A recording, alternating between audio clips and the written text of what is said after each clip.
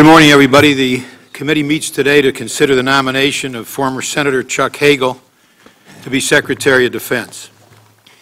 But before we begin, I want to first welcome Senator Inhofe as the new ranking Republican in our committee, succeeding Senator McCain. Senator McCain has been a great partner over the last 6 years, and I thank him for all that he has done to get our bills enacted, for all of his leadership on a host of issues, for his support of the work of this committee, and for always keeping our hearings lively. Senator Inhofe has shown his strong commitment to the national defense over his 20 years on this committee, and I know that we're going to work well together to continue the bipartisan tradition of the committee. We're also pleased to welcome the 8 senators who are joining the committee this year, both those who are new to the Senate and those who are new to our committee. Senators Donnelly, Hirano, Kane, and King on the Democratic side, and Senators Blunt, Cruz, Fisher, and Lee on the Republican side. You will all find that this is a wonderful committee where we work across party lines to support our troops and their families and their national defense mission. I'd also like to pause for a moment to offer my thanks and the thanks of our committee to Secretary Panetta, who delayed his retirement and his return to California to serve our country, first as Director of Central Intelligence and then as Secretary of Defense. Secretary Panetta has provided a steady hand at the Department of Defense through 2 very difficult years and has earned our great respect and our appreciation. Finally, before we get started, I'd like to announce that the committee will be holding hearings next week on Benghazi and the week thereafter on the impact of a sequester on the Department of Defense. Senator Hagel, we welcome you to the Armed Services Committee as an old friend of those of us with whom you served during your years in the Senate. There are few jobs that are more demanding than the position to which you've been nominated. The hours are long and extremely challenging and require sacrifices from both the Secretary and his family. We traditionally give our nominees an opportunity to introduce their families at these hearings, and we would welcome your doing so during your opening statement. If confirmed, Senator Hagel would be the first former enlisted man and the first veteran of the Vietnam War to serve as Secretary of Defense. You can't read Senator Hagel's account of his military service and not be impressed by it. As Senator Hagel explained a few years ago, quote, "Probably most fundamental for me, when we talk of going to war, we need to think it through carefully, not just for the political and the geopolitical and the diplomatic and the economic consequences, and those are important. But at least for me," he said, "this old infantry sergeant thinks about when I was in Vietnam in 1968. Someone needs to represent that perspective in our government as well. The people in Washington make the policy, but it's the little guys who come back in the body bags." Senator Hagel's background provides an invaluable perspective, not only with respect to the difficult decisions and recommendations that a Secretary of Defense must make regarding the use of force and the commitment of U.S. troops overseas, but also with respect to the day-to-day decisions that a Secretary must make to ensure that our men and women in uniform and their families receive the support and assistance that they need and deserve. It would be a positive message for our soldiers, sailors, airmen, and Marines in harm's way around the world to know that one of their own holds the highest office in the Department of Defense and that he has their backs. Senator Hagel, you would be in a position to make key recommendations regarding Afghanistan, where we are down to the pre-surge level of troops with 66,000 military personnel in the country.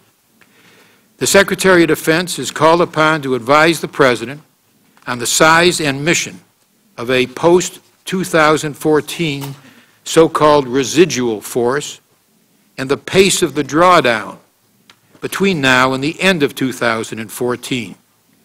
The key to this transition is ensuring the readiness and ability of Afghan security forces to take over the defense of their own country. I've always believed that that should be our main mission, and it's key to success. During my trip to Afghanistan with Senator Jack Reed last month, we heard from U.S. commanders on the ground that Afghan security forces are operating on their own on most operations, including conducting more than 85% of operations with limited or no U.S. support in the difficult Regional Command East. Yet difficult obstacles remain to the process of reducing our forces and shifting responsibility to Afghan forces, including the difficulty of negotiating a status of forces agreement, including recent reports that the Afghan government might slow down a successful program of growing and training the Afghan local police, and including questions about the current plan to reduce the size of the Afghan National Security Forces from 352,000 to around 230,000 after 2015. We face a number of new and growing threats elsewhere in the world, such as the ongoing threat posed by Iran's nuclear weapons program and the increasingly destructive civil war in Syria, with the risk that conflict could result in the loss of control over that country's substantial stockpile of chemical weapons. There's also the continuing instability in other countries affected by the Arab Spring, the growth of al-Qaeda affiliates in ungoverned regions, including Yemen, Somalia, and North Africa, and the continued unpredictable behavior of the nuclear-armed regime in North Korea. We face these challenges at a time when the DoD budget is under unique pressure as a result of cuts previously agreed upon by Congress, the budgeting by continuing resolution, and the impending threat of a sequester. Secretary Panetta has said that a sequester would be devastating for our military. Senator Hagel's views today on the continuing resolution and the sequester will be of great interest to this committee and to the nation. Those of us who have served with Senator Hagel in the Senate know that he is a man who is not afraid to speak his mind. Senator Hagel has made a number of statements over the course of his career, which committee members will ask him about during today's hearing. For example, Senator Hagel has stated that unilateral sanctions against Iran, quote, are exactly the wrong approach, and that, quote, they're the worst thing we can do, would be to try to isolate Iran.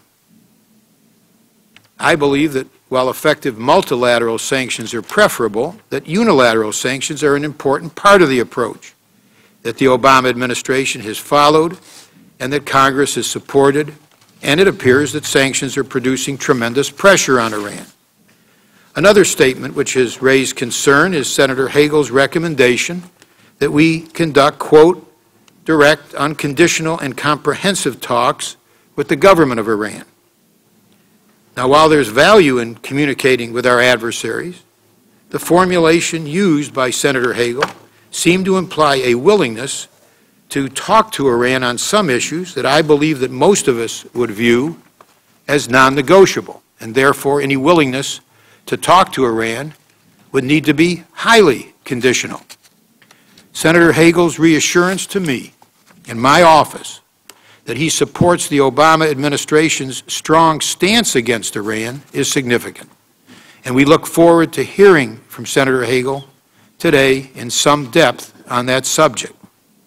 We will also be interested in Senator Hagel's addressing troubling statements that he has made about Israel and its supporters here in the United States, a statement in 2008 that our policy of non-engagement with the Syrians, quote, has isolated us more than the Syrians, and a 2009 statement that we should not isolate Hamas, a terrorist organization. So there's much to be explored at this hearing.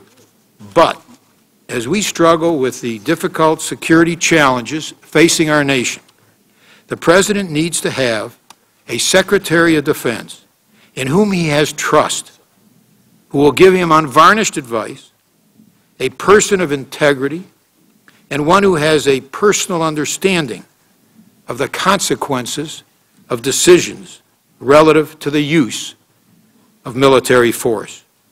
Senator Hagel certainly has those critically important qualifications to lead the Department of Defense. Senator Inhofe. Thank you, Mr. Chairman. First of all, I'd like to echo your remarks about Secretary Panetta and the work that he's done. I don't see him here today, but I do recall when he was first nominated, I was probably one of the first phone calls to him, and I've enjoyed working with him. With Senator McCain, the same way. I certainly continue to depend on his counsel, and you and I have worked very well together in the past.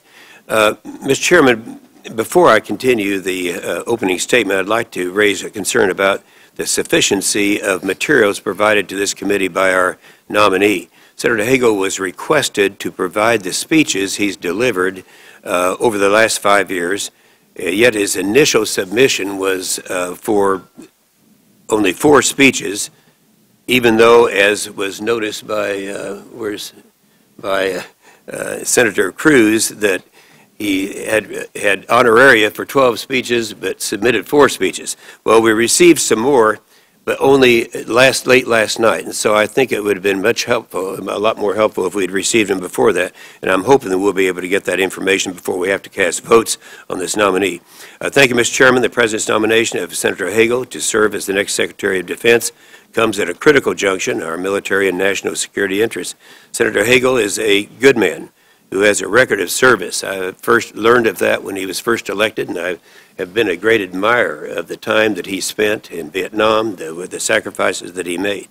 And while his service is commendable, the fate of his nomination should be decided by the totality of his record. It is the votes that he's cast and the statements that he's made over the many years of his career that will inform us as to his judgment, his view of America's role in the world, and his view of the military required to support that role. As I told Senator Hagel in my office some time ago, over 2 weeks ago, I guess it was, that after a long and careful review of his record and the things that he has said and the things that I have personally experienced with him, that we're too philosophically opposed on the pressing issues facing our country, and for me to support his nomination, and therefore I told him I would not be supporting his nomination. His record demonstrates what I view as a lack of steadfast opposition to policies that diminish U.S. power and influence throughout the world, as well as a recent trend of policy reversals that seem based on political expediency rather than on core beliefs. On many of the security challenges facing the U.S. interests around the world, Senator Hagel's record is deeply troubling and out of the mainstream. Too often, it seems, he's willing to subscribe to a worldwide view that is predicated on appeasing our adversaries while shunning our friends. I remember quoting Hiram Mann, who said, "No man survives when freedom fails, the best men rot in filthy jails, and those who cried, appease, appease, are hanged by those they tried to please."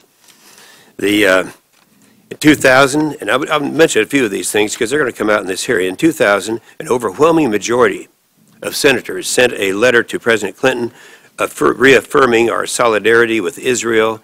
I was one of them who carried that letter around. I remember it well. And Senator Hagel was one of just 4 who refused to sign that letter, and I'm sure he'll want to comment about that. In 2001, he was one of just 2 senators who voted against a bill extending harsh sanctions against Iran. A year later, he urged the Bush administration to support Iran's membership in the World Trade Organization.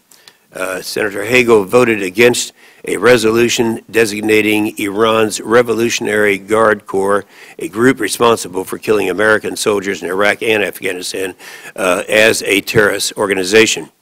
And on multiple occasions, he has advocated for direct negotiations with Iran, a regime that continues to repress its people, doggedly pursue a nuclear weapon capability, and employ terrorist proxies, including Hamas, Hezbollah, to threaten the security of Israel and the region. Senator Hagel has also been an outspoken supporter of the nuclear disarmament and the global zero movement. We're very sensitive to that. We know that the President has said many times he wants a nuclear-free world, and I know that Senator Hagel is right there with him. But at a time when North Korea's belligerent actions threaten our allies with their nuclear capabilities and security of our own nation and that of our allies, why would we want to unilaterally disarm ourselves of nuclear capability? Of late, however, Senator Hagel has expressed views in meetings with Senate colleagues, I've been informed, and through the press that appear glaringly at odds with many of his long-held positions, particularly on issues dealing with Israel, Iran, and our nuclear arsenal. This apparent willingness to walk back or alter his position, possibly for the sake of political expediency on such important issues, is deeply troubling and sends a concerning message to our allies and our adversaries alike. Though I respect Senator Hagel, his record to date demonstrates that he would be a staunch advocate for the continuation of the misguided policies of the President's first term, retreating from America's unique global leadership role and shrinking the military will not make America safer. On the contrary, it will embolden our enemies, endanger our allies, and provide opportunity for nations that do not share our interest to fill a global leadership vacuum we leave behind. It is for these reasons that I believe that he's the wrong person to lead the Pentagon at this perilous and consequential time. Thank you, Mr. Chairman. Thank you. Thank you very much, Senator Inhofe. We have two former chairmen of this committee with us to introduce Senator Hagel. No senator has had two dearer friends or better mentors than I have had with Senators Nunn and Warner. And I just want to welcome them back to this committee. I don't have to tell them that they're among dear, dear friends, those of us who've known them and who work with them and have worked with them. So it's a real treat, actually, to welcome you back to the committee. And I think I'll call on you, Senator Nunn, first. I think we'll call on you alphabetically. I don't have any better way to do it. So, Sam? Okay. Sam, welcome back. First, for the record, seniority and age are two different things. I say to my Chairman Levin, Ranking Member Inhofe, members of the Armed Services Committee, I am honored to join John Warner in presenting our friend Chuck Hagel to the committee and recommending that Chuck be confirmed as our nation's 24th Secretary of Defense. I think it's worth noting that 68 years ago this month, John Warner enlisted in the U.S. Navy to fight in World War II. That was the start of his great career of public service, and John, I'm very proud to be here by your side. Mr. Chairman, I spent a lot of my Senate career sitting in your seat waiting on a quorum. Congratulations on not having to do that today. I don't know how long it'll last, but thanks for pointing it out. Mr. Chairman, I think it should be noted that you and Senator McCain have effectively guided this committee in its important role as a compelling and absolutely essential voice for a strong and effective defense. Together, you've managed to pass authorization bills even during contentious times, and I thank you both for your dedicated service to our nation. I am confident, Mr. Chairman and Senator Inhofe, that you will continue this tradition and that Senator McCain will still be a very, very valuable member and voice on this committee. I believe that our nation is fortunate to have a nominee for Secretary of Defense with the character, the experience, the courage, and the leadership that Chuck Hagel would bring to this position. First, Chuck is acutely aware that even in an age of rapid technological advances, our military capability and effectiveness depend on the quality and the morale of the people who serve our nation in uniform, as well as the families that support them. Chuck received 2 Purple Hearts in Vietnam, and when he returned home, he continued to fight for veterans and for active duty military personnel. He knows that our people are our strongest assets. Second, Chuck's experience in Vietnam shaped his life and his perspective. War for Chuck Hagel is not an abstraction. I'm confident that if confirmed, he will ask the hard and the smart questions before sending troops into battle. Chuck Hagel knows that the United States has vital interests that are worth fighting for and dying for. He also knows that war should be a last resort and that our nation must effectively use all of our tools, not limited only to our military, to protect our important and to protect our vital interests. Certainly, Mr. Chairman, there is a tension in these values, but it is a tension that we should welcome in the thought process and in the advice that our Secretary of Defense gives to our Commander-in-Chief and to this Congress. From our service together on the Defense Policy Board in recent years, I know that Chuck Hagel has a clear worldview and that it aligns with the mainstream of U.S. foreign and defense policy and also with President Obama. Chuck Hagel believes that we must build and preserve American strength as a force for good in the world. He recognizes that protecting our interests requires strong allies and friends, as well as strong American leadership. Third, Chuck has the depth of experience and the leadership skills required to handle this tough job. There's certainly no shortage of security challenges around the world, as this committee knows and as you have enumerated this morning, Mr. Chairman. A very large and impressive group of former cabinet officials and public servants from both sides of the aisle have said that they trust Chuck Hagel with this important responsibility, and I strongly agree.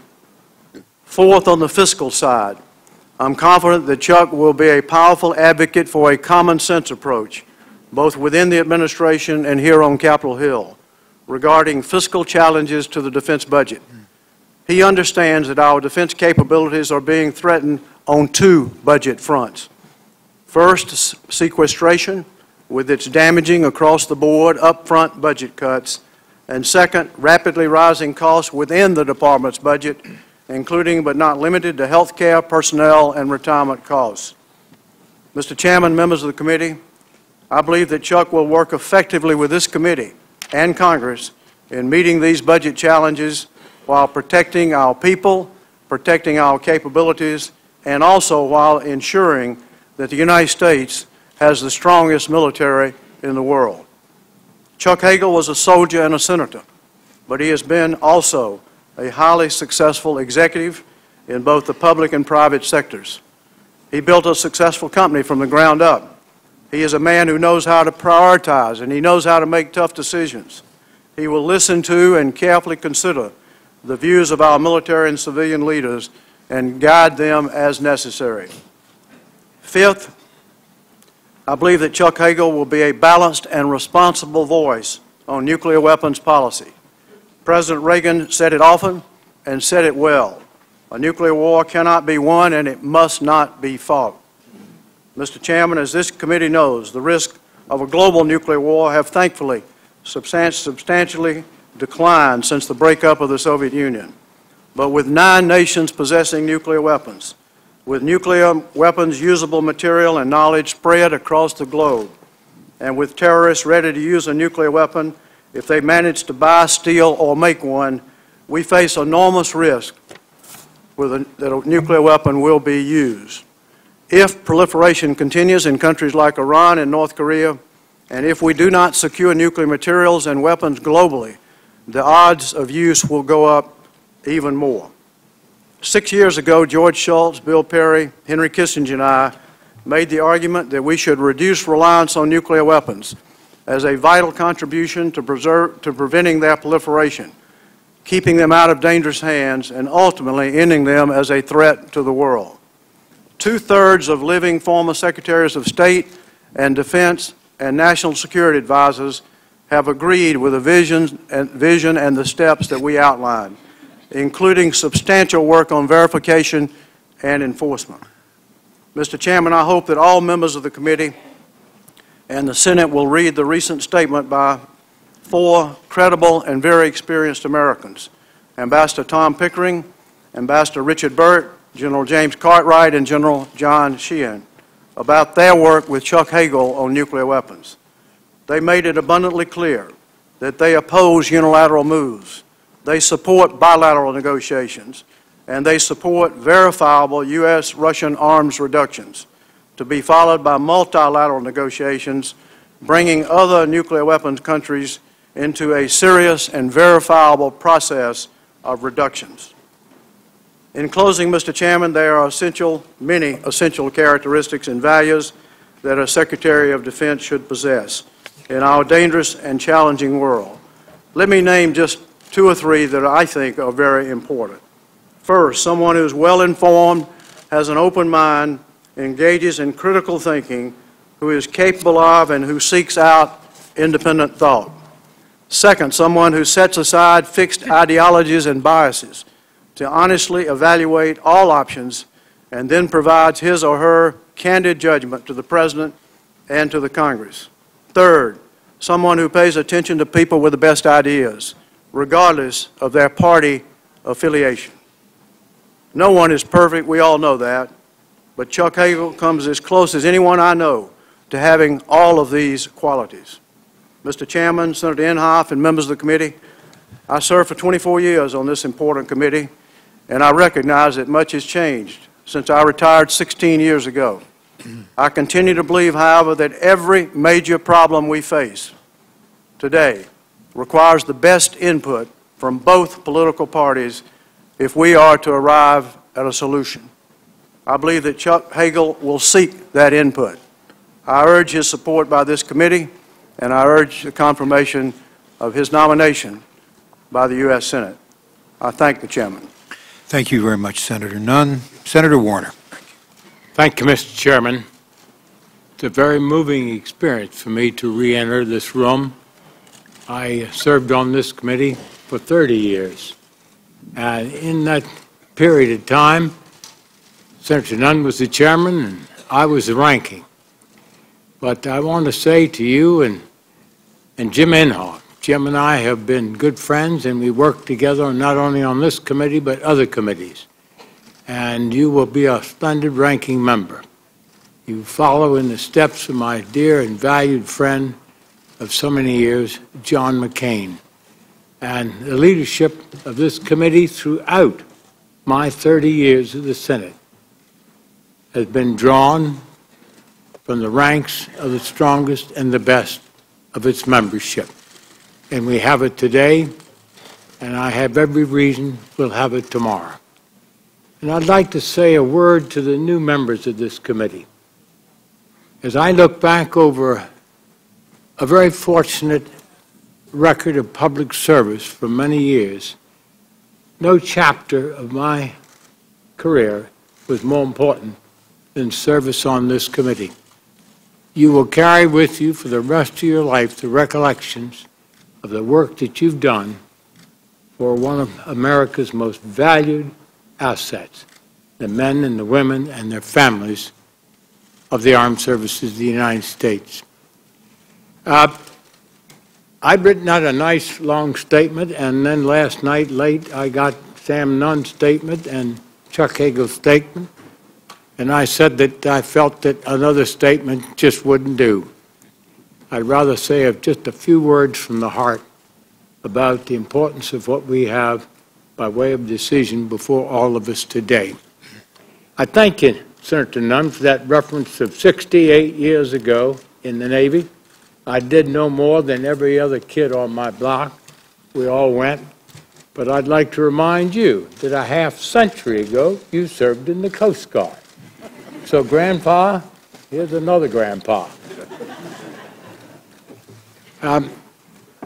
Good friends, we thank Chuck Hagel and Mrs. Hagel and his family because there's a, if confirmed, an enormous commitment by the family to this position.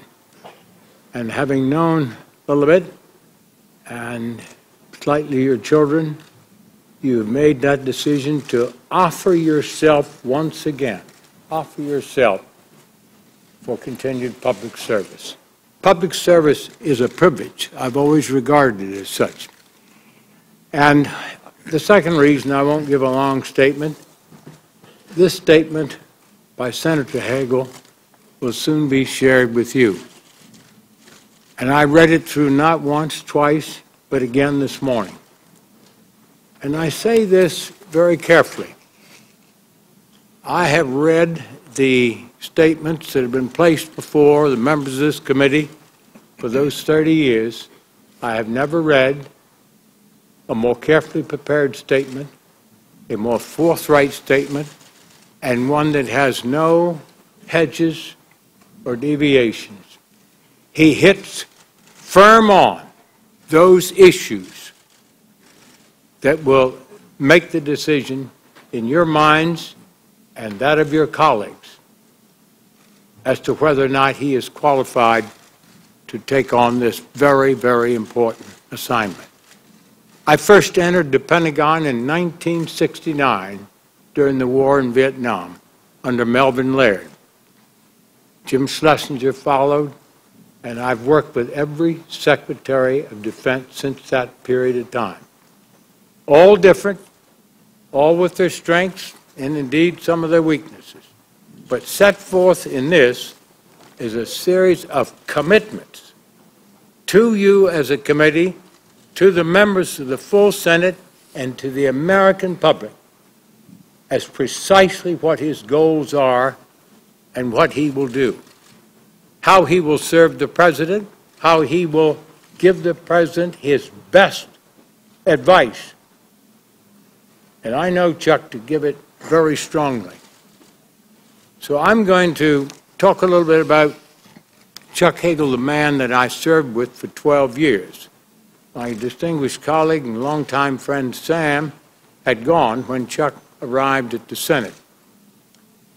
The first year he was here, we had the annual defense authorization bill on the floor. And in those days, as it is today, that bill goes on that floor, that bill stays on that floor. Sometimes a couple of days, sometimes a week, sometimes broken up, but we get it through. And when it's done, we go immediately back to our committee spaces and begin to write that bill and get it to the printer so that we can go to conference. How many times have we done that together? Senator Nunn, Senator Levin, Senator McCain, Senator Inhofe, many times. Well, the first year he was here, he watched that process. And when I had taken the staff back to the committee room, surprisingly, he showed up. And I didn't know him that well, although I had studied his biography, and I wanted to get to know him because of my deep and abiding interest in the Vietnam period, having served for 5 years in that period as Secretary and Undersecretary of the Navy. And he strode into the room, and I introduced him to the people, and he said to the staff, "You're one of the most impressive group of young people I've ever seen. I learned a lot." And he shared some of his stories as a simple but elegant soldier that he was. That's the way he started. And thereafter, he voted for every single final passage of the authorization bill, every single final passage of the appropriation bill. He was honed and learned in that generation of Vietnam. And I'm so proud to have the affiliation of having been, yes, in comparative safety, the Pentagon, but I did go to the field of battle and see these young men and some women who engaged in that struggle. But Chuck Hagel brings with him the experience of having come home to an America that was quite different than what I experienced when my generation came home from World War II. We were welcomed with open arms. America at that time in Vietnam, and how well John McCain can remember this, was very divided. And when you wore your uniform back home, it didn't receive the same respect that it deserved for the sacrifices that you and your colleagues had committed. Chuck will never forget that. I will never forget it. John will never forget it. Today we welcome home, and we do it with the fullest heart, the young men and women. But there have been times in history, and then that was one. And so that honed him to be prepared to take on his responsibilities as he addresses the declining budget situation, which is going to be a challenge. And I am absolutely certain that he will stand up and fight as hard as two of your predecessors, Leon Panetta, you mentioned today, and Robert Gates. They gave their president loyalty, but they gave him their best advice, and tough, and fought for their troops, and drilled down that they've got to maintain whatever budget. And sequester is not the route. But whatever budget, maintain morale and combat readiness. And also, ladies and gentlemen, that pillar of strength of our military system, the all-volunteer force. We had drafts in Vietnam. We saw the effects of that. And we decided as a nation to take a gamble, to let every person who wished to wear the uniform give them that opportunity and to volunteer. No one is forced in there. That has got to be maintained. This man has the experience, the gravitas, and the strength to protect the all-volunteer force. I also was deeply impressed by the Senate and the manner in which it confirmed John Kerry. John Kerry was also in that generation, and he served his trials and tribulations and came home and faced that public in the same way Chuck did. Senate confirmed him with a very, very strong vote, and it sent him away ready to take on the enormity of his responsibility. Now, I mention that because, in my experience, I've seen a good deal of camaraderie, but a good deal of competition between the Secretaries of Defense and the Secretaries of State. It just sort of built in there. And sometimes a lot of sand gets in that gearbox. But it's important to the United States that they, having the major jurisdiction over most of the policy issues, work as a team. John Kerry and Chuck Hagel are a band of brothers out of Vietnam with that special bond. And I'm sure that you will utilize that and remember it and make those two departments perform their function, best serve the President and the best serve the country.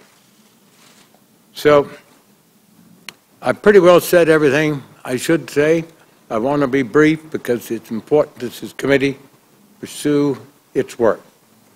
But as again, Bob Gates, Leon Panetta set the bar for this century of those who take on this job. And you mentioned your long friendship and how you know both. I'd keep close contact. They've had the experience to deal with this President of the United States, and you're the President's choice. Folks, there's an old saying in the combat Army infantry and Marine Corps. Certain men are asked to take the point, which means to get out and lead in the face of the enemy. Chuck Hagel did that as a sergeant in Vietnam. It confirmed Chuck Hagel will do it again. This time, not before a platoon, but before every man and woman and their families in the armed services. You will lead them. And they will know in their hearts, we have one of our own. You're on your own. Good luck.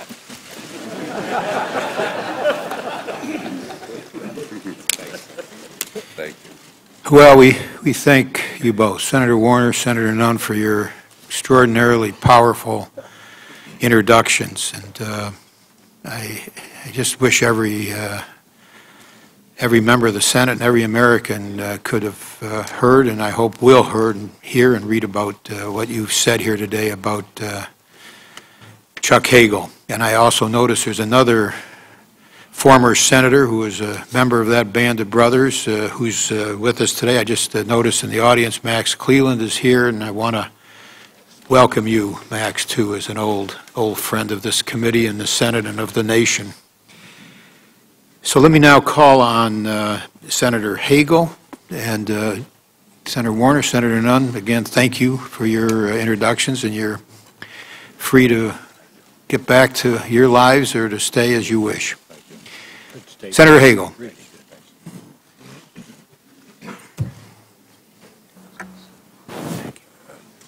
Thank you, Chairman Levin, Ranking Member Inhofe, and distinguished members of the committee. I am honored to come before you today as the President's nominee to be Secretary of Defense. First, as you suggested, Mr. Chairman, let me introduce my family. My wife, Lilibet, our son, Ziller, and our daughter, Alan, are not with us today. Our son, Ziller, claims he's taking a test.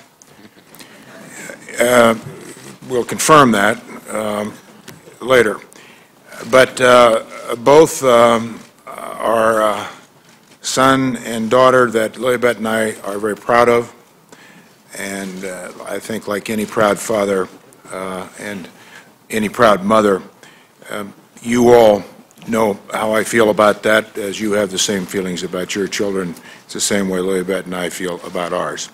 I also want to introduce my brother Tom, who served with me in Vietnam, my brother Mike, who is our number 3 brother, and I might add, who actually possesses any talent our family has.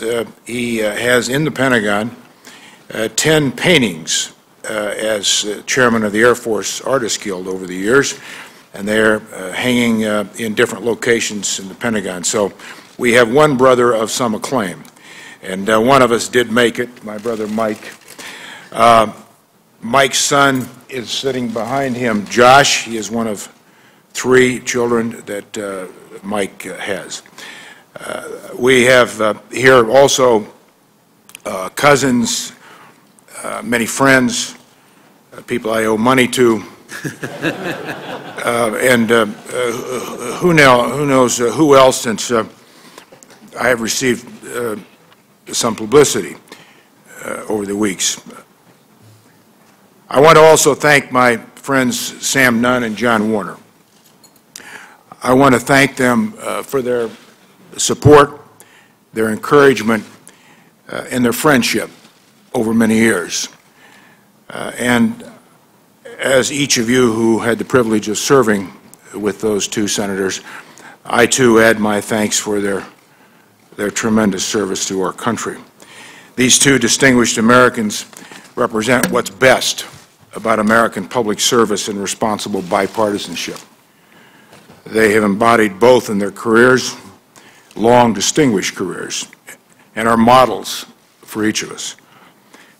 And of course, to my family and friends and my fellow veterans who are here, as has been noted, Max Cleland, Jan Scruggs, good friends, veterans from all wars who are here today, who I have worked with for many, many years. I'm grateful to them. Not just to those friends and supporters and fellow veterans who are here, but those who are not. Thank you.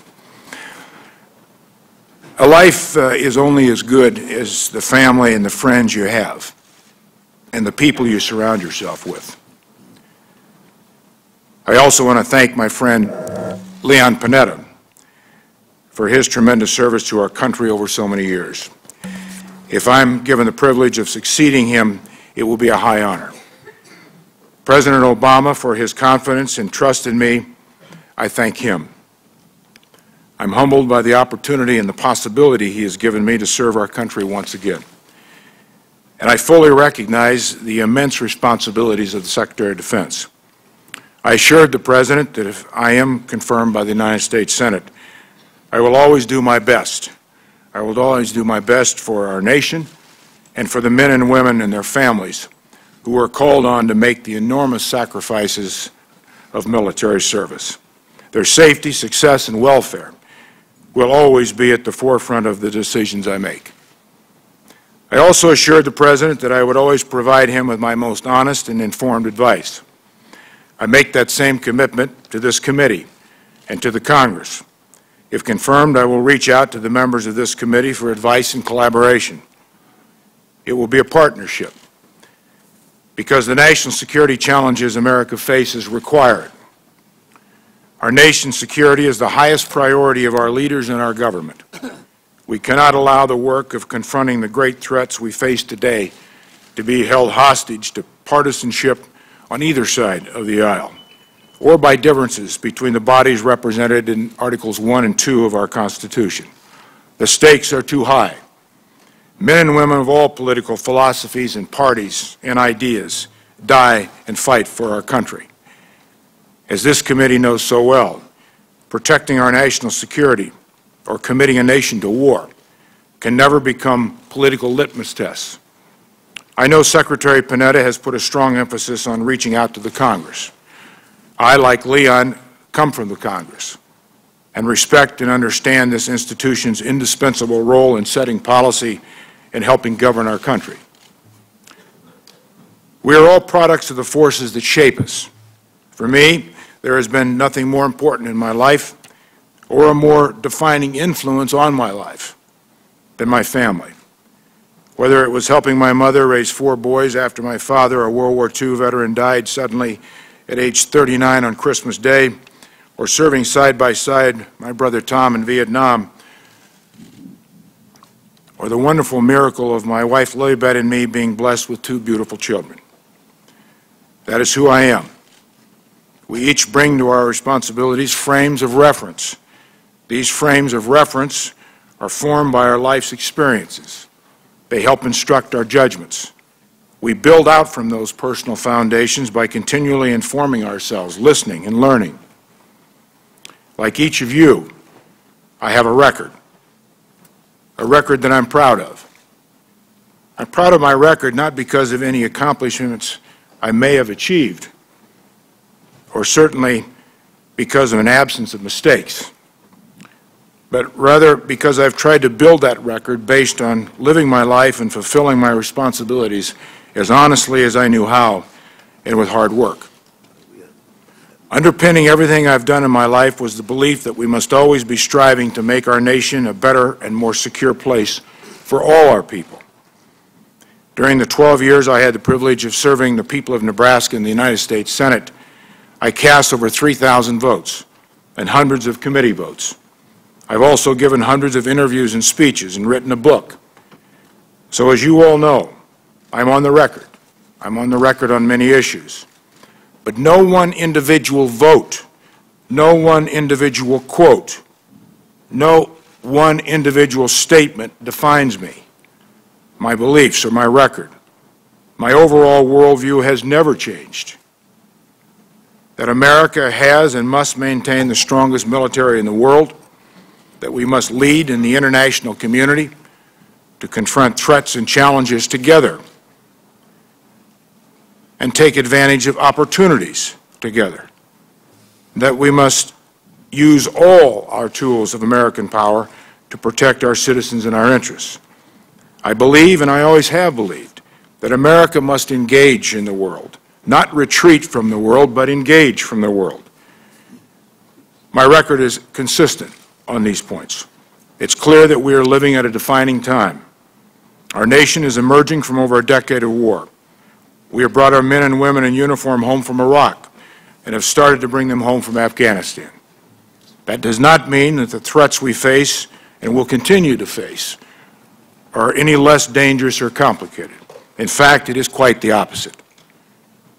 Recent events in Mali and Algeria remind us clearly of this reality.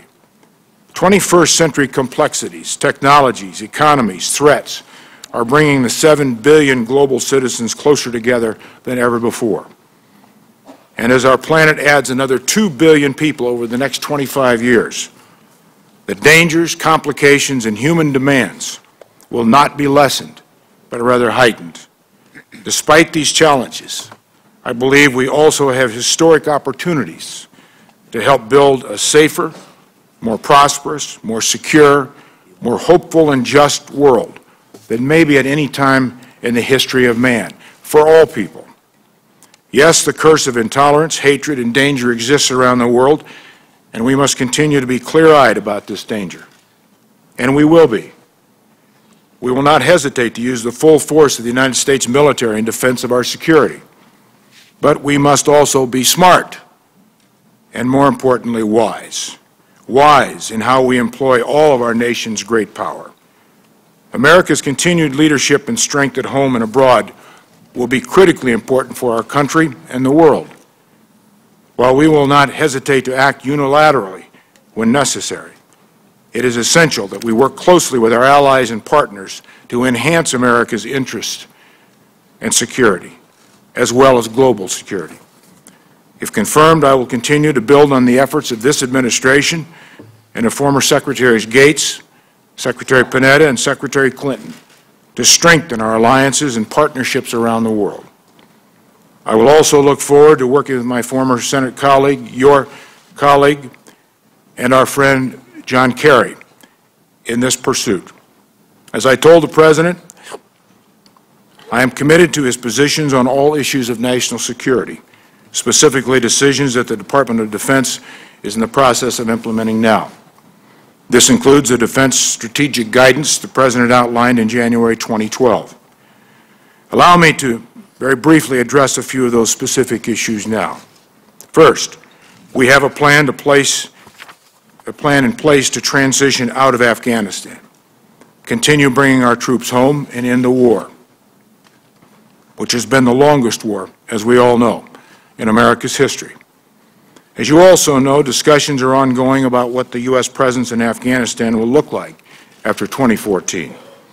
The President has made clear, and I agree, that there should be only two functions for U.S. troops that remain in Afghanistan after 2014: counterterrorism, particularly to target al-Qaeda and its affiliates, and training and advising Afghan forces. It's time we forge a new partnership with Afghanistan, with its government, and most importantly, with its people.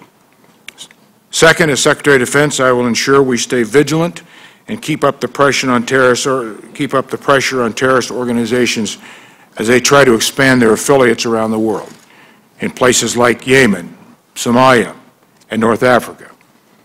At the Pentagon, that means continuing to invest in and build the tools to assist in that fight, such as special operations forces and new intelligence, surveillance, and reconnaissance technologies.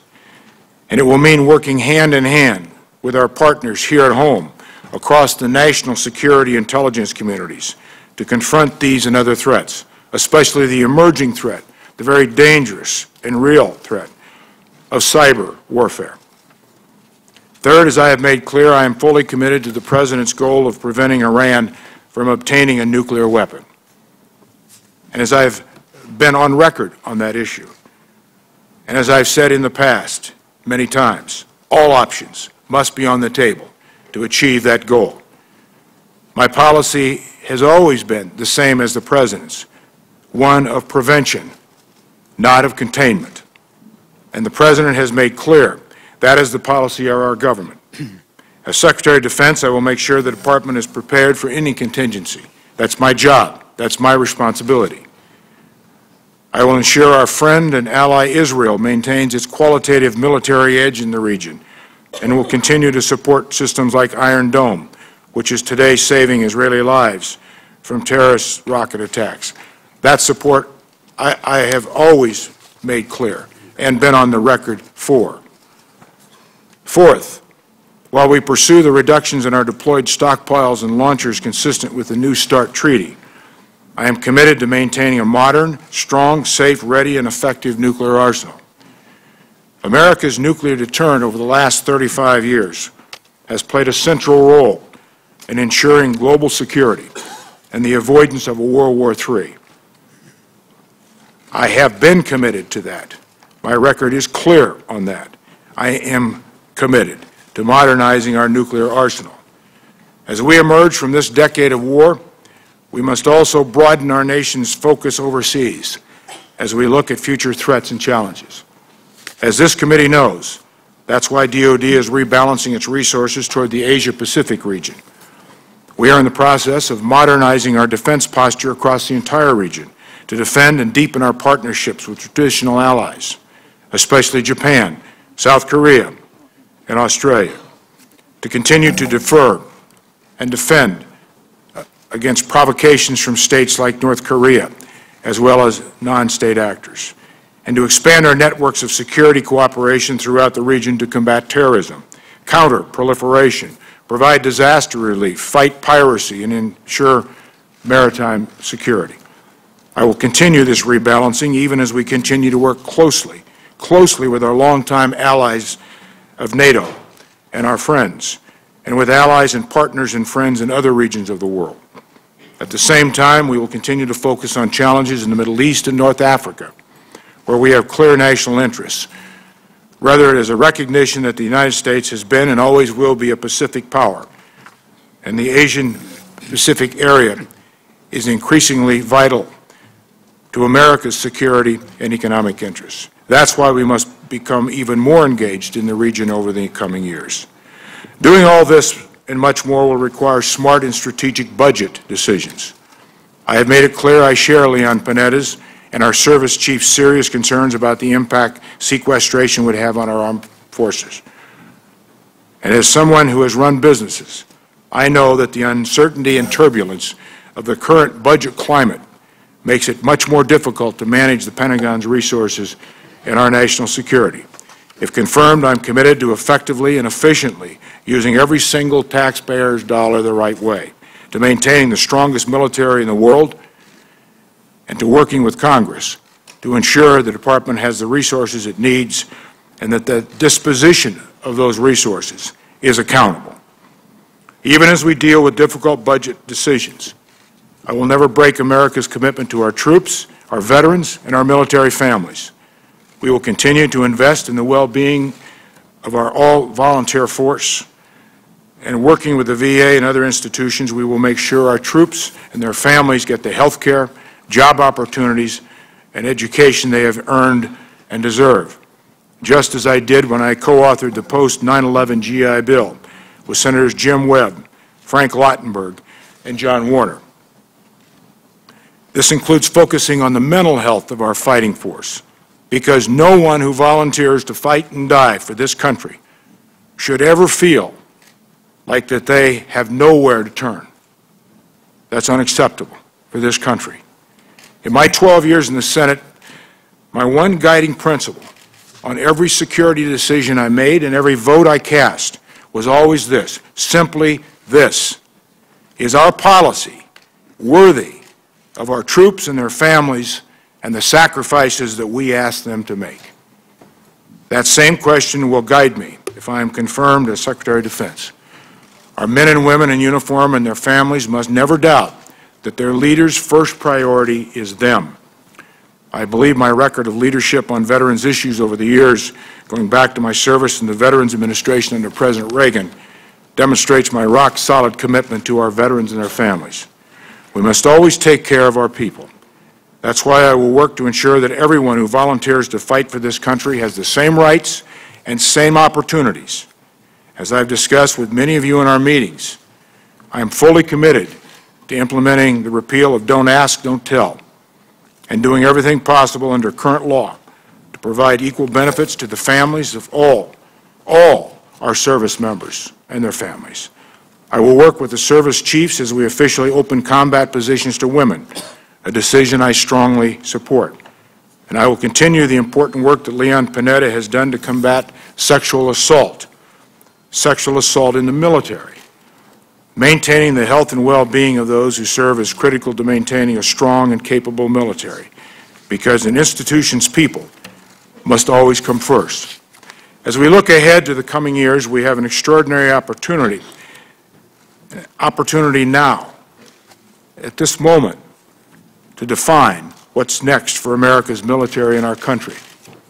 It is incumbent upon all of us to make decisions that will ensure our nation is prepared to confront any threat we may face in the future, protect our citizens, and remain the greatest force for good in the world. If confirmed as Secretary of Defense, it will be my great honor working with the President, this committee, the Congress, and our military to ensure our policies are worthy of the service and sacrifice of America's men and women. Thank you, Mr. Chairman. I look forward to your questions. Thank you very much, Senator Hagel. And here's what the plan is now for the hearing. We'll have a first round of 8 minutes each. We have a vote that is scheduled for 12:15. We're going to work through that vote, and we're also going to work through lunch, which means that we would ask you to vote sometime during that 12:15 vote and come back for those of you who haven't had your turn yet. There are 5 votes at 2:15. I hope that we can complete our first round by 2 or 2:15 so that we could then have a late lunch at 2:15 during those 5 votes.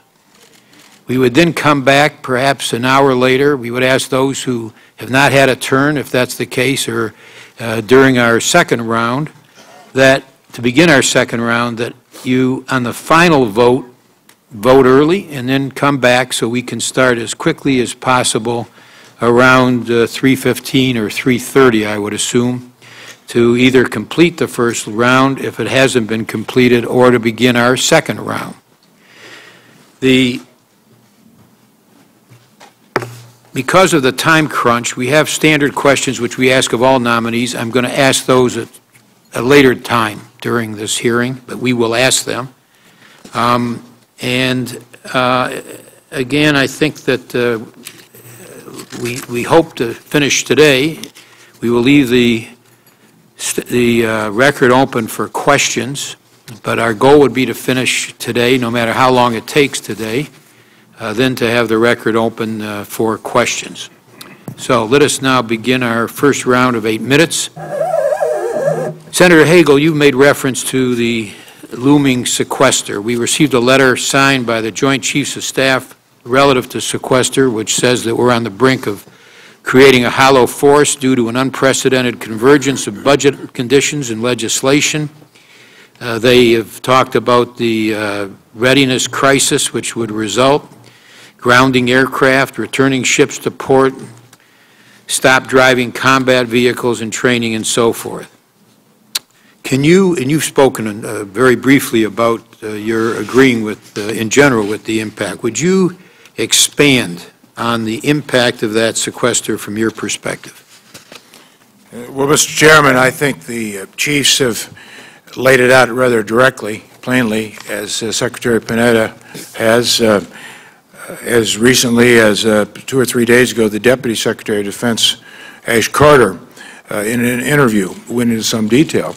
The fact is, the bottom line is, if sequester would occur, it isn't just a reduction in a significant amount of dollars that would occur, but it would be a convergence of taking the flexibility, the projection, the management, the future, away from those who are responsible for managing our budget. Furloughing civilian employees would have to occur. You listed an inventory of consequences of cutting back on flying time, of training, of steaming. These are real consequences that would occur. I know the Pentagon, the chiefs, those who have responsibility for managing every department of this 3 million operation security institution are preparing for the worst. But make no mistake, this is not an exaggeration. And when managers are not given the flexibility and the opportunity and the tools to manage with complete uncertainty as to what's ahead, that's disaster. Thank you. On the question of Iran and the use of force, the President has said that Iran's leaders should understand that President Obama does not have a policy of containment. He has a policy to prevent Iran from obtaining a nuclear weapon, that he has made clear that he will not hesitate, in his words, to use force when it is necessary to defend the United States and its interests. Do you agree with President Obama's position that, quote, all options should be on the table, close quote, to prevent Iran from obtaining a nuclear weapon? I do, I have, and I strongly agree with it. On Iranian sanctions, President Obama has said that the sanctions which have been put in place are crippling the economy of Iran. I happen to agree. Their currency's dropped 80%, oil production's plunged, economy's in a shambles. Do you share the President's views on the importance and effectiveness of sanctions against Iran? And if so, how do you reconcile your position with some of your past statements that suggest that the national security of the United States is not served by isolating Iran? Well, first, I do agree with, and always have agreed with multilateral sanctions, because I think they have an effect, and I think this President in particular has probably done more than any President to effectively employ those kind of international sanctions, starting with a Security Council UN agreement and UN mandates. So I agree with what the President is doing. And I've said publicly, incidentally, long before the President ever asked me to consider this job, that additional sanctions might be required. As to my record on votes in the Senate regarding unilateral sanctions, I have differed on some of those. I have voted for some as well. It was always on a case-by-case basis. When I voted against some of those unilateral sanctions on Iran, it was a different time. For example, I believe one was in 2001, 2002. We were at a different place with Iran during that time. Matter of fact, I recall the Bush administration did not want a renewal of the 5-year renewal of ILSA during that time because they weren't sure of the effectiveness of sanctions. That wasn't the only reason I voted against it, is because I thought that there might be other ways to employ our vast ability to harness power and allies. It was never a question of did I disagree with the objective. The objective was, I think, very clear to both of us. I recall, for example, in 2008, Secretary of State Rice sending a letter to the chairman of the Finance Committee, Senator Baucus, requesting that a sanctions resolution unilateral in the Finance Committee not come out of the Finance Committee because the Bush administration at the time was working with the Russians specifically, but with the Security Council of the United Nations to try to get international sanctions, which I think that effort, by the way, in 2008 led to the 2010 international sanctions. Can you give us your view on the size of the U.S. force which might be necessary or would be necessary after 2014, the so-called residual force? If you have an opinion on the size, you've indicated in your opening statement 2 missions for that residual force.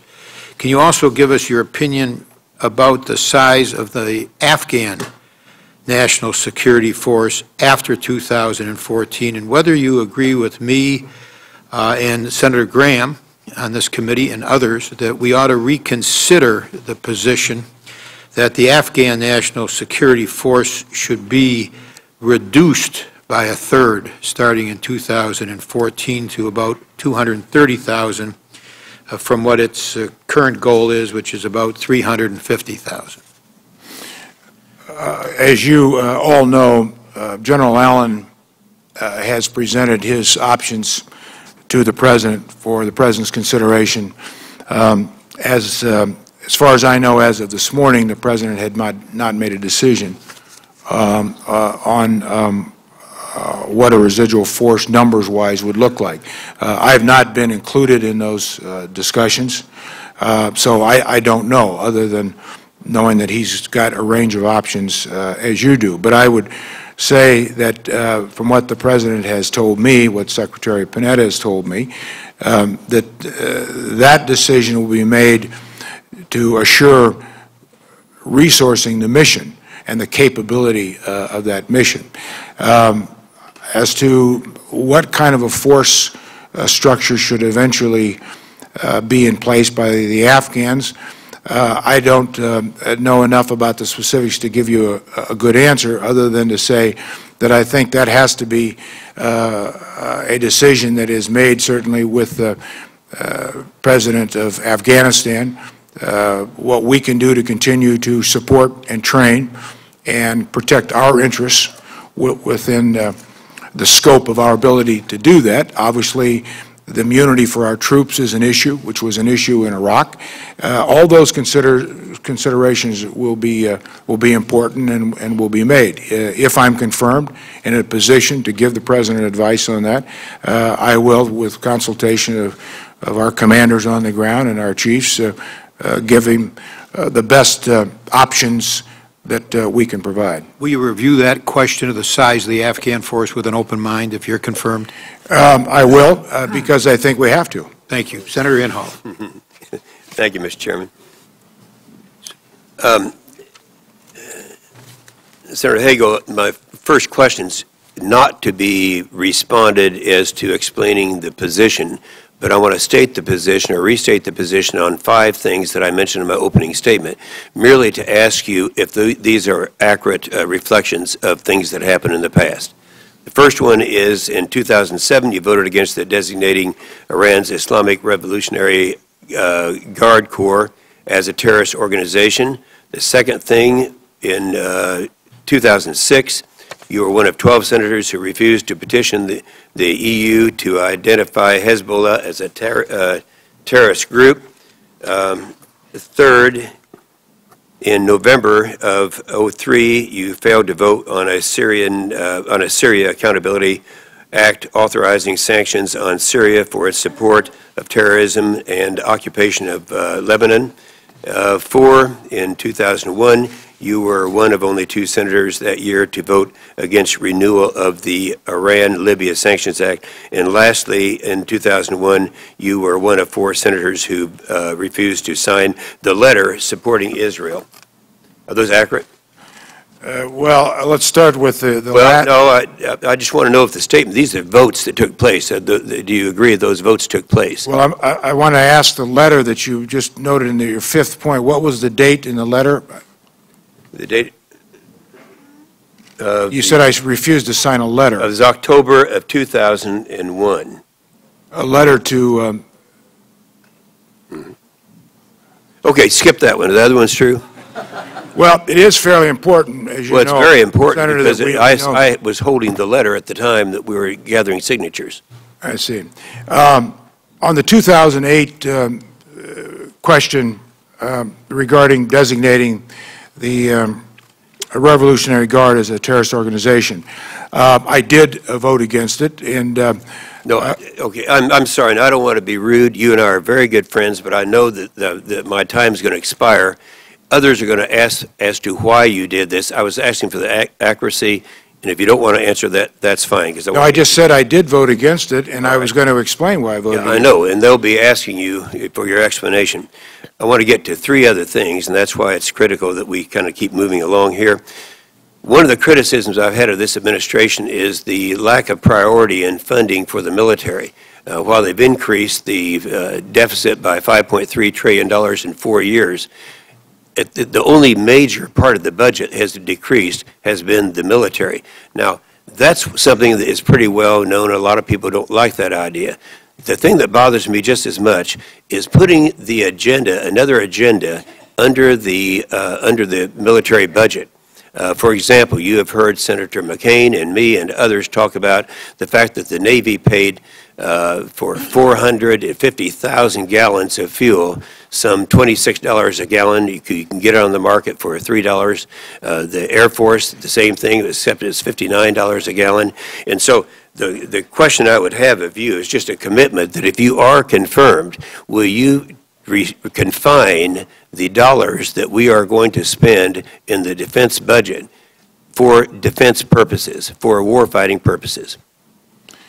Well, of course I will, because that's the intent of our budget and the Department of Defense. I appreciate that very much. There was an article the other day in the Washington Post by Jennifer Rubin called "Our Dim-Witted State Department." It was kind of an interesting article, and there are 4 questions that I'm going to ask that you respond for the record. For people who don't know what that is, that means later on in writing. The questions that I liked that she asked were: did the sale of the F-16s encourage Morsi to crack down on his people? Number 2, had we known he would crack down, would we still have sent the weaponry? Number 3, how will we respond to Morsi's anti-democratic moves and the rise in violence against Christians in Egypt? Or, as will likely be the case, a failure to live up to Egypt's security obligations regarding Gaza? And 4, have we miscalculated the Muslim Brotherhood? That would be for the record. In the area of the global zero policy, you and I talked about that in my office. Others have talked about it. We're very much concerned. When I heard the Senator Warner and others talk about what used to be the case, the problem in terms of nuclear capabilities, we used to be talking about Russia and the United States. It's not true anymore. Our intelligence has told us since 2007 that Iran will have that nuclear capability and a delivery system by 2015. So it's other countries that are involved in that. The question I would ask you in your book, you wrote that we must once again convince the world that America has a clear intention of fulfilling the nuclear disarmament commitments that we've made. The question is, and then more recently you said, I believe that providing necessary resources for nuclear modernization of the triad should be a national priority. Do you stand by your last statement? My last statement was... Your last statement saying that I believe that providing the necessary resources for nuclear modernization of the triad should be a national priority. Absolutely, it should be, and I agree with that. And that's what the policy of this administration is. Well, I'm really bringing out the inconsistency because when you were involved with supporting the Global Zero, or whatever that group, the organization was, their declaration is, quote, we, the undersigned, believe that to protect our children, our grandchildren, our civilization from the threat of nuclear catastrophe, we must eliminate all nuclear weapons globally. We therefore commit to working for a legally binding, verifiable agreement including all nations to eliminate nuclear weapons by a date certain. The position of Global Zero, my position, some of the individuals, national security leaders that Senator Nunn talked about, including himself, has never been unilateral disarmament, ever, never. We have, over the years, which I have supported, the United States has led in reducing the efforts to reducing nuclear warheads. There was no more significant voice for that than Ronald Reagan. When he laid before Secretary General Gorbachev in 1986 a rather bold plan. In fact, I believe, paraphrasing President Reagan, we must eliminate nuclear warheads from the face of the earth. I believe he said something to that effect. Global Zero has been very clear on this. Their effort is in line with every major national leader in the world, including President Obama, to continue to try to make an effort to reduce our nuclear warheads. But in a dangerous world, nuclear arsenals, and our containment policy, which I mentioned in my statement, has been critically important. We're not going to unilaterally disarm. Verifiable. It has to be bilateral. It has to be negotiated, as all our treaties have been. Thank you, Senator Hagel. But that's the reason I mentioned the mission statement is that's the group that you belong to. We can talk about that later. You may want to expand on that for the record. My time has expired, but I have one last question I'd like to ask. And that is, given that Iran, the people, and I'm quoting right now from Iran, people of the Middle East, the Muslim region, and the North Africa, people of these regions hate America from the bottom of their heart. They further said Israel is a cancerous tumor in the heart of Islamic world. They further said Iran's warriors are ready and willing to wipe Israel off the map.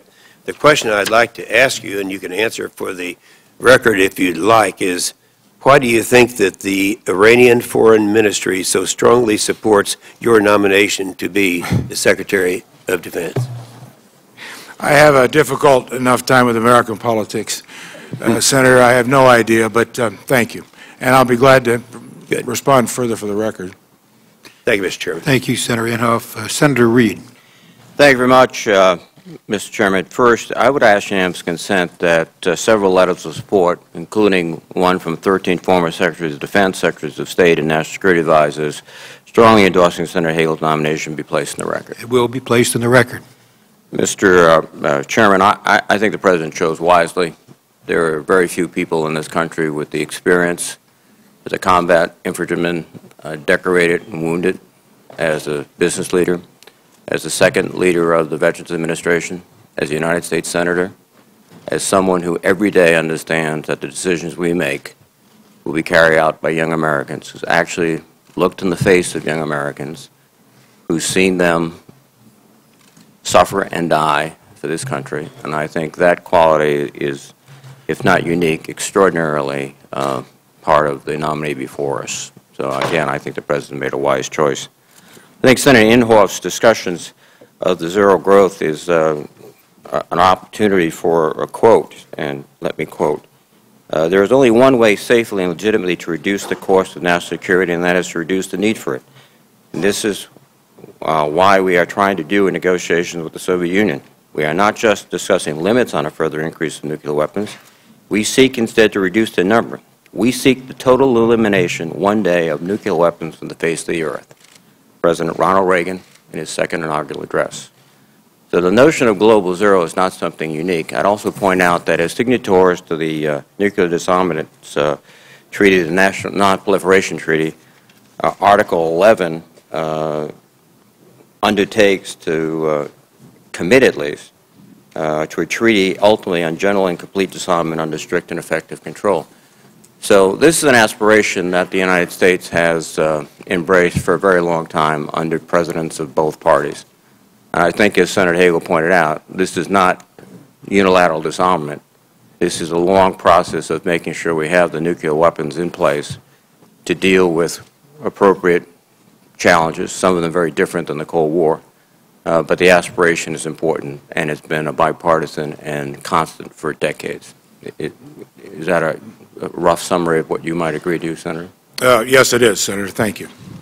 The other issue is that there were several specific points raised with your record, and let me give you the opportunity to respond, if you will, to the questions that Senator Inhofe posed with respect to votes. If you have the list before you, or the what? I'm sorry. Senator Inhofe posed several issues about 2007 vote, 2006 resolution with the Hezbollah, 2003 Syrian sanctions, etc. You were prepared to comment. I think it's appropriate that you have an opportunity to comment. If you do want to do so now, I'd invite you to do so. Well, and I'd be glad to further comment for the record, because I have none of those specific votes in front of me, in which I will, Senator, listing every vote I took. I would say, though, included in those votes, which I do recall some of them, were a vote in 1998, a vote in 2000, a vote in 2006, specifically against Iran, sanctioning companies, unilateral sanctions, that in any way assisted Iran's building their capability of nuclear weapons or rocket or missiles. I voted for those. I recall signing a letter, a Warner Levin letter in 2002 to the President of the United States regarding anti-Semitism in Russia. I wrote a letter to President Clinton specifically in 1999 recommending to President Clinton a number of steps that he take with President Yeltsin regarding anti-Semitism in Russia. I remember specifically there were 2 unanimous consent resolutions in 2006 against Hezbollah, against Hamas, against Syria and Iran that we had unanimous consent. I supported on the floor of the Senate. So there's a more complete record, Senator, than just 1 or 2 or 3 or 4, and those are some of them that I recall. As I noted in one of the responses back to Senator Inhofe, I didn't take any action on any vote, as I suspect every colleague here has the same way to approach votes, on this specific issue, on Hezbollah, Hamas, which I'm on the record many times designating and saying that Hezbollah and Hamas are terrorist organizations. I'm on the record many times in speeches and on the floor of the Senate, in the book I wrote in 2008, saying that Iran is a state sponsor of terrorism. That is not new. That's in my record. But the way I approached every vote I ever took in the Senate was based on what I thought could be most effective, what was at the time, what was the situation at the time, how could we do this smarter and better. I've always believed that the President of the United States is the elected leader of America. He has within his responsibilities, and I believe it's clearly articulated in Article 2, to conduct foreign policy. I always thought the best way to deal with foreign leaders was let the President do that directly, for us to communicate with the President. I don't think there was a letter that I can recall that I signed to a President on any of these issues that I agreed with it, that I didn't sign. So it was never a matter of differing objectives here. It was a matter of how best we could do it. I mentioned in 2008 the Secretary of State didn't want one of those unilateral sanctions to go forward during the Bush administration, wrote a letter. 2001, which was one of the issues that Senator Inhofe brought up. The Bush administration was opposed to a 5-year renewal of ILSA. Now, I'm not saying that's right or wrong, but every one of the decisions I made, every vote I cast, was based on, at the time, what I thought made the most sense. Senator, you have clearly stated that you are supportive of the President's efforts to support the State of Israel. And you have indicated, in specifically the example of Iron Dome. I recall a statement recently by Defense Minister Barak that he has seldom seen or never have seen the same level of military support to the State of Israel that he's seen in the last several years. And you are, I presume, and I hope, fully prepared to carry out that same effort, that same level of support, because of the vital interest that we share with the State of Israel. Well, I am, and I have a record on that. In my book in 2008, interviews, speeches, I have always said I am a supporter of Israel. In some cases, I've said I'm a strong supporter of Israel. In some cases, I've even written, and I think it's in my book, that we have a special relationship with Israel. We always have had. So I've never voted against Israel ever in the 12 years I was in the Senate, whether it was military authorizations, additional supplemental appropriations. The record is very clear on that. I might add, as long as we're on this subject, that, and Senator Nelson may have a clearer view of this since he was just in Jerusalem, there have been a couple of recent statements made by the current Israeli ambassador to the United States, the former Israeli ambassador to the United States, now the deputy foreign minister of Israel. that were fairly positive about me.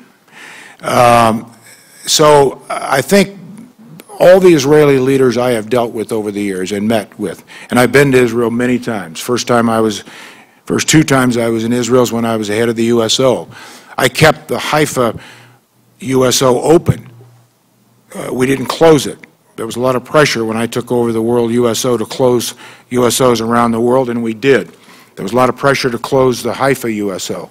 I'm the one that made the decision not to do that. The former chief of naval operations of Israel, Admiral Zev Elmog, who has recently been interviewed about me, has strongly supported me and said specifically that I was a strong friend of Israel.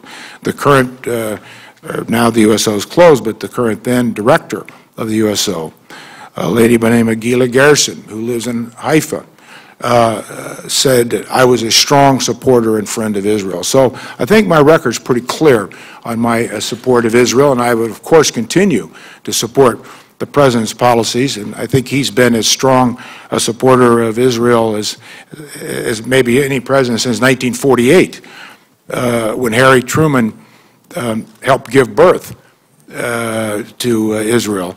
This president has been there. As he said, I have Israel's back. $3.1 billion in assistance.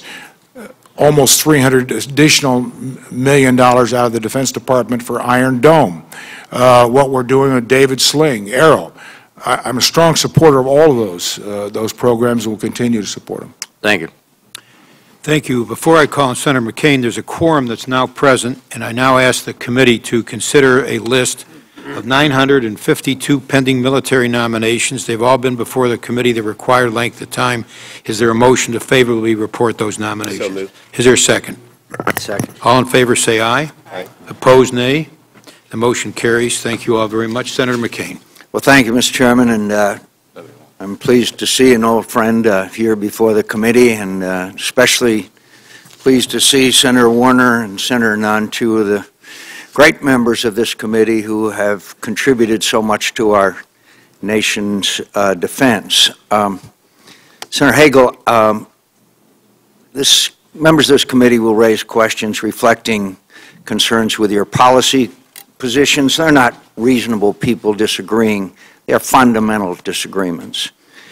Our concerns pertain to the quality of your professional judgment and your worldview on critical areas of national security, including security in the Middle East. With that in mind, let me begin with your opposition to the surge in Iraq.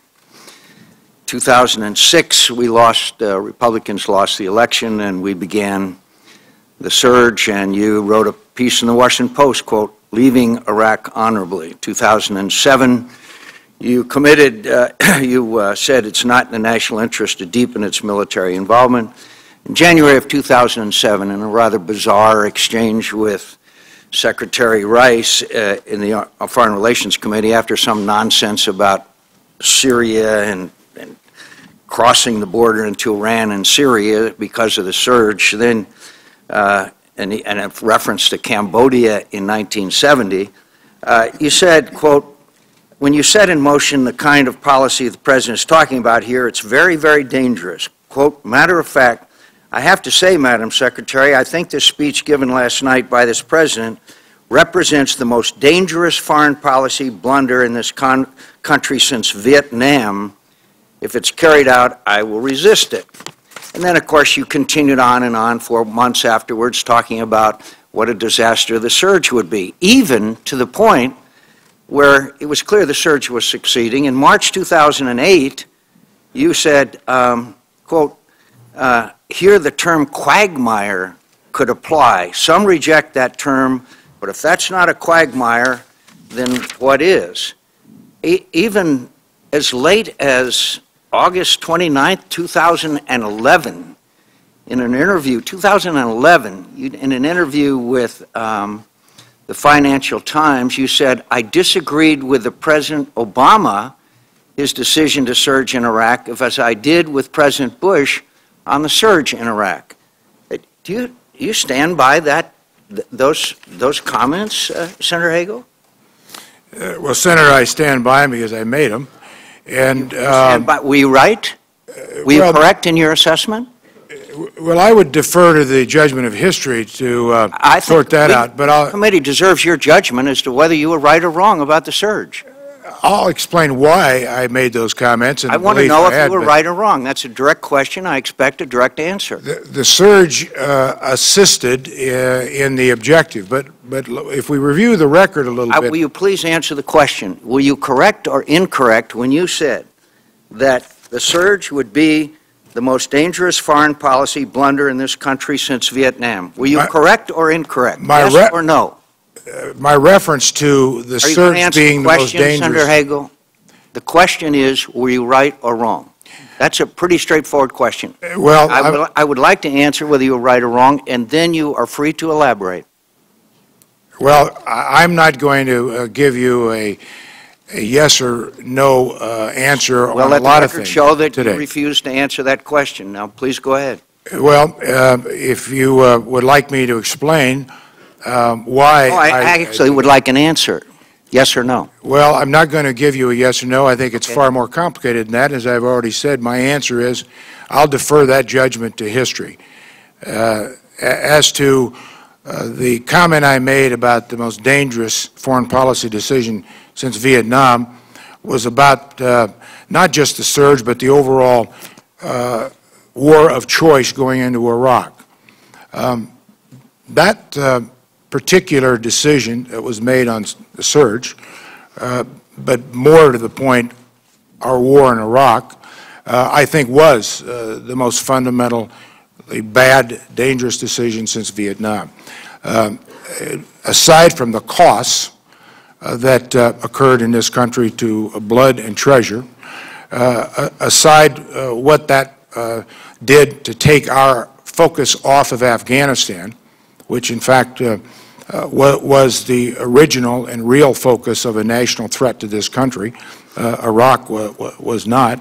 I always tried to frame all the different issues before I made a decision on anything. Now, just as you said, Senator, we can have differences of opinion, but that's essentially why I took the position I did. It's a fundamental difference of opinion, Senator Hagel.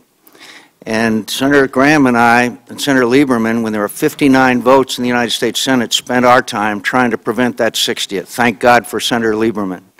I think history has already made a judgment about the surge, sir, and you're on the wrong side of it. And your refusal to answer whether you were right or wrong about it is going to have an impact on my judgment as to whether to vote for your confirmation or not. I hope you will reconsider the fact that you refused to answer a fundamental question about an issue that took the lives of thousands of young Americans. Well, Senator, there was more to it than just flooding. I'm asking about the surge, Senator Hagel. I know you are, and I'm trying to explain my position.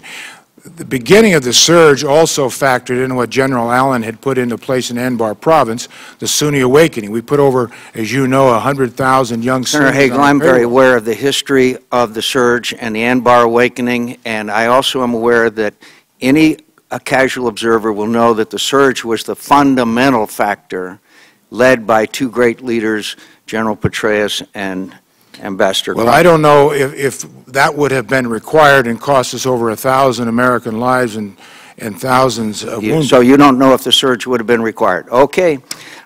Senator Hagel, let me go to Syria now. More than 60,000 people have been killed in Syria. Do you believe that we should be more engaged in Syria?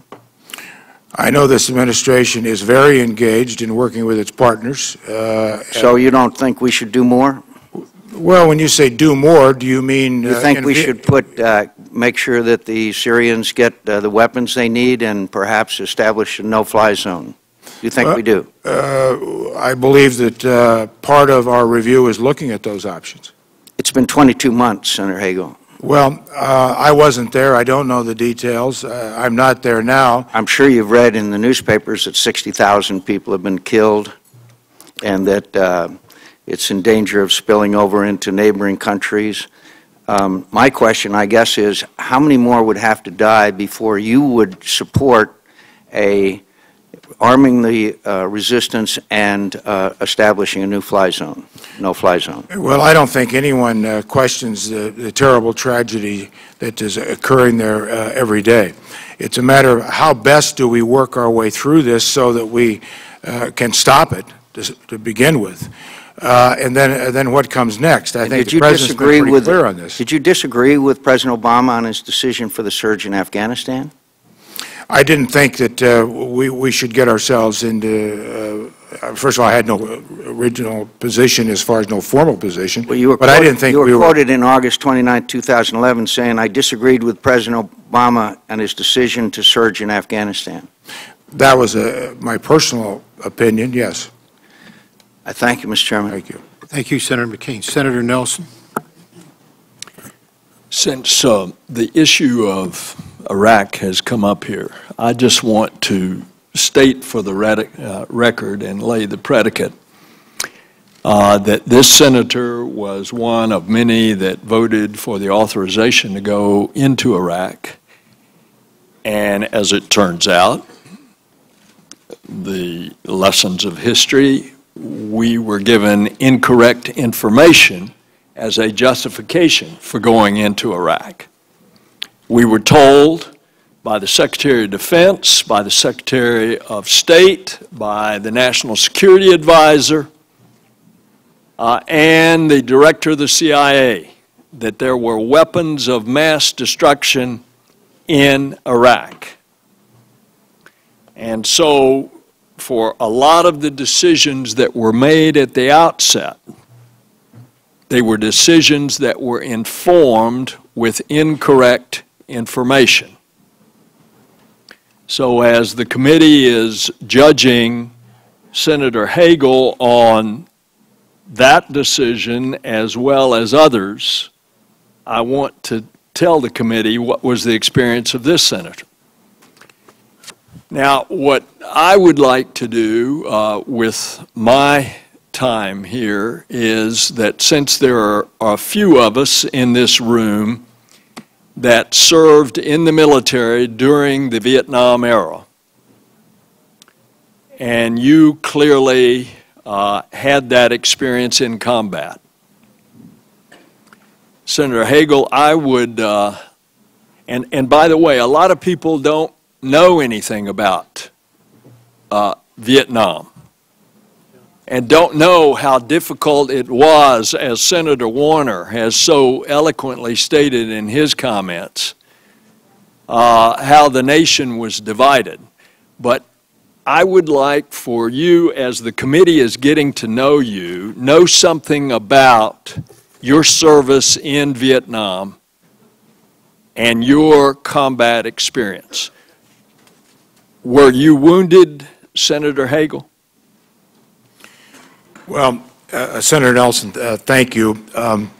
If I may, if I read into your question some latitude in answering, I would respond this way. I think my time is better served to maybe talk about more of the specific things like Senator McCain asked me about and some others, and maybe weave in some of my experience as to how it formed my judgment, rather than going through a 12-month journal of my time in the jungles when my brother Tom and I were both wounded twice together. 1968, when Tom and I served there, was the worst year we had. Those who may not recall that year, we sent over 16,000 dead Americans home. Now that's unfathomable in the world that we live in today, 16,000 dead Americans. I saw that from the bottom. I think Chairman Levin, in an accurate and appropriate quote about what I said in his introductory statements about what formed me. And it directly goes to Senator McCain's question about the surge. Just as I said in my statement, I had one fundamental question that I asked myself on every vote I took, every decision I made. Was the policy worthy of the men and women that we were sending into battle and surely to their deaths? And in many cases, unfortunately, tens of thousands of cases that we're living with, these poor families are living with, wounded, the results, the consequences. I know it's easy here, it is anywhere, if you don't have a connection to some of this, to see these things a little differently. It doesn't mean I'm any better, Senator. It doesn't mean I'm any smarter. It doesn't mean I'm any more appreciative of the service of our country. That's not it. I saw it from the bottom. I saw what happens. I saw the consequences and the suffering and the horror of war. So I did question a surge. It wasn't an aberration to me ever. I always asked the question, is this going to be worth the sacrifice? Because there will be sacrifice.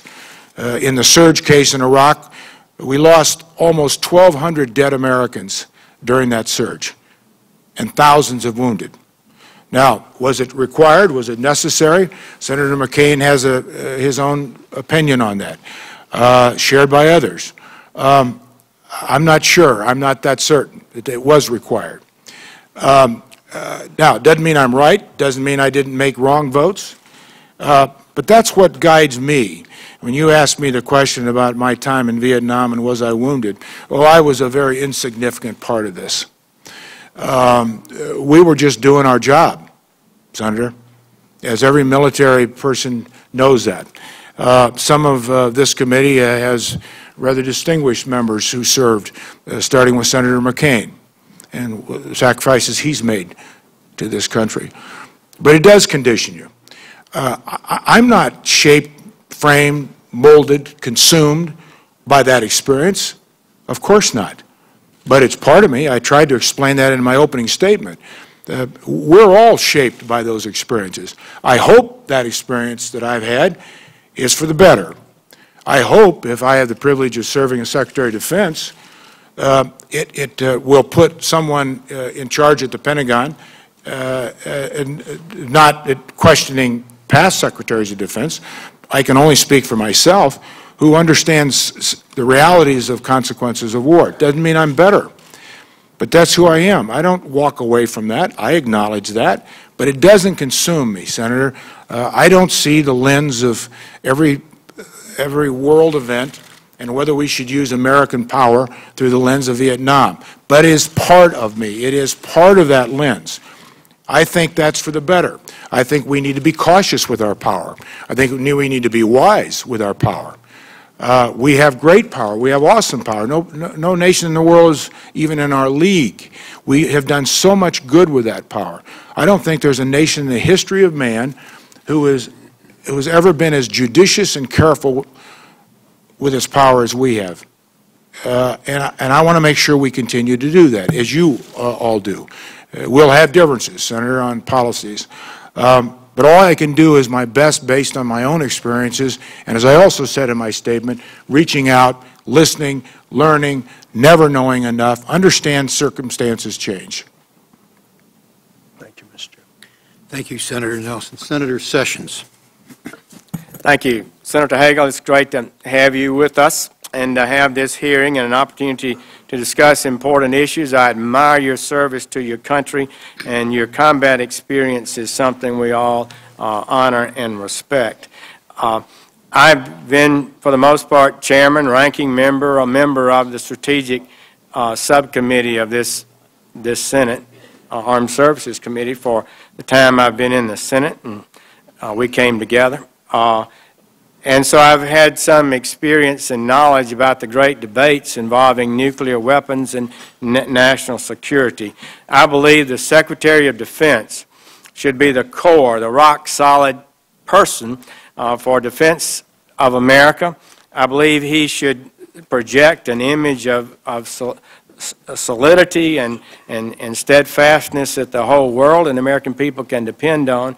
And I'm a little, more than a little troubled by the report that you participated in, the Global Zero report that calls for the total elimination of nuclear weapons and clearly suggests that's an achievable goal in a realistic period of time, although certainly not immediately. And your report writers defend you. They've issued an article defending you and the report that was just issued last year, and they protest mightily and say that, quote, Chuck Hagel and Global Zero's views on nuclear weapons are in the national security interest and squarely in the mainstream. Indeed, your defenders insist you're in the mainstream because your position is that of President Obama's. And dramatically, they assert you are out of the mainstream if you believe otherwise. So, your report explicitly calls for, quote, an urgent and transformational change in the U.S. nuclear force structure, strategy, and posture, close quote. I think it's an exceedingly dramatic report, frankly. Now, specifically, as to the historic nuclear force triad that's been the bedrock of our defense policy for half a century, your report calls for bilaterally or unilaterally totally eliminating the ICBM triad leg. In fact, the report refers to it itself as a dyad instead of a triad report. You propose eliminating the 76 nuclear B-52 bombers entirely, leaving only 18 B-2 bombers, reducing nuclear submarines from 14 to 10. Further, the committee report that you sponsored, you were one of the 5 members that produced it, you favor eliminating all tactical nuclear weapons, de-alerting all weapons, and according to the report, as I read it, that would mean it would take from 1 to 3 days to place a weapon on alert. And so I certainly agree that that would be a transformational change in our nuclear force structure, strategy, and posture. And I think it's a big historic thing. Now, General Kaler, the present commander of the U.S. Strategic Command, and the Secretary of Air Force, Mike Donnelly, do not agree with the recommendations in this report, people you'll supervise. General Kaler told the press on August 8th last year, I do not support the former Vice Chairman, and that's General Cartwright. I do not think that we're in the place he suggests now, nor do I see that particular place anytime soon. So you'll be supervising him.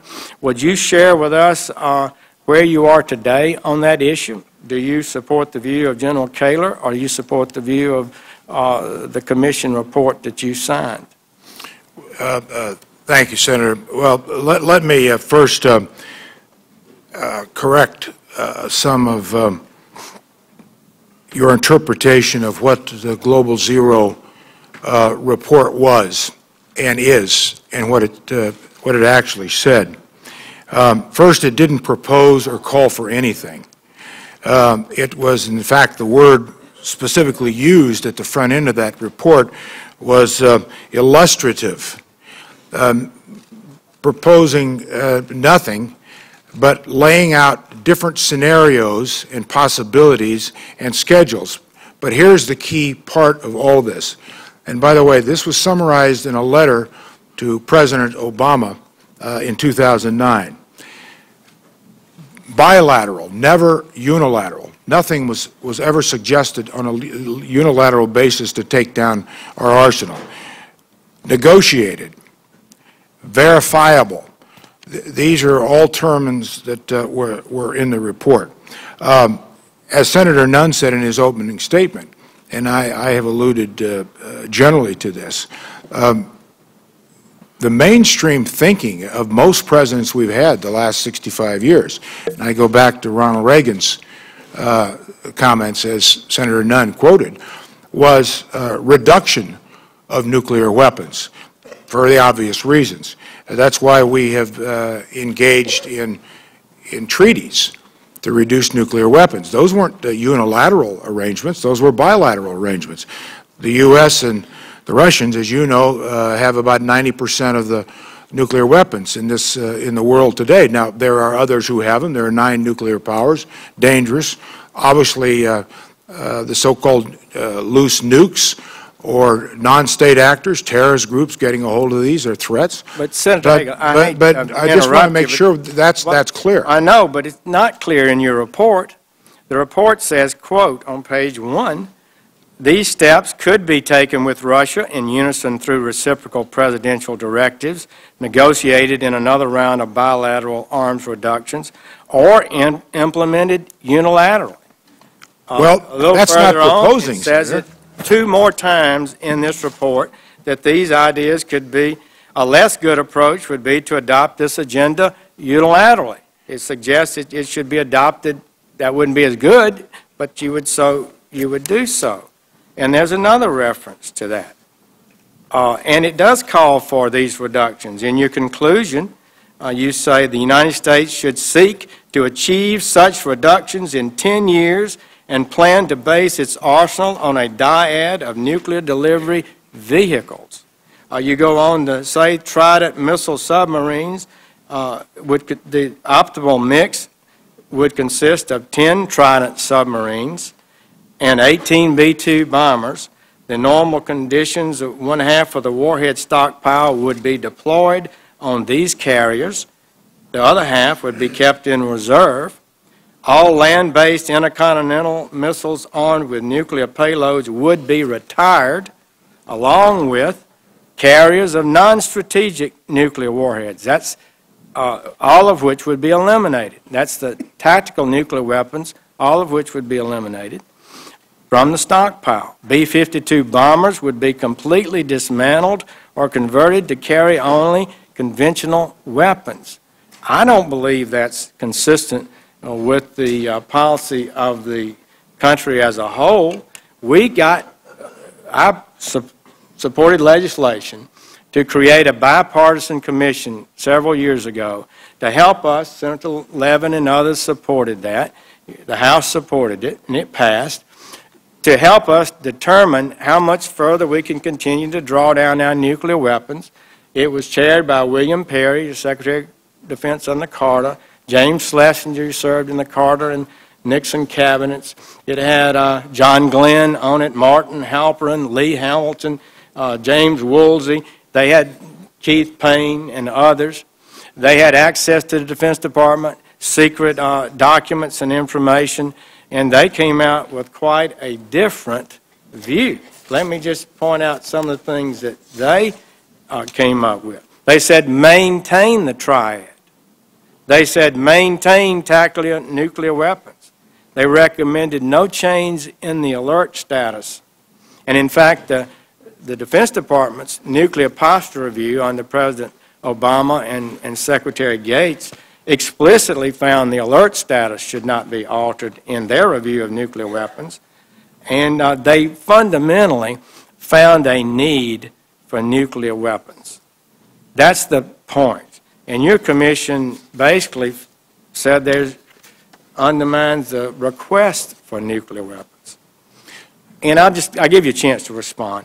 On Global Zero, they sort of, I think, foresaw this argument before your report was issued. They said this, quote, the conditions that might make possible the global elimination of nuclear weapons are not present today, and their creation would require a fundamental transformation of the world political order, close quote. And that is a very strong statement, and I think it was aimed at this idea that it's practical and realistic for us to expect that the world is going to move to zero nuclear weapons. All right. So first, I want to ask you one question that you told me in our meeting that I appreciated.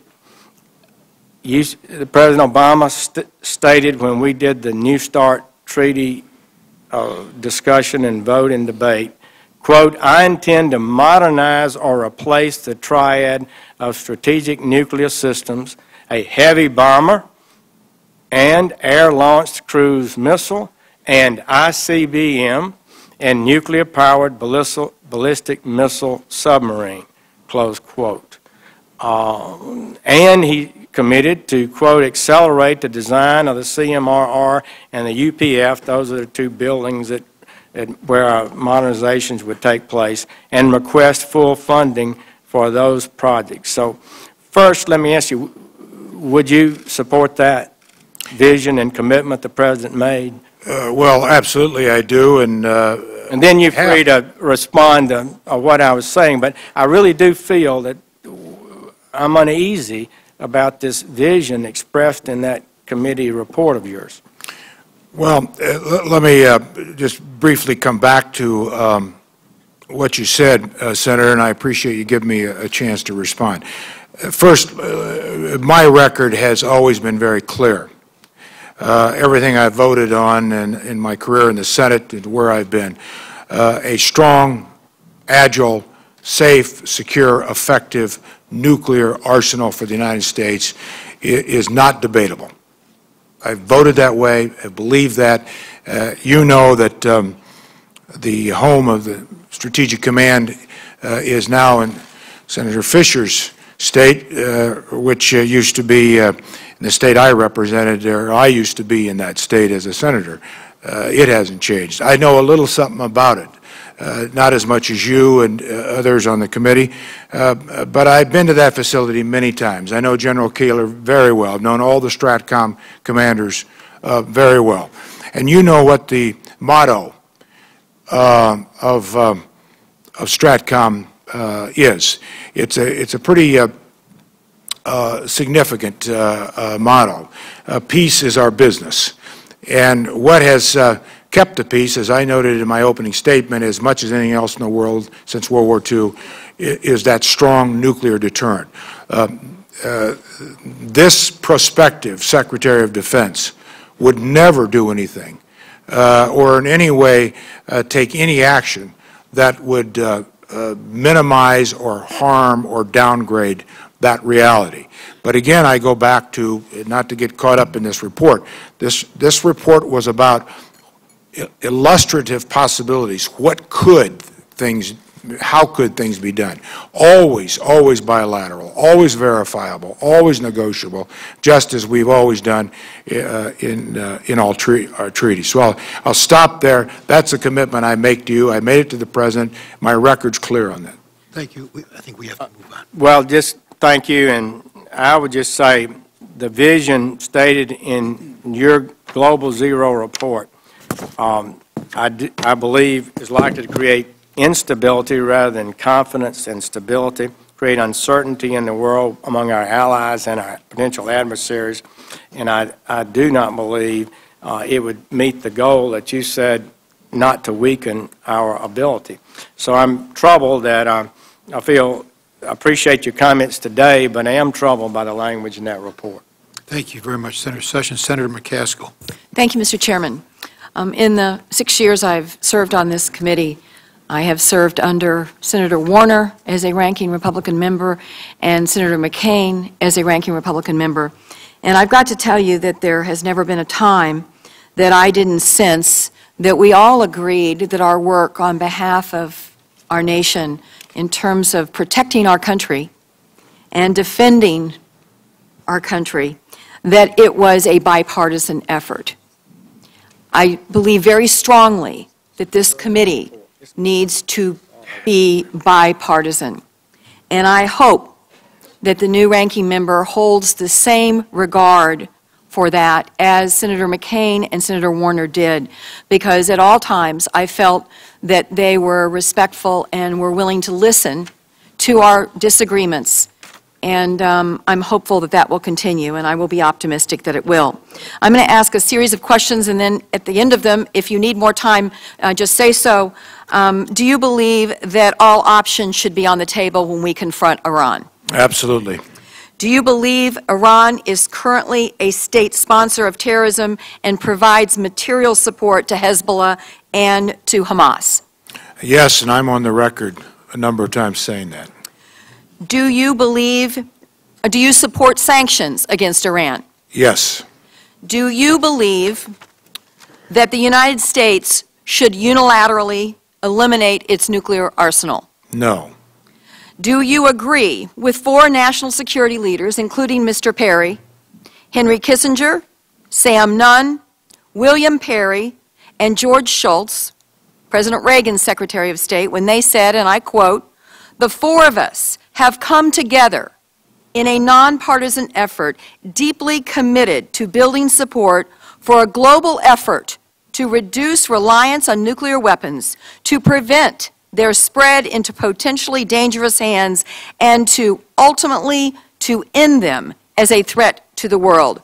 We remain committed to working towards this vision and advancing the steps essential to achieve this goal."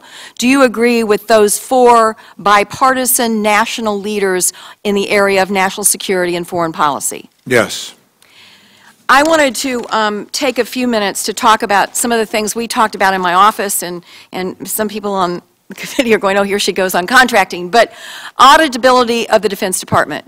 I know you stated in some of the advanced policy questions that you want to hold people accountable on auditability.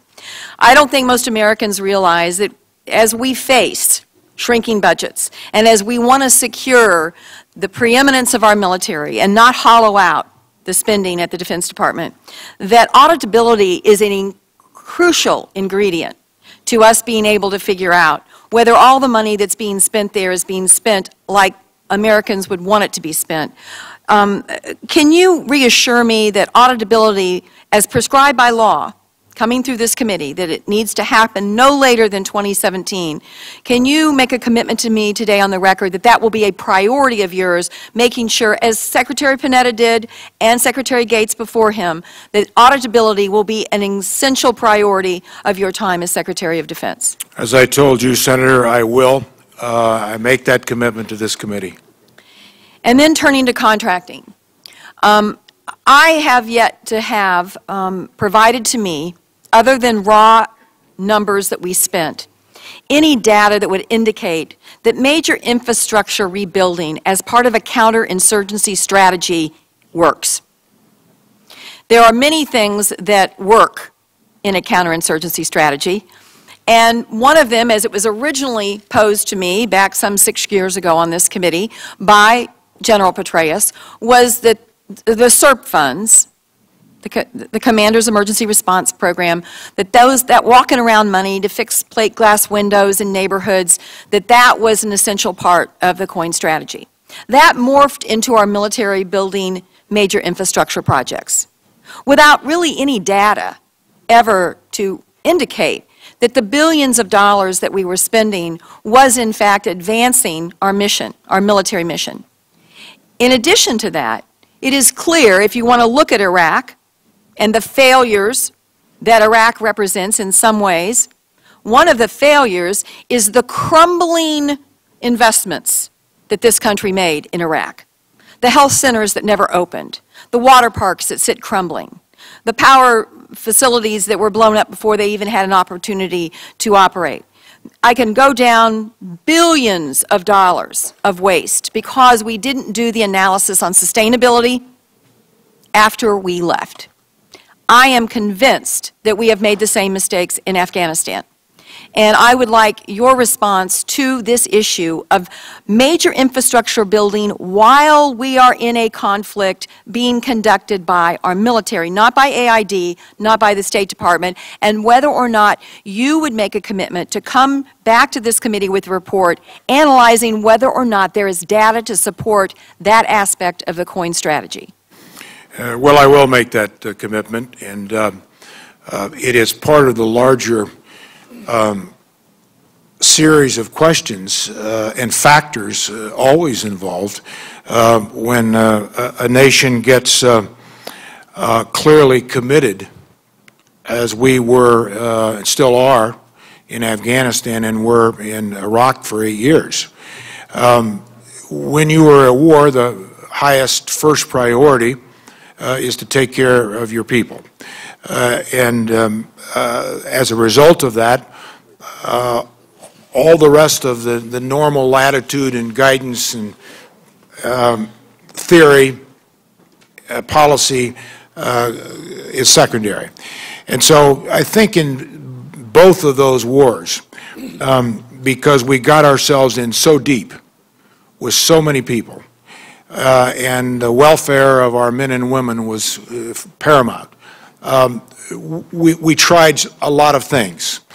We had never been this way before. We had never seen anything quite like these two situations. And as a result, and you know, our special inspector generals have come up with billions and billions and billions of dollars that are unaccounted for. Corruption, fraud, waste, abuse. It really is quite astounding. But when you think about the universe of money that went into both those wars, no one should be surprised. Now, how do we fix it? What do we do? To your point, how do we learn? How do we learn from this? We need to learn from this.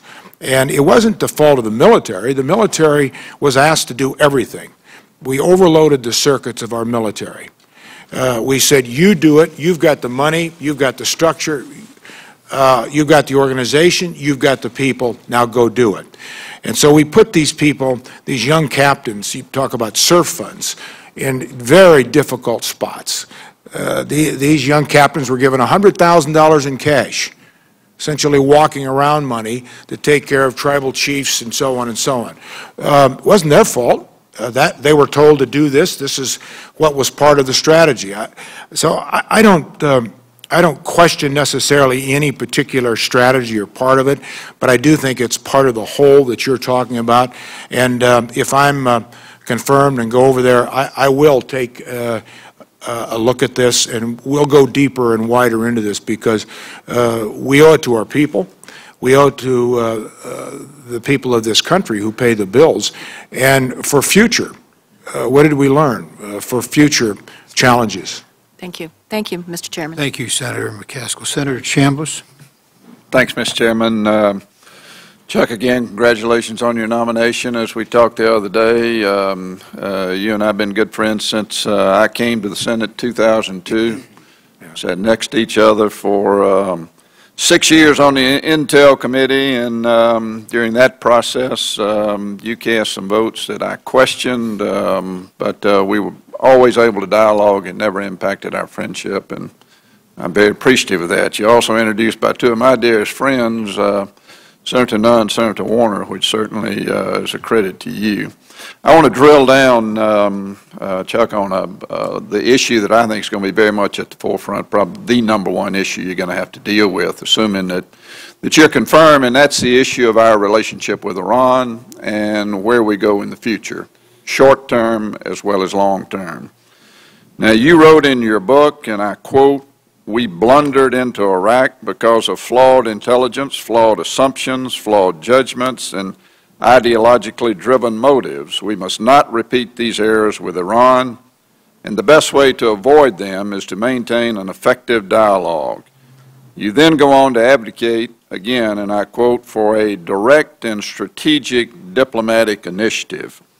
Now, I heard you in your opening comments say that your position on Iran is prevention, not containment when it comes to their nuclear weaponization.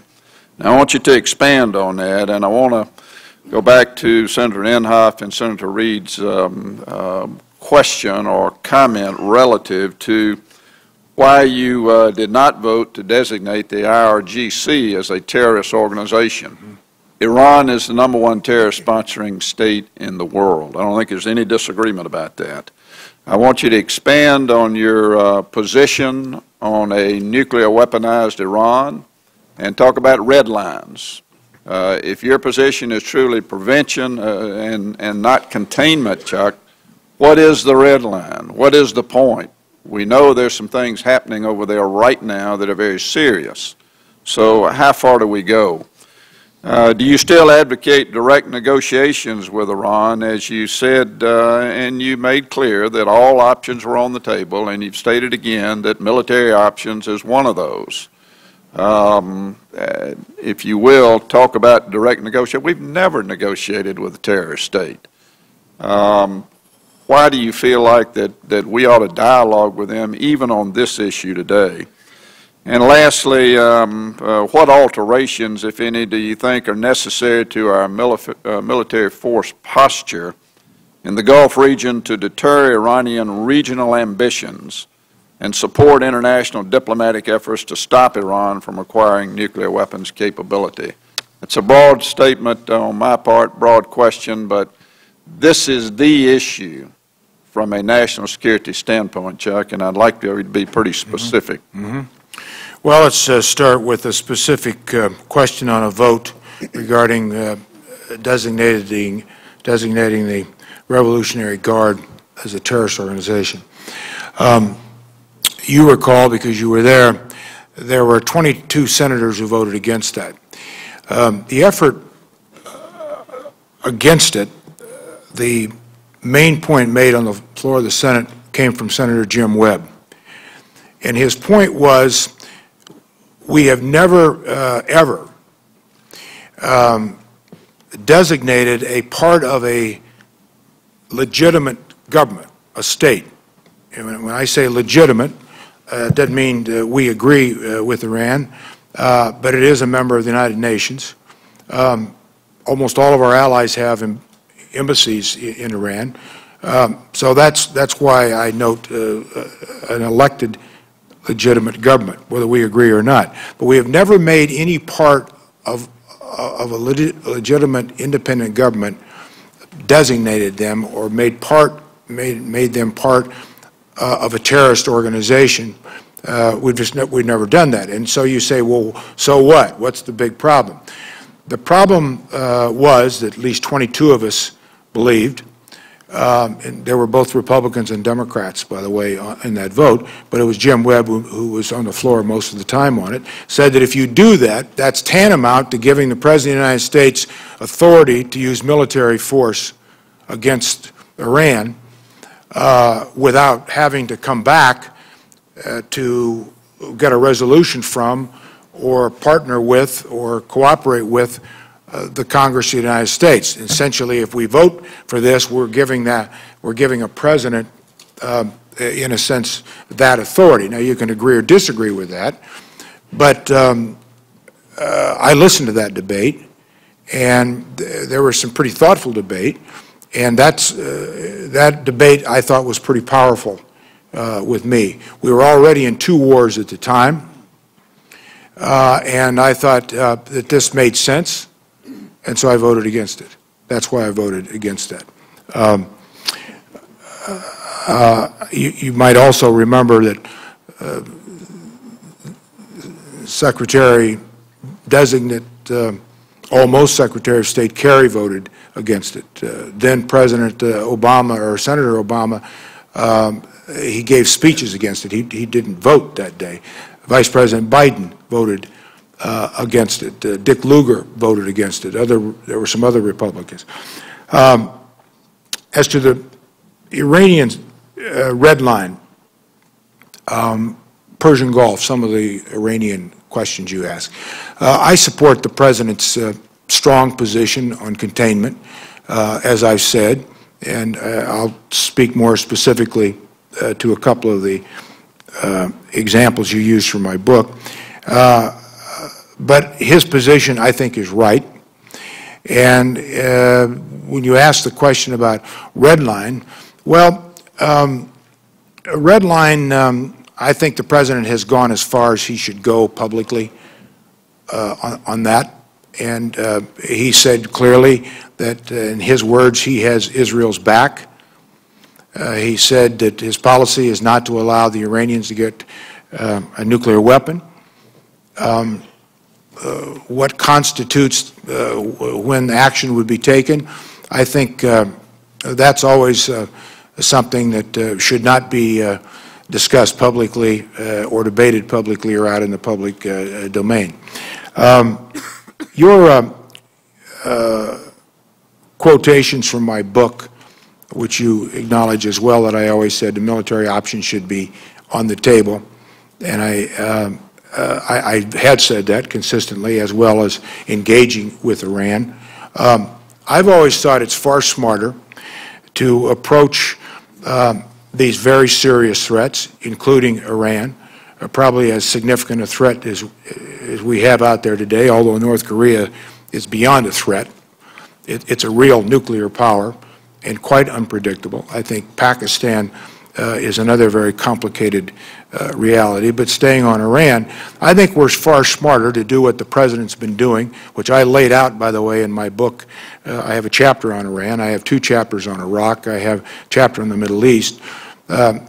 Getting the world community behind us with these UN-sanctioned sanctions through the Security Council of the United Nations. These are tough sanctions. They are having a tremendous impact, you know that, on Iran. If, in fact, the military option is the only one required, I think we're always on higher ground in every way. International law, domestic law, people of the world, people of the region to be with us on this. If we have tried and we have gone through every possibility to resolve this in a responsible, peaceful way, rather than going to war. Everything I said in my book was about that. I don't have a problem with engaging. I think great powers engage. I think engagement is clearly in our interest. That's not negotiation. Engagement is not appeasement. Engagement is not surrender. I think if the time is right, the climate's right, the dynamics are right, we should find ways, if we can find ways. We can't force it. But I think we're always smarter and wiser to take that approach initially. Posture in the Persian Gulf. As you know, Senator, our 5th Fleet is located in the Persian Gulf in Bahrain. As you also know, we have a couple of carrier battle groups in that area. Our military posture there is very strong. It's very ready. It's very capable. These are contingencies and options that the Secretary of Defense, working with these chiefs, and the combatant commanders always have to give, and the President, and make sure that we are prepared. So let me stop there, and I may have missed some of the specific things that you wanted to discuss. Well, I'm understanding to say that you're not ready to discuss red lines in a specific way. Am I hearing that right? Well, I don't think that's my role now to start with. I am not the Secretary of Defense, but I think the President is wise in his course of action in not discussing that publicly. I think it's a far smarter way to handle it, and I think he has said what he needs to say. I think it's been understood in Iran. I think the world understands his position. By the way, I've just been handed a note that I misspoke and said I supported the President's position on containment. If I said that, it meant to say that obviously his position on containment, we don't have a position on containment. So I recognize I've had more attention paid to my words the last 8 weeks than I ever thought possible, but so I don't take any chances. Thank you. I think I understood you correct on containment and prevention. Thanks, Mr. Chairman. Just to make sure your correction is clear, we do have a position on containment, which is that we do not favor containment. We do not favor containment. That's the President's position, and that was my position. Thank you. I just want to clarify the clarify. Now, if you need further clarification, that's why I'm here. Thank you, Senator Chambliss. Senator Udall. Thank you, Mr. Chairman. Good morning, Senator Hagel. Senator. Thank you for your service. Thank you for your willingness to once again heed the call and lead the Department of Defense. We had a great private meeting last week. We covered many of the threats and challenges that our country faces, shrinking budgets, strategic national security shifts, and ensuring, as you've underlined over and over again already this morning, that we continue to provide fair and equal opportunities for all of our service members and their families. Again, I want to tell you I appreciate that opportunity. I'm going to take you up on your offer, if you're confirmed, to continue sitting down with you as a member of the Armed Services Committee. I know this issue has already been addressed, but I want to make sure that I'm on the record as raising my concerns, and I think this committee should give you every opportunity to clarify and underline your point of view. When we met privately, you emphasized your determination to keep all options on the table with regard to Iran, including a military strike if Iran continues to pursue a nuclear program in defiance of its international obligations. You also discussed your longstanding support of Israel and our longstanding relationship. But you have critics out there, I don't have to tell you that, who maintain that your record on Iran is in question and that you are anti-Israel. These are serious charges. So let me direct some questions your way. Why should Americans trust that you will consider every option when it comes to one of the most serious national security threats facing us today, which is Iran? First, thank you for an opportunity to clarify these issues. My record has been very clear on Iran. Senator Chambliss noted from my 2008 book in my chapter, specifically noting that I said the military option must remain on the table. I said that as recently in an op-ed that I co-authored last year in the Washington Post with two former CENTCOM commanders. We talked about Iran, and one of the very specific points we bring out in that op-ed was the military option must remain on the table, along with all the other areas of effort and expertise and diplomacy and economics and sanctions the President's using, which I've already said I support. So my record is rather thorough on this, and I would continue to support that position, and I strongly support the President's position.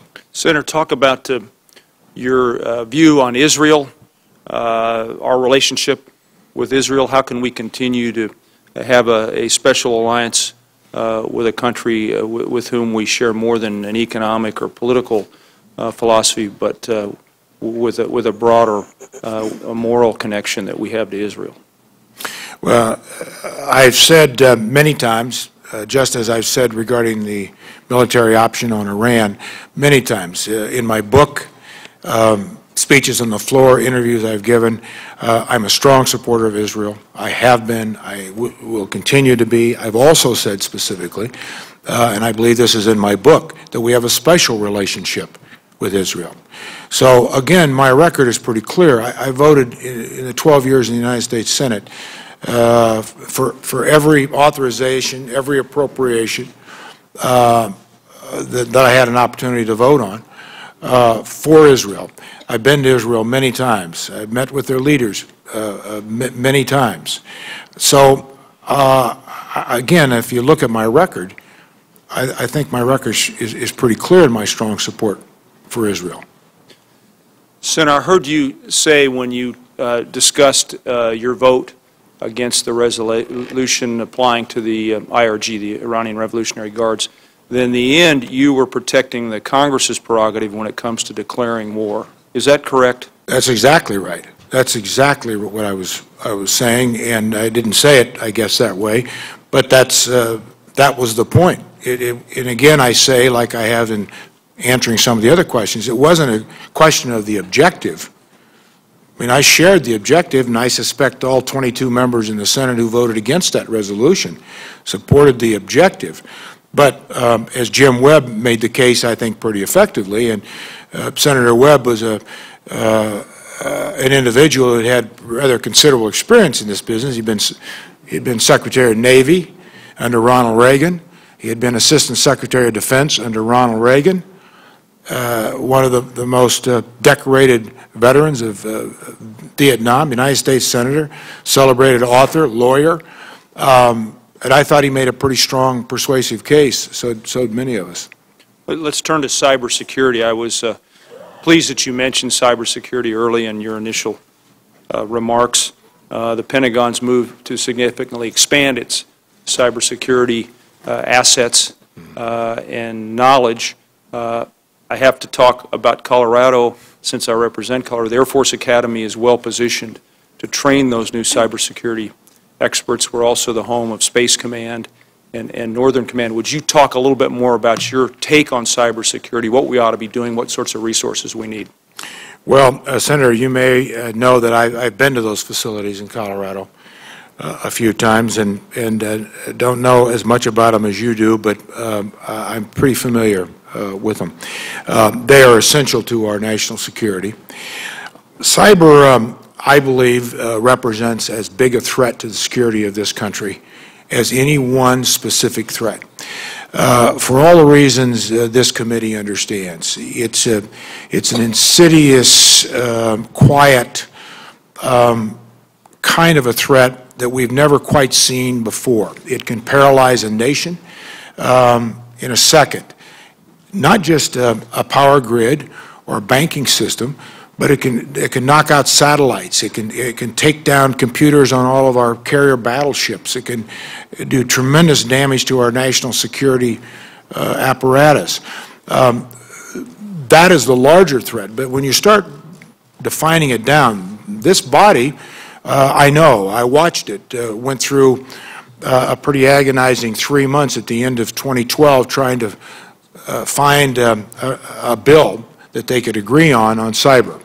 I know, or I believe, the Congress will come back at it in this new Congress. I think you must, and you know that, because we have different intergovernmental authorizations here. Department of Homeland Security's, DOD. Where's the capacity? Where are the budgets? Where are the authorities? This is law enforcement. This is privacy, business. A lot of complications that we've really never, ever had to face before on other national defense threats to this country. So cyber will be an area that we'll continue to focus on. We must. It's an area that I will put high priority on if I'm confirmed to be Secretary of Defense. Senator, in the 2013 NDAA, there's a provision that compels the military to accommodate the conscience, moral principles, or religious beliefs of all members of the armed forces. This sounds reasonable on the surface, but I'm especially concerned that this could lead to misguided claims of a right to discriminate against lesbian, gay, and bisexual service members, women, or persons with certain religious beliefs. The President has said, I want to quote him, that the Department of Defense will, quote, not permit or condone discriminatory actions that compromise good order and discipline or otherwise violate military codes of conduct, end of his statement. Will you ensure that the Department of Defense, in accommodating religious beliefs or matters of conscience, does not tolerate discrimination or harm to others? Absolutely. I will faithfully, diligently enforce our laws. All men and women deserve the same rights, and I can assure you that that will be a high priority if I do enforce that and assure that in every way through the entire line of chain of command and accountability. Thank you, Senator Hagel. I look forward to the second round of questions. I know it's going to be, I think it's now afternoon, so good afternoon to you, and thank you for being here. Thanks. Thank you, Senator Udall. Senator Wicker. Let me just follow up on that. Does that mean, though, that a chaplain would have to perform a same-sex marriage, in your view, if he objected based on conscience? Well, I think the Pentagon regulations show, Senator, that same-sex marriage is legal in 9 states. No, would a chaplain be able to bow out of that procedure based on conscience? Certainly. Okay. What we don't want, though, I think it's Senator Udall's point, is someone to be denied to be married in a chapel or a facility and so on. But certainly a matter of conscience, yes. What I'm talking about is a strict interpretation of defending the law, which defends rights. Thank you very much for clarifying that. And thank you for calling me early on. Yeah. We had our conversation on January 8, and I appreciated that opportunity. You just said that your statements over time have been have gotten a lot more attention than you ever dreamed possible. I hope you agree that that is entirely appropriate in this context. Chairman Levin mentioned that in his opening statement, that in speaking your mind, you had said several things that caused him concern, and he asked you about that. Senator Inhofe mentioned that several of your statements involved what some people feel are policy reversals based on expediency. And so those are concerns. You and I talked about two of these topics during our conversation, and one of them was with regard to sanctions against Iran. You told me in our conversation that you opposed unilateral sanctions because they don't work and they isolate the United States. Indeed, you had made that statement to the Omaha paper just the day before. I have not supported unilateral sanctions because when it is us alone, they don't work and they just isolate the United States. In the Omaha paper, I'll have to say that that statement seems to be in direct contradiction to your letter to Senator Boxer 1 week later, when you told her, and I quote, "I agree that with Iran's continued rejection of diplomatic overtures, further effective sanctions, both multilateral and unilateral, may be necessary." Now, a week before that, you said that you have opposed them because they don't work. Senator Levin mentioned in his statement he disagrees with that. He believes they do work. You gave him an answer to that statement, and we have it on the record. But let me just suggest to you, Senator, that if words have meaning, there's no two ways about it. The statement that you gave in the Omaha paper and that you gave to me the following day is substantially and substantively different from what you wrote to Senator Boxer a week later. The Office of Secretary of Defense is one of the most powerful positions in the country and arguably in the world, and this official, whoever he or she is, must lead with clarity and precision, and people around the world need to rely on the clear meaning of the words of the Secretary of Defense. Now, the other thing we discussed that gave me concern during our conversation on January 8th was your statement about the Jewish lobby. And you told me that you had apologized for using that terminology, and you retracted the use of the term Jewish lobby. What you said was the Jewish lobby intimidates a lot of people up here. This was in a book, an interview that you gave to Aaron David Miller. And you said, "I've always argued against some of the dumb things they do because I don't think it's in the interest of Israel." Here's my problem with your position at this point. You have corrected the term Jewish lobby, and I assume now the correct term would be Israel lobby or Israeli lobby. Do you still stand by your statement that they succeed in this town because of intimidation, and that it amounts to causing us to do dumb things? Because I want to say this, Senator, you are here today as a potential Secretary of Defense, and it would seem to me that however you characterize them, you have suggested that there is an effective lobby out there, whether you call them the Jewish lobby, the Israeli lobby, or the Israel lobby, and that they succeed in doing dumb things through intimidation, and that U.S. policy has been the wrong approach because the intimidation has worked. So when you talked about the Jewish lobby, were you talking about AIPAC? Were you talking about NORPAC? Were you talking about Christians United for Israel? And do you still believe that their success in this town is because of intimidation and that they are, as you stated, urging upon our government that we do dumb things? First, I have never been accused of political expediency. I don't do that. Probably gotten me in some trouble, Senator. Second, to address the last comment, then we'll go back to sanctions. I've already said I regret referencing the Jewish lobby. I should have said pro-Israel lobby. I think it's the only time on the record that I've ever said that. Now, you all have done a lot of work with my record, and yes, it's appropriate, by the way.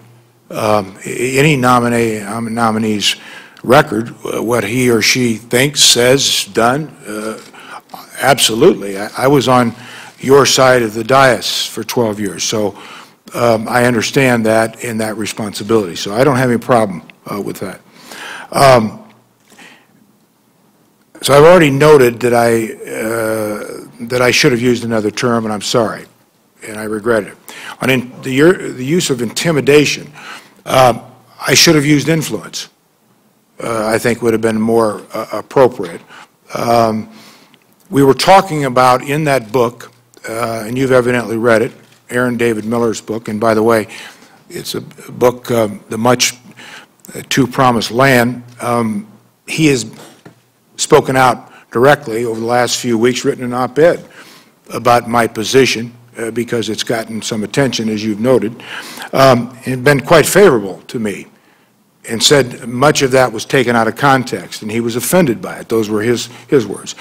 Those of you who know something about Aaron David Miller know that he is Jewish. He is a highly respected individual who is council presidents and secretaries of state. He also says in that interview, which is a fairly short interview, he mentions that I am a strong supporter of Israel. That's in the interview. So I think that says something. I should not have said dumb or stupid because I understand, appreciate there are different views on these things. We were talking about Israel. We're talking about the Middle East. We weren't talking about Armenia or Turkey or the banking influence or the Chamber of Commerce influence. That was what the context of my comments were about. On your point on the unilateral sanctions conversation and the quote, a couple of points. Let's go back to the ILSA vote about the original ILSA vote during the Clinton administration and connect that to a comment I made in the World Herald about they don't work, they're ineffective. And by the way, I've already noted for the record here that I have supported and voted for some unilateral sanctions. I think I noted 3 specific ones that I recall. But on your specific question about the specific comment, just to give you an example of partly what I was talking about. You were not in the Senate at the time, some were, but those who were here in the Senate might recall the European Union's reaction to that ILSA Act. I wasn't in the Senate when that was voted on originally, so I didn't have a vote. But in 1998, the European Union passed a resolution against the United States and threatened to take the United States to the World Trade Organization.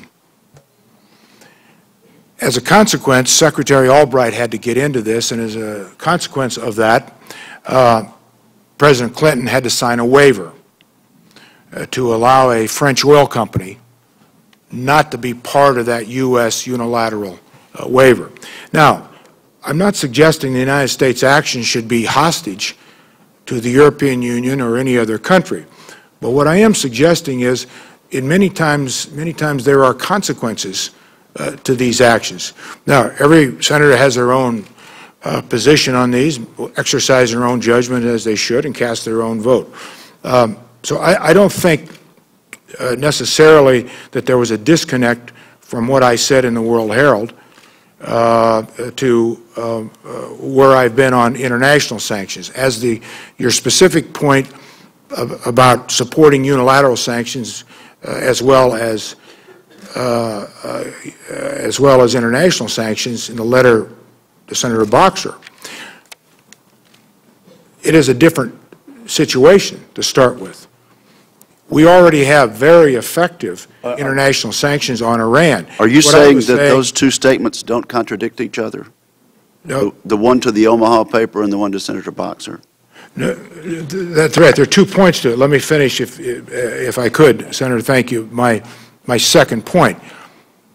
My second point is this: where we are with Iran today, the international sanctions that have been placed on Iran, that puts Iran, the United States, in a far different place than where we were in 2000 or 1998 or 2001, when I did not support the reimposition. And by the way, the Bush administration didn't either. They didn't want a 5-year reimposition for some of the same reasons that I questioned that reimposition of 5 years on ILSA. But my point in making where we are today, connecting that to unilateral sanctions, then we've got a different situation. Unilateral sanctions, because we've already got strong international sanctions, should be considered. I think the President's right to consider those. I would support that, because it's different than it was in 2001 or 1998. Thank you. Thank you, Senator Wicker. Senator Hagel. Thank you. Senator Hagel, thank you for being here. Thank you for your service to our country in the military and your service in the U.S. Senate. And I also want to thank your wife and your family for standing with you today. You played an important role in supporting Vietnam veterans impacted by the exposure to Agent Orange. I've been involved in a similar set of issues facing veterans stationed at Camp Lejeune, and they continue to search for answers about the effects of water contamination there. As many as 1 million Marines and their families stationed at the base between the early 1950s and the 1980s may have been exposed to harmful chemicals that led to the development of cancer and other ailments. The quest for answers in looking into this has been long, it's been drawn out, in recognition that men, women, and children were dying or going broke, paying out of pocket for their treatment while they were waiting for these various studies to be completed on the water contamination. We in Congress took action last year. The House and the Senate passed a bill that will provide for the treatment of veterans and their family members through the VA. And I continue to believe that the families of those stationed at Camp Lejeune during this time period, they deserve answers from the U.S. government about who was exposed to the harmful chemicals, what impact that might have had on their health, and what the government knew about this exposure. And I've been fighting for answers with a group of other committed senators on a bipartisan basis.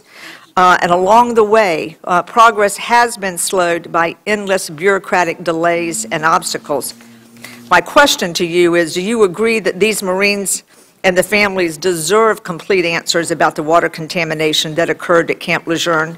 And if confirmed, will you pledge to work with us to overcome any bureaucratic hurdles that may halt or delay the pursuit of answers for the affected Marines and their family members? Thank you. You noted that we had a long conversation about this. I committed to you in your office. I'll make that commitment in front of this committee. I will do that. There should never, ever be a question about health and the safety and the environment that we put our men and women and their families in when we ask them to make sacrifices to serve this country. And I am committed to do that, and we'll have further conversations. Thank you. I know you have answered a number of questions about Israel already today, but I do have one I want to ask you also. There is a special and historic bond between the U.S. and Israel, and I'm personally committed to Israel's security and identity as a Jewish state. When we met earlier this week, I was pleased to hear you say you agree and that you also support a two-state solution and oppose any unilateral declaration of a Palestinian state. We also discussed the need for a strong military and intelligence engagement between the U.S. and Israel. Just last fall, I was in Israel, and I have spoken with senior military officials from both countries, and I have continually heard that the ties between our military and our intelligence organizations have never been stronger. If confirmed, do you intend to maintain this close relationship, and do you have any ideas for how we can further strengthen this coordination? Well, I would once again reaffirm the commitment that I made to you, to this committee.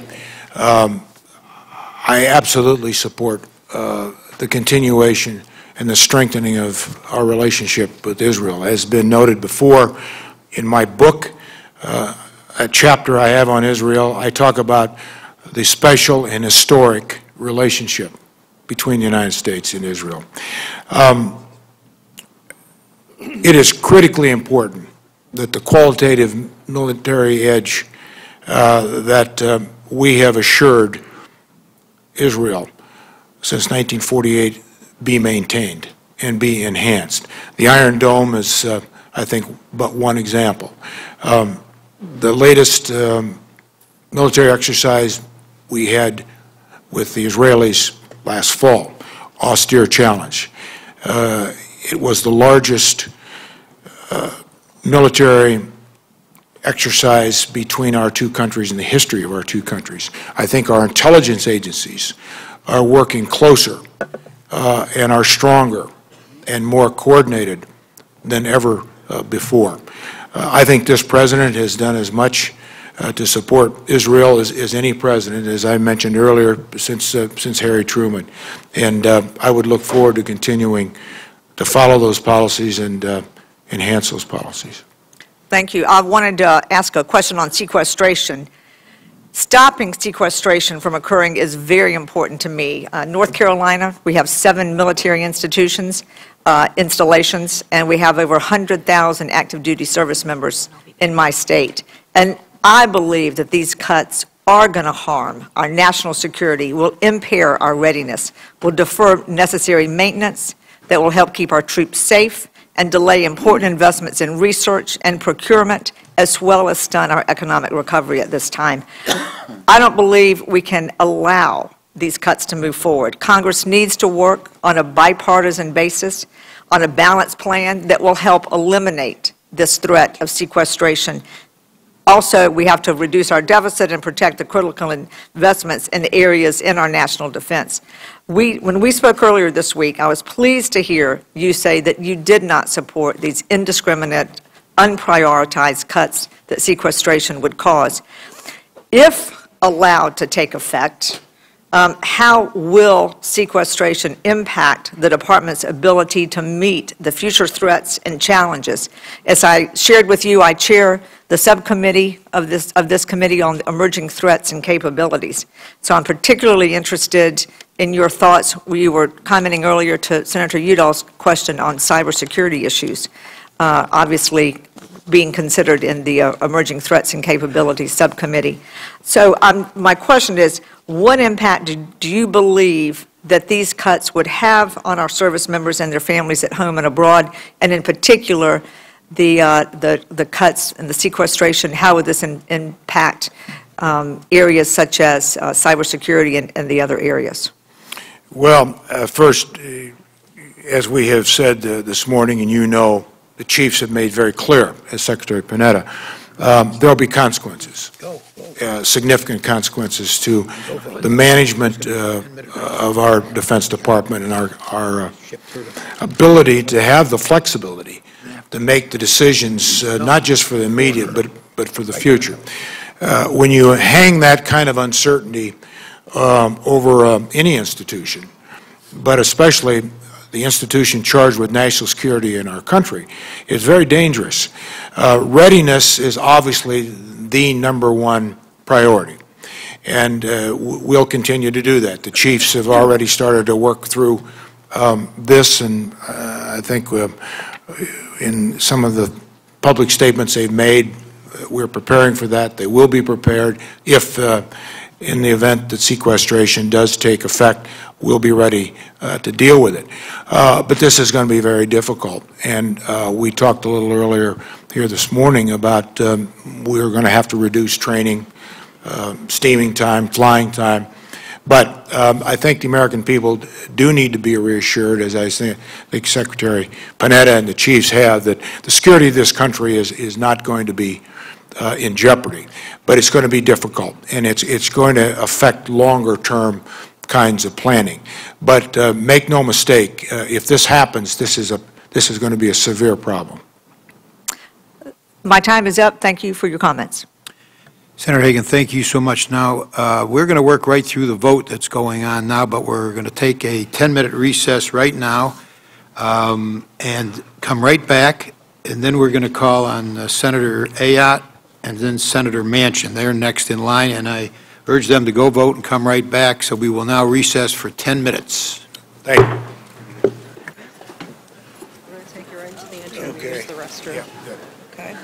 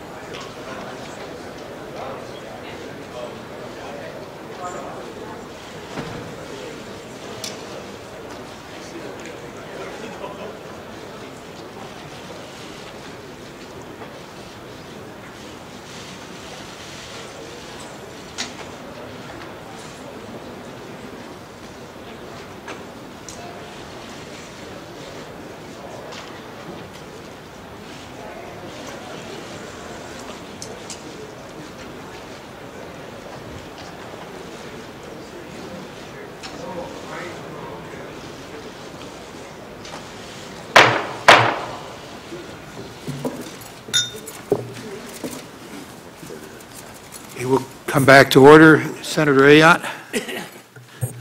Thank you, Mr. Chairman. I want to thank you, Senator Hagel, for your service to our country and for being here today in this important hearing, and I want to thank your family as well.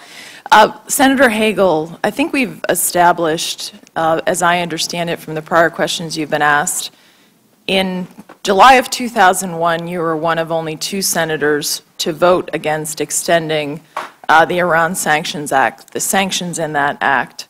That's a vote that you've agreed that you've taken, correct? Yes. Yes or no? Yes. And that was when you were only one of 2 senators in the entire Senate to vote against that. Also in 2008, I believe you were asked, you were again one of 2 senators within the Senate Banking Committee, though, not the entire Senate, to vote against the Comprehensive Iran Sanctions Accountability Act of 2008. Is that right? That's right. Okay. Yes. Thank you. I'm sorry, yes. Yes, thank you, Senator. As I understand it, on October 2nd of 2008, Majority Leader Harry Reid brought a similar bill to the floor. In fact, it was called the Comprehensive Iran Sanctions Accountability Act of 2008, and he brought it to the floor on October 2nd of 2008. There have been media reports that you blocked unanimous consent for the consideration of that bill. Are those true or not?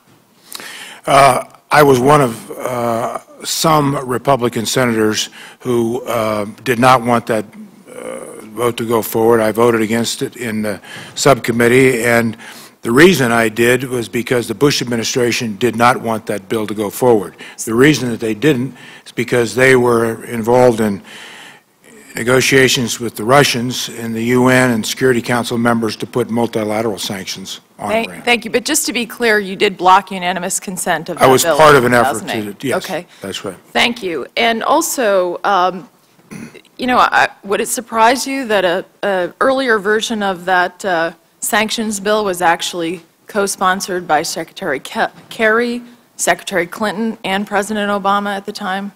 You were not a co-sponsor. Would that surprise you? Well, no, not necessarily. I didn't ever base my vote, Senator, on what everybody else thought or did. I voted based on what I thought was right. And also, we, of course, the sanctions that are in place now, that bill or its next generation passed the United States Senate after you left in a vote of 99-0, and no one in the Senate, in fact, voted against that. So that has been our clear policy of the bill, really the next generation of the bill that you blocked in the Senate. I want to ask you also about your position with respect to involvement in the Global Zero. I know many people have asked you questions about this. Here's what's troubling me. You've testified before this committee today that you've never been for unilateral nuclear disarmament. In other words, unilateral actions by the United States of America. Yet this report itself, which you call an illustration, its illustration or recommendation or however you want to frame it is to actually, there are many recommendations in it. One of them is to eliminate a leg of our triad, which is the land-based ICBMs. You would agree with that? That's the illustration that is contained in this report, or you call it an illustration, is that right? Well, I call it an illustration, Senator, because that's the term used at the front end of the report, not a recommendation. Well, let me talk about the other terms that this report uses, because this report twice, as Senator Sessions asked you, on page 1 and on page 16, says that the illustrations or this example given in this report, one of which is eliminating a leg of our triad, nuclear triad, could be implemented unilaterally. So here's what I'm struggling with. Why would you ever put your name on a report that is inherently inconsistent with what you're telling us today is that you've never been for unilateral disarmament as a possibility? Well, it's not inconsistent, I don't believe, Senator, but you use the term could. That's a pretty important operative word in the report. The report does not recommend we do these things. The report says could, illustrative, scenarios, possibilities, and you probably know the 4 other individuals who were involved in that report, mainly General Cartwright, former strategic commander, and Senator Hagel, I know we don't have a lot of time here. I don't dispute the qualifications or the service of the prior individuals, the other individuals that are involved in this report. But of all the illustrations and of all the coulds you could pick, this report says that the President could implement these unilaterally, although that's inconsistent with what you say is your position, yet you signed off on this. This report also says of all the illustrations you could have picked, the illustration is eliminating a leg of our nuclear triad. So one thing that troubles me is that of all the things that this group could have picked as what you call an illustration, is a significant reduction in our nuclear deterrence. So to me, I view that as troubling and inconsistent. And one thing I would hope you wouldn't do as Secretary of Defense is to sign off on a report that would say something like unilateral, like this one does, that could be implemented unilaterally, that's different than your philosophy or our policy. Well, as Secretary of Defense, I won't be signing off on reports in the same way as a private citizen, obviously. I will have a different kind of responsibility if I'm confirmed by the Senate. But I don't think that there's anything that also changes my position in that report, because it was a letter sent, which you may have, to the President of the United States. Just so we're clear, and I don't want to interrupt you, but just we don't have a lot of time. Just so we're clear, you don't view what you're telling us today and the language in this report as inconsistent? I do not, because it wasn't a recommendation. The report also says, and the authors of it have always said, none of this can be any reductions unilateral, just like any strategic arms reduction treaty that we've signed. Both Republican and Democrats have led on that. Has to be bilateral, has to be verifiable, has to be negotiated. I've always been there, and that's where we have been on this report. Okay, thank you. May I follow up on the discussion about containment, nuclear containment with Iran? And I wanted to, there seemed to be, first question I would have is, you said very clearly to Senator Levin that you believe that a military option should be on the table with respect to Iran. In fact, I think you said, I do, I have, and I strongly agree in terms of that being one of the options the President of the United States would have in addressing Iran, is the language that you said. Can you help me understand, when you went to Islamabad, Pakistan, in 2006, you said at that time that a military strike against Iran, a military option is not a viable, feasible, or responsible option. And it strikes me as that what you're saying about the military option now, and even seems inconsistent with that statement. And why would you make that statement in Pakistan, that it's not a viable, feasible, or responsible option, in light of your statement today that you do, I have, and I strongly agree that a military option should be on the table? That statement was made in the context of all options regarding Iran, and Pakistan was where I was at the time, and the larger context of that was nuclear powers, which certainly Pakistan is part of that club. And not unlike what Secretary Gates said about a strike on Iran, my point was that this would not be a preferable option. There would be consequences to this option. Things would happen as a result of it. If we could find a better option, a better way to deal with Iran, to assure they do not get nuclear weapons, then we're far better off. That was the context of that statement. Senator Hagel, I know that my time is up, and I know we'll have an opportunity for a second round of questions. But as I see your quote, it didn't say preferable option. It said was not a responsible option, and I view those words as having a very different meaning. So I look forward to following up in the subsequent round of questioning. Thank you. Thank you, Senator Ayotte. Senator Manchin.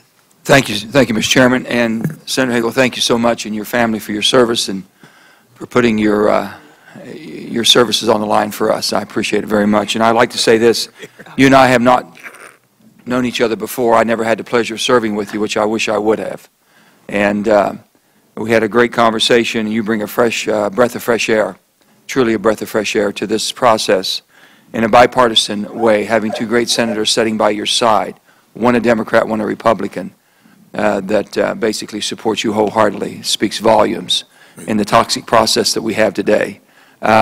With that being said also, everyone's been so fixated on your past, what you've said, and I think I've come to learn in a very short time I've been a senator, that this town and this process and this body has become almost a guilt by conversation. With that being said, I respect you being the person to be able to say what you thought needed to be said. You voted the way you thought you should be voting for your constituents in your country, and you weren't really driven by your party or by any pressure groups. I can't tell you how much I wish I would have served with you. Sometimes I feel very lonely. With all that being said, sir, we're asked to consider you as a part of a cabinet. Is there anything that would lead us to believe that you wouldn't follow the orders that were given? No. I understand clearly the responsibilities of Secretary of Defense. As I said in my opening statement, those responsibilities are very serious. I don't know of many jobs that are more serious. And I would obviously always make every decision for the Defense Department and my advice to the President based on only one thing, and that's the security of this country. I look back at your record. You and I come from the same era. We're very close in age, and I remember the Vietnam era very well. And that, I think, shaped all of us to a certain extent of how we looked after post-Vietnam, of how we would have looked at it if we'd have known what we knew before. And I'm sure that kind of guided you as you looked at the Iraq. I saw the information that we were given. If I'd have been a senator, probably, I might have voted also, like many people that were misled. But after having seen 5 or 6 years of that unfortunate scenario play out, the surge, and I know where you're coming from. Would you say that your experiences in Vietnam and looking at basically what sometimes misguided our misguided mission had been shaped a lot of your positions today? Well, there's no question that, as I have said this morning, that my experience in Vietnam very much guided the questions. And I think I noted a couple of times in my opening statement that it was one fundamental question that I always ask: was the policy worthy of the men and women that we are asking to make the sacrifices? And I know there are differences of opinion. You mentioned Iraq.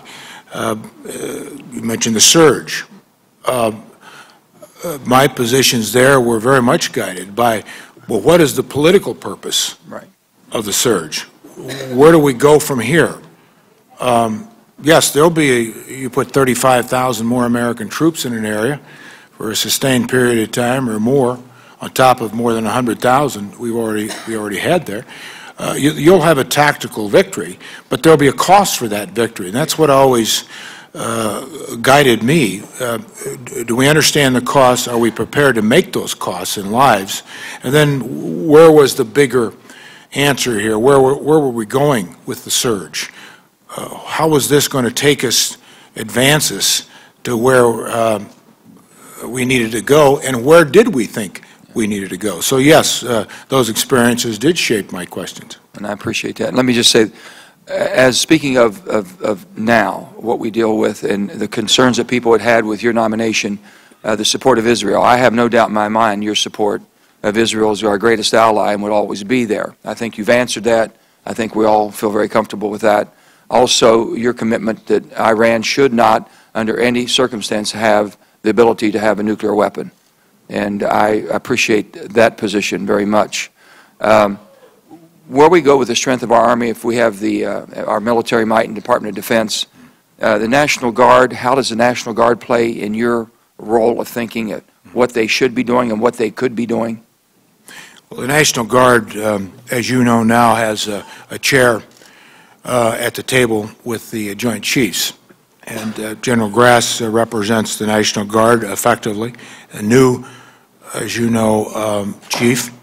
But their role will continue to be important, as will the reserves. I think we saw over the last 12 years of war how important our National Guard is and the reserves. We could not have conducted those two wars without the National Guard and reserves.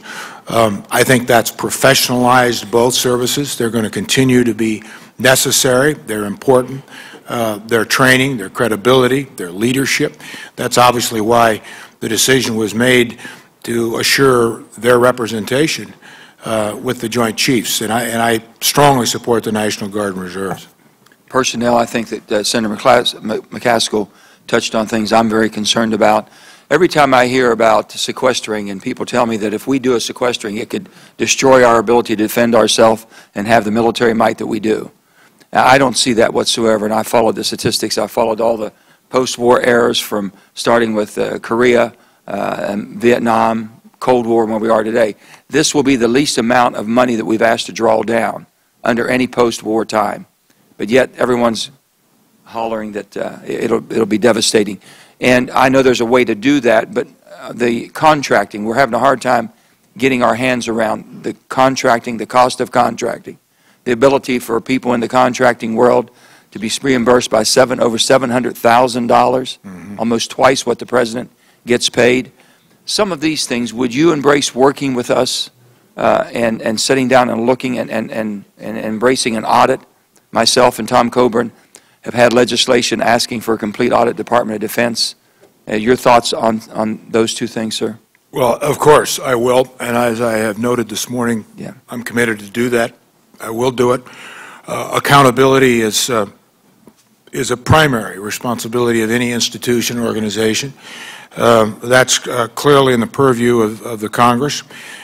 We have to do it. We've got to improve in the process. We talked a little bit this morning about the astounding amount of waste, fraud, and abuse the Inspector General, Special Inspector Generals of both in Iraq and Afghanistan have found.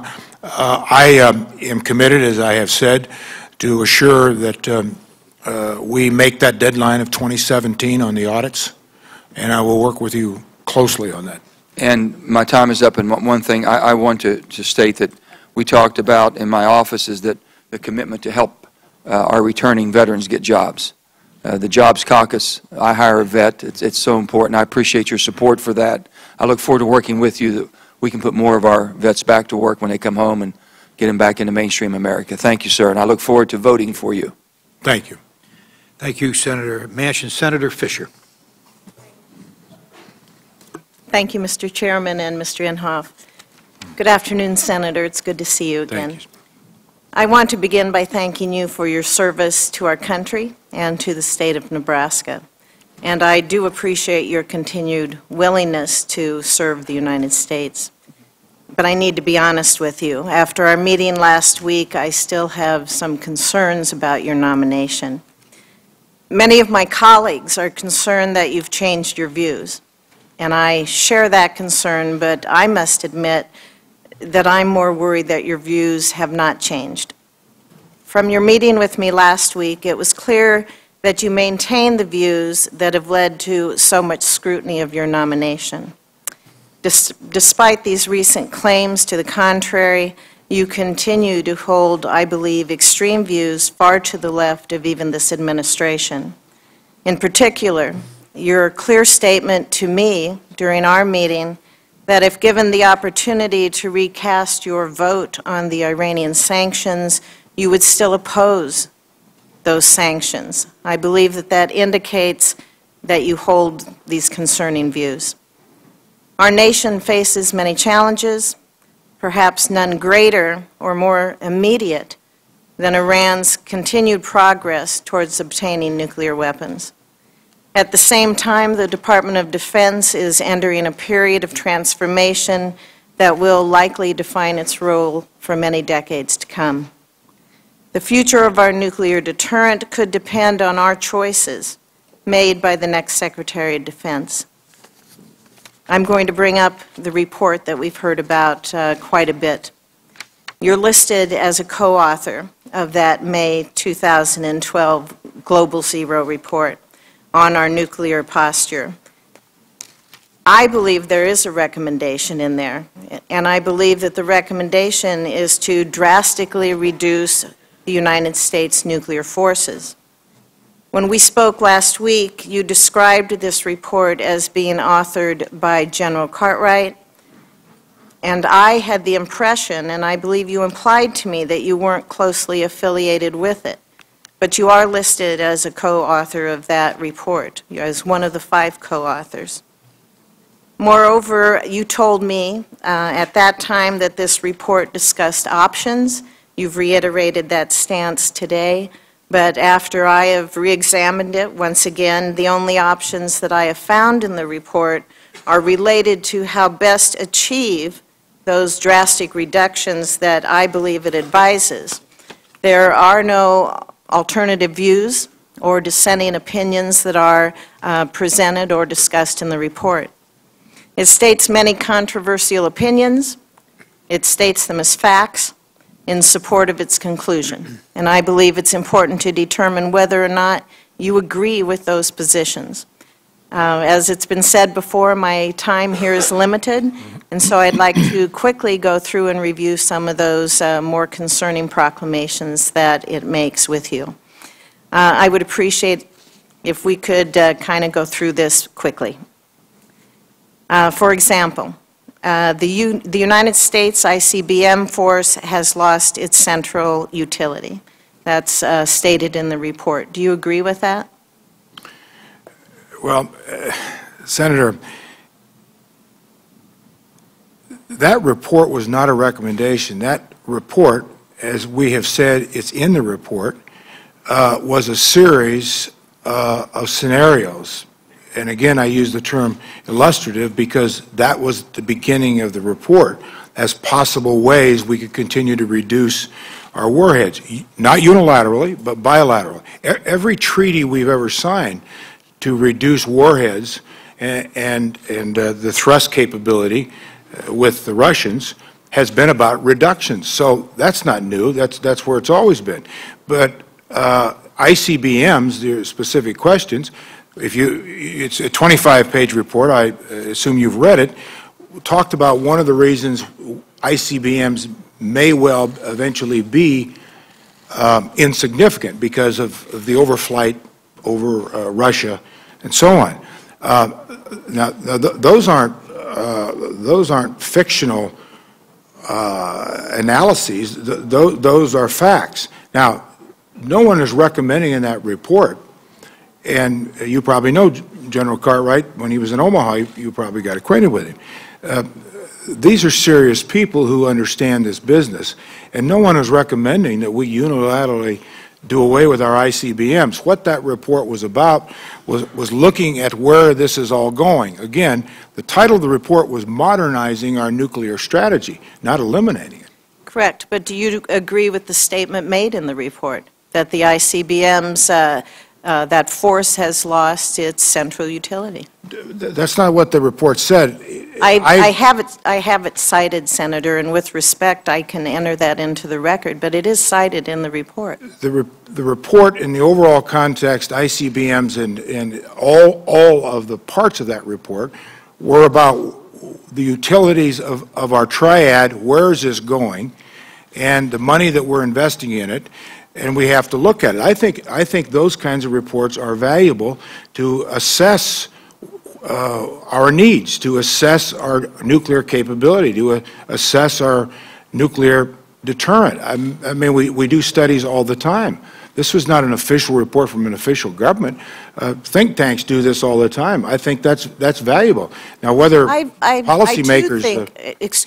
I too think that reports from various organizations, think tanks, individuals, groups, I think those are all very important in getting information and opinions out there. But when you co-author a report, I think you should be able to answer if you agree with statements that are made in the report. I do not agree with any recommendation that would unilaterally take any action to further reduce our nuclear warheads on our capability. But again, that's not what the report said. But I do not agree with that. Every option that we must look at, every action we must take to reduce warheads or anything should be bilateral. It should be verifiable. It should be negotiated. Every action that this country takes needs to be bilateral? I didn't say that. I said the nuclear capabilities in our warheads. When we were talking about reducing warheads, as every treaty we've signed with the Russians has been bilateral. It's been verifiable. Ronald Reagan said it best, trust but verify. And I think that's the key word. He also said, as I said this morning, we should wipe nuclear weapons from the face of the earth. I think almost every president has agreed with that, including, by the way, this president has seen this report.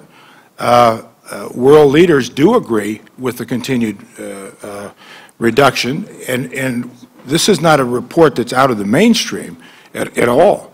President Obama has said in his Prague speech in 2009 that was his goal, as Ronald Reagan did, as many presidents. Thank you. If I could continue on this vein of questioning, please. Also, as I read the report, it calls for all U.S. tactical nuclear weapons to be eliminated over the next 10 years and asserts that their military utility is practically nil. Do you agree with that statement? Senator, I don't believe it calls for. These are scenarios and schedules and possibilities and options. But none of this could ever happen unless it would be negotiated, bilateral, and verifiable. And that was part of a letter that the Global Zero Growth Group sent to the President 2009, specifically stating that. If I might give you a more recent example of that. Senator Feinstein's subcommittee... Just a quick one, please.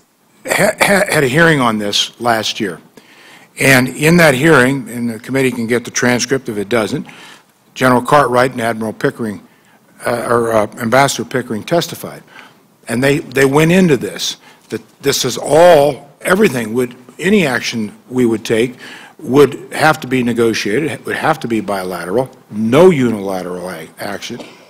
And they made that point again on the record in front of Senator Feinstein's subcommittee. And I support that. I agree with that. Okay. I have another statement from the report. The United States ICBM Rapid Reaction Posture remains in operation and runs a real risk of accidental or mistaken launch. I think that statement's pretty clear. Do you agree with that?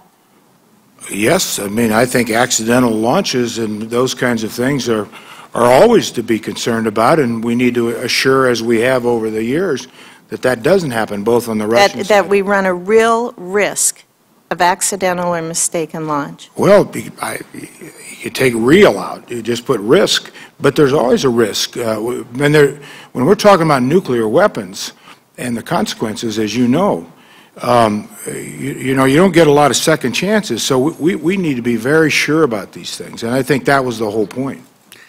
I think you need to save any additional questions for the second round if you would. Oh, I'm sorry, I don't. Thank you. You may not have gotten the card. I'm sorry if you didn't. Thank you very much. Thank you, Senator. Thank you very much, Senator Fisher. Senator Gillibrand. Thank you, Mr. Chairman. Thank you, Senator Hagel, for testifying today. I appreciate that you've brought your family with you. I appreciate the support of your wife. I'm going to submit several questions for the record because they're important to me as the senator from New York, particularly about New York bases, cybersecurity, and children of military families with disabilities. But today I want to focus on the most urgent issues from my perspective. I want to talk more about your thoughts on Israel and Israel's security. I want to talk about Afghanistan, and I want to talk about personnel issues. So on Israel, obviously our relationship with Israel is tremendously important. Israel, and we are fundamentally tied to them because of being such a strong democracy in the Middle East and having our national securities very much being tied in many ways. We talked quite a bit about Iran, and you've clarified your position that containment is not an option. I'm concerned about a statement you said with regard to Iran. A nuclear Iran is an existential threat to the United States as well as Israel. The Iranian government has been responsible for the deaths of U.S. service members, an attempted attack on U.S. soil, the funding, training of terrorist groups. Their latest in a long list of direct threats to Israel came just today. So I want to make sure that in your statement earlier today, with regard to whether Iran is legitimate, I can understand if you meant it's a legal entity that has international relations and has diplomatic relations and is a member of the UN, but I do not see Iran or the Iranian government as a legitimate government, and I'd like your thoughts on that. Thank you, Senator. What I meant to say, should have said, it's recognizable. It's been recognized, is recognized at the United Nations. Most of our allies have embassies there. That's what I should have said, and thank you. You're welcome. With regard to Israel, Israel's security is very important, and I've been one of the strongest advocates for our alliance, fighting for more increases in missile defense cooperation, as well as coordination on a number of the technology programs that are fundamental to Israel's security. Last year, Iron Dome more than proved itself as missiles from Gaza continually headed towards Israel. In December, Ranking Member Inhofe and I successfully pushed for full funding of the U.S.-Israel Cooperative Missile Defense Systems. Will you personally support robust funding for Iron Dome, David Sling, and other programs? Will you also, if we have to have a continuing resolution, the funding for Iron Dome will be well below the authorized amount for fiscal year 2013. In such a case, will you recommend either reprogramming other funds or sending forth an anomaly budget requesting to fully cover our commitment to this program? First, I fully support and will continue to fully support Iron Dome and Arrow and David Sling. As to a commitment to the second part of your question, I would have to better understand what our restrictions are going to be in our budgets before I could make any decisions like that, and I would have to talk with our chairman of the Joint Chiefs and each of the chiefs, and want to better understand, depending on how bad and deep this sequestration might get.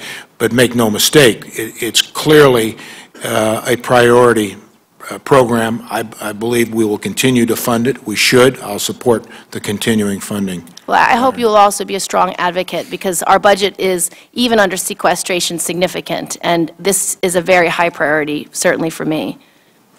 Well, if I'm confirmed, we'll work together, as I will with this committee, on this and other issues. Thank you. A number of members were just in Egypt, and we met with President Morsi. And obviously, we are very concerned about the Sinai becoming a route for arms, coming straight from Libya, going to terrorist groups.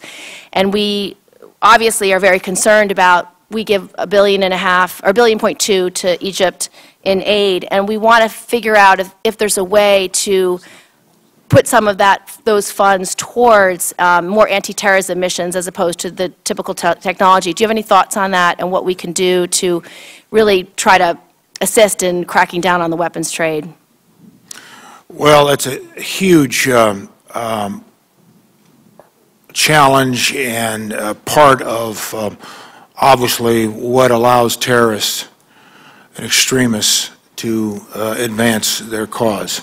Maritime security, piracy issues I mentioned in my opening statement, that's all part of of why we need to rebalance resources and why we need the kind of flexible, agile resource base, in particular our Navy, to be able to do this. It also is going to continue to take cooperation with our allies. We can't do this as good as our intelligence is, best in the world, military best in the world. We're the largest, wealthiest country in the world. But we have to work with allies, and we've got to find that through intelligence before it gets beyond the capacity to be used to do damage against the interests of this country and our allies. Well, as Israel is one of our most important allies, one of the growing risks we have now is Syria, particularly chemical weapons being not properly locked down. And there's concern, and obviously with what happened yesterday, I suspect that there's been very close cooperation between our militaries on contingency plans with respect to Syria's chemical weapons. But will this be something that you can focus your concern on because of your past statements about the Israel-Hezbollah war in 2006? Is this something that you will also commit to and keeping this alliance strong and making sure we have a strong contingency plan with regard to any chemical weapons coming out of Syria?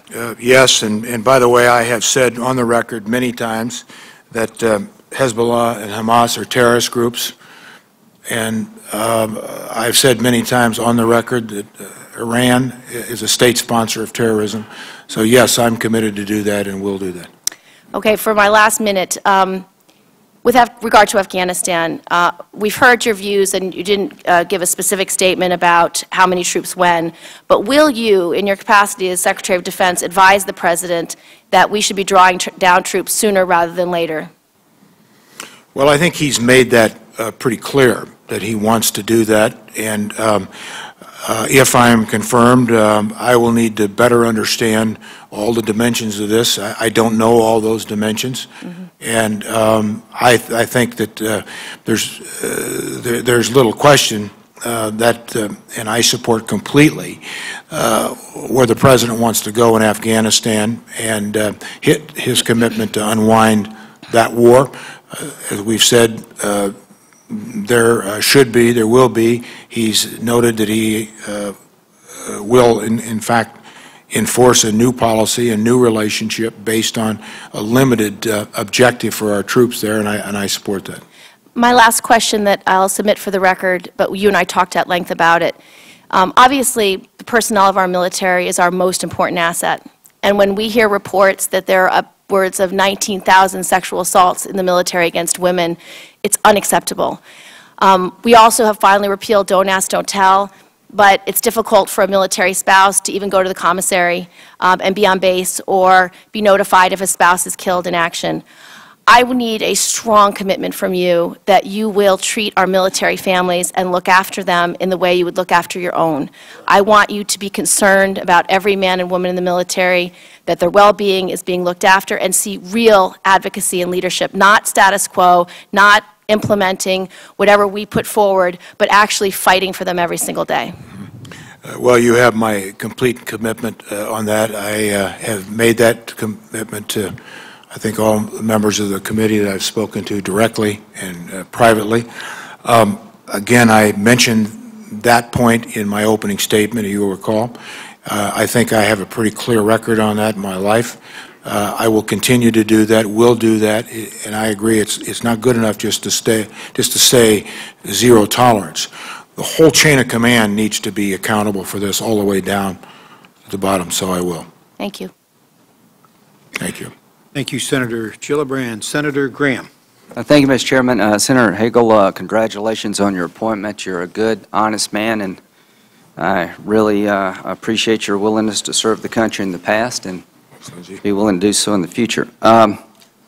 What percentage of GDP do we spend on defense? Well, we're, I think, it's probably 5% now in that area, and our budget, our discretionary budget is that historically high or low? Well, I think generally depends on real dollars and wars, but... Are we at war? we're at war in Afghanistan. We're at war around the world with active.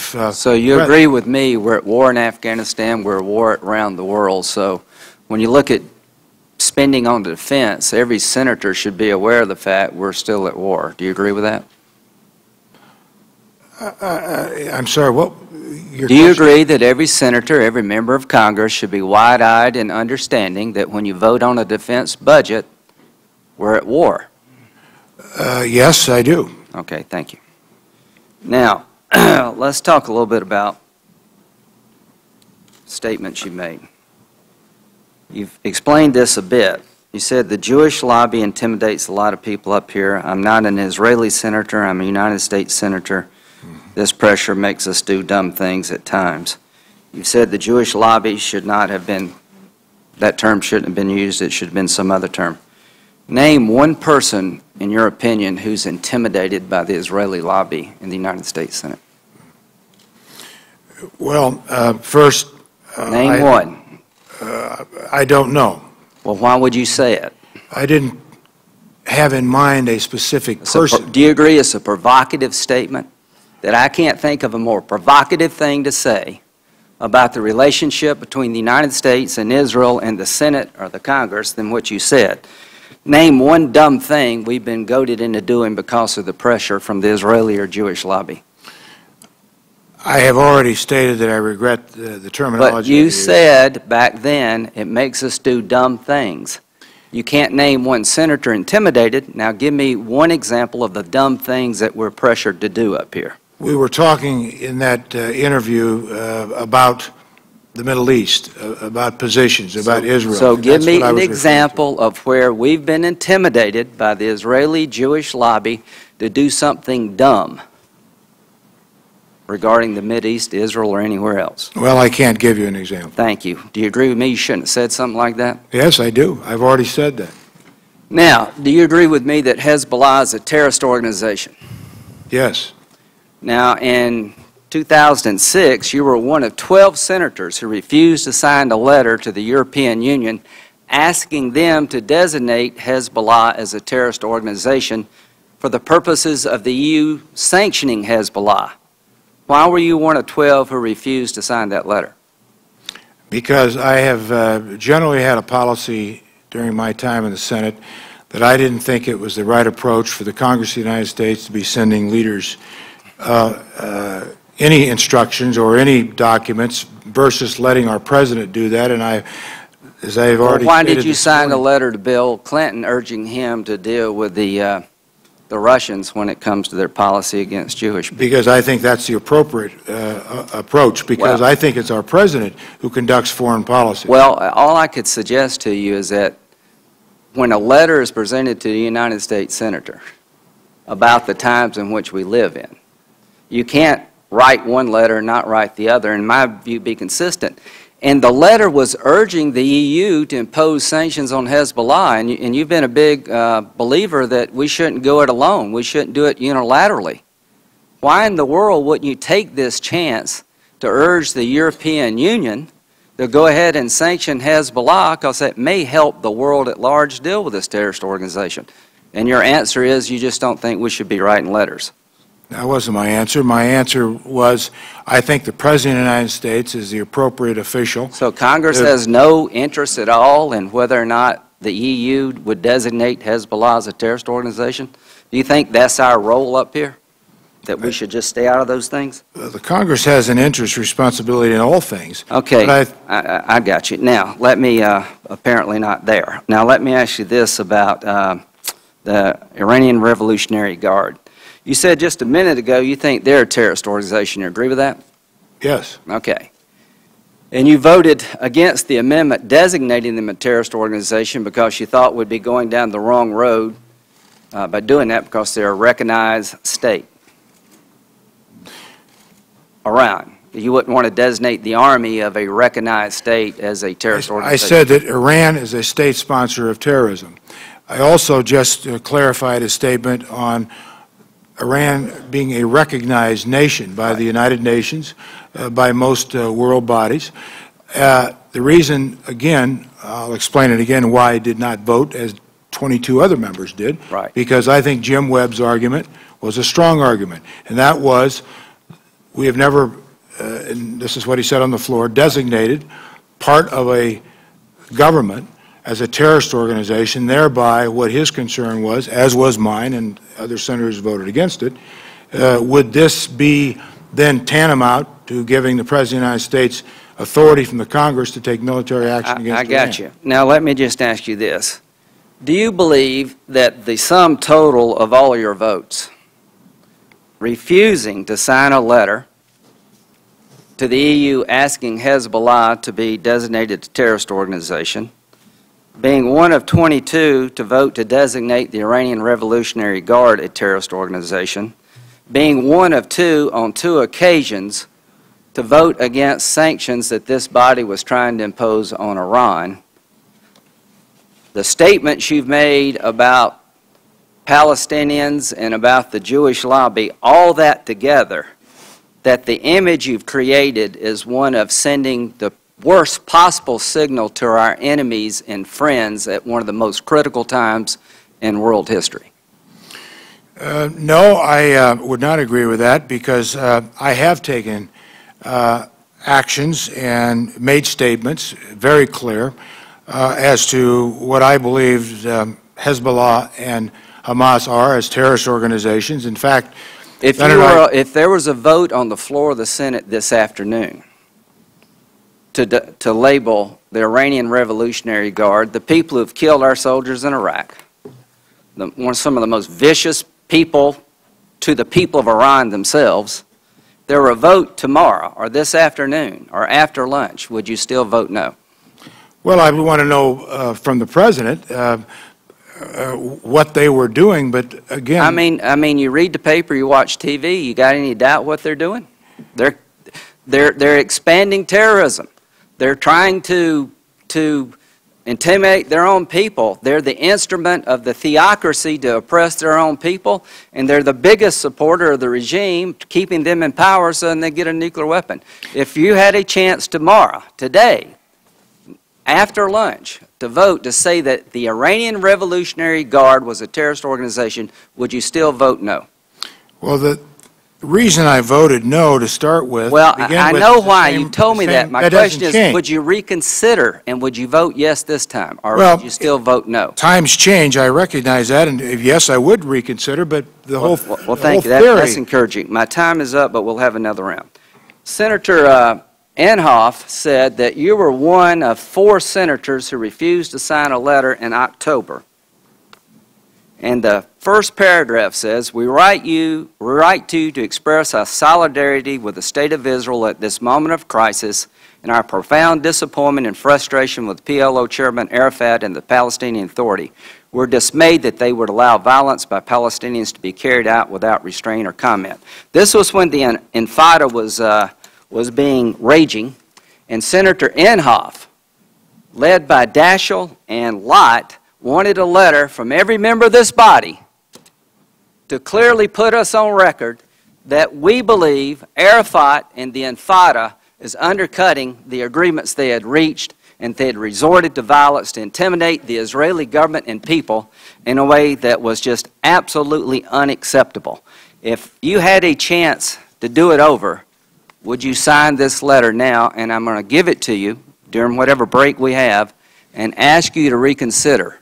I would ask you, Senator Hagel, to tell the country, the world at large, particularly the State of Israel, you made a mistake by not signing that letter. Who is the letter to? I think it goes to the President. Is that who it was to? It's the President. Well, I will look at it. I don't recall the letter, and I will look at it and give you an answer. Well, all I can say, it was a very big deal at a very important time. And the lack of signature by you runs chills up my spine, because I can't imagine not signing a letter like that at a time when it really mattered. And we will continue this conversation. Thank you. Thank you, Senator Graham. We now will go to Senator Blumenthal. Thank you, Mr. Chairman. And I want to join Senator Hagel in thanking you for your service, thanking your family, and expressing appreciation not only to to you for your service in uniform, but also afterward to our veterans, which people may not appreciate as much as they do your military service, but I think is every bit as important to our nation. And I just want to say about that letter, I wasn't here when the letter was circulated. I would have signed it, but I would certainly join in urging that you reconsider and commit to the statement of support in the letter for the State of Israel. And if it's appropriate now and applicable to today's events, I hope you will consider expressing your support for it. You know, I noted in your opening statement that no single quote and no single vote define you in the entirety, and perhaps not as a whole, but votes and quotes do matter. And I think that the questions about what you've said and what you've done in the past are entirely appropriate, and I think also reconsidering or your views evolving is also appropriate. And I'm going to be submitting questions on some of the topics that you've heard. You and I have discussed some of these questions. I might say your private meetings with members of this body have been very productive and effective, as you've seen in some of the comments that have been expressed here. And so the more we hear from you, I think the better you do on many of these issues. I want to begin by talking about one issue that concerns our veterans, particularly our Vietnam veterans. Many Vietnam veterans in Connecticut and around the country received less than honorable discharge as a result of conduct that was a direct consequence of PST at a time when PST was not a term, not diagnosed, not treated. But they have to live with the consequences of a less than honorable discharge. They have to live with fewer benefits often. And I would like a commitment from you that the Department of Defense will reevaluate and revisit perhaps some of those individual cases as well as its general policies to take account of the fact that we now know that many of those veterans during the Vietnam era suffered from PST or related kinds of injuries. Well, you have my commitment to do everything I can about that. I understand the issue pretty well. Been working on this issue long before I actually ever got to the Senate, so I will. Thank you. Thank you. And I would like the same kind of commitment that you've expressed very persuasively on the repeal of Don't Ask, Don't Tell on the issue of sexual assaults. This issue bedevils the military. I don't know whether you've seen an excellent documentary called The Invisible War. Yes. And I know you're familiar with this issue. I commend you for what you've said to me privately, and I would ask that your commitment not only to the prosecution and holding accountable people who are involved in this criminal conduct, but also to the victims so that they receive the kind of services that in the civilian world many of them do through victims advocates in the courts and similar kinds of roles played. So both to prosecution, effective, vigorous, zealous, but also to protection of the victims. Can you commit to that? Absolutely, I'll commit to that. Thank you. Thank you. On the strategic issues, I wonder if I could talk to you for a moment about submarines, which you and I discussed privately briefly.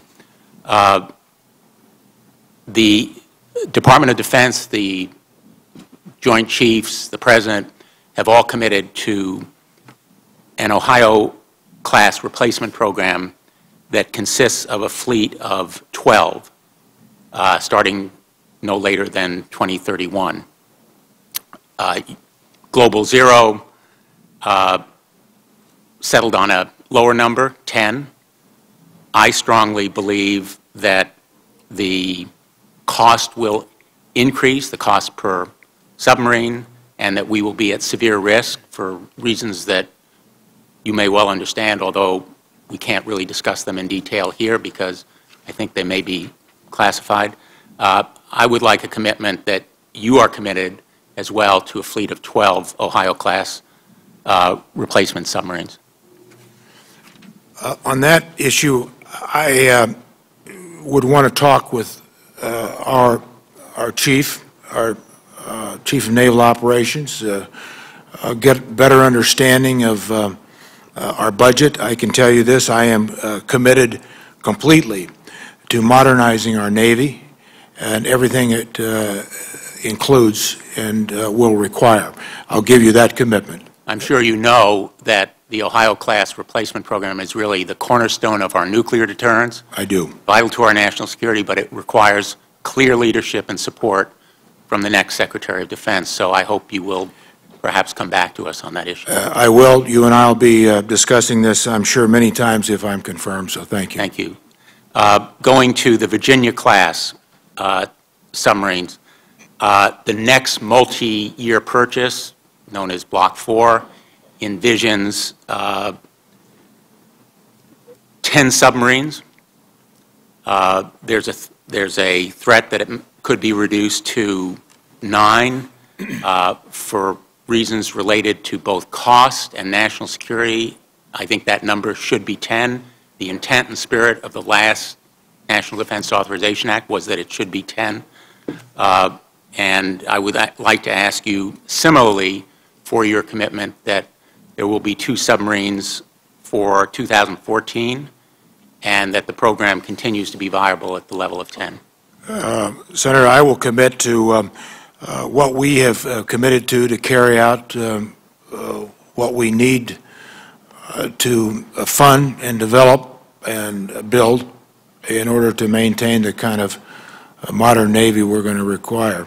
Those submarines, as you note, are cornerstones to that security. They are absolutely vital cornerstones, essential building blocks to our national security as we move to the Pacific Asia theater and seek to advance our interests there. They have the intelligence and reconnaissance and surveillance capability as well as you well know, counterterrorism importance. So I hope that that effort will continue, and I appreciate your commitment. Let me just finish with a question that I think goes back to the contracting area where you were asked questions before.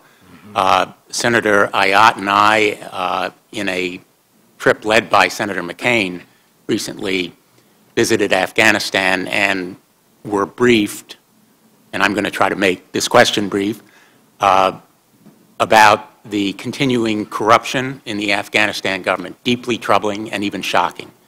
But equally so is the waste of American taxpayer dollars, in part because of the procedural roadblocks to enforcement of Section 841. I'm not going to quiz you on 841, so you can take a deep breath there. But 841 is designed to protect American tax dollars from corrupt contracts that, in fact, go to benefit the enemy. And we are working revisions that will make more effective the procedures for terminating those contracts, getting back American dollars, extending those protections to non-defense dollars, and I hope that we can have your commitment as well to work with us on that area. You have my commitment, and I will enthusiastically work with you in this area. Thank you. Thank you. I appreciate your frank and forthright answers, and I don't know whether I'll be here for the second round of questioning, but I want to express my sincere gratitude to you for your willingness to serve and your patience and forthrightness in answering all our questions. Thank you. Thank you, Senator Blumenthal. Senator Blunt.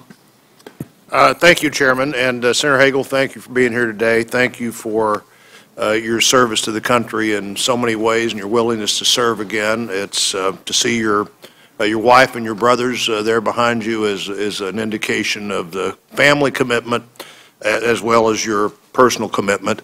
You know, there's several things that I may get to in a second round on Iran and sanctions. I was very involved in that unilateral sanctions effort when I was in the House. We drafted some of that legislation in my office when I was in the House.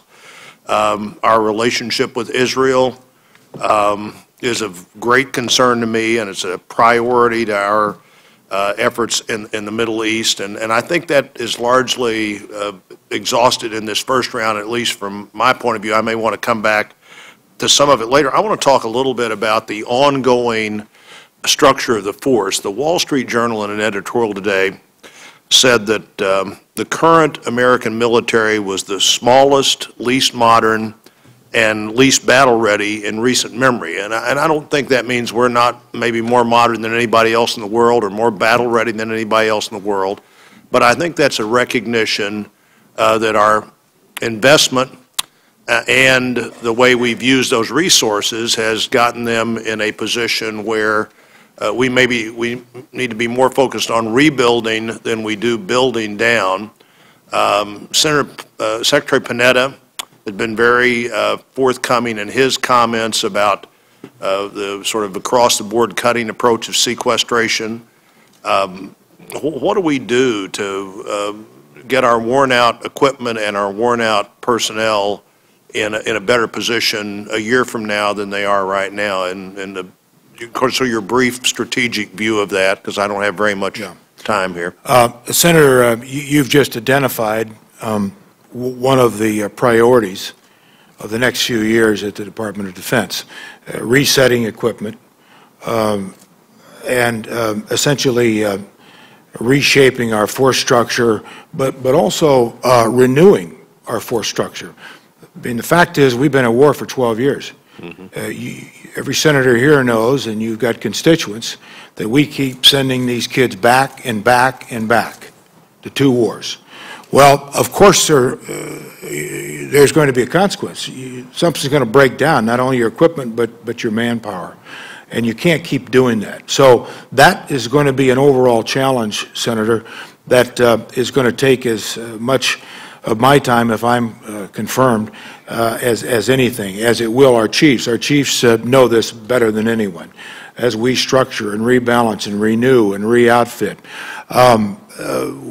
we've got, I believe, a force structure that's as capable as ever. I mean, I don't accept that our force structure is somehow behind or not modern or not capable. I don't think that's true. I think the point that the editorial was making was not that we were behind, but we are not at the quite as far on the cutting edge as we may have been, and I would hope you and I would both want to see us get there. Let me ask a question about that. Secretary Gates said recently that one of his big concerns was that we repeat the mistakes of what I think he referred to as a procurement holiday that we took in the 70s and then to some extent again in the 90s. And we spent a lot of time in the 10 years after that trying to get built back up to where we'd hoped to be. How in these discussions of cutting do we keep the lines open? Do we keep our effort ongoing? And one of the things that I know quite a bit about is the F-18 line, because it's in St. Louis, Missouri, where Boeing military is. And I do know that if you ever close that line down, so we're always talking about, well, what other country needs some version of this, and how do we keep our capacity at a time when there's this talk about cutting, and not just cutting, but sort of cutting everything a little bit, which means that some of the things that get cut a little bit, I think, disappear because they can't survive if they're only partly there. Well, Senator, you have just again identified one of the great challenges that lies ahead, and that is maintaining our industrial base.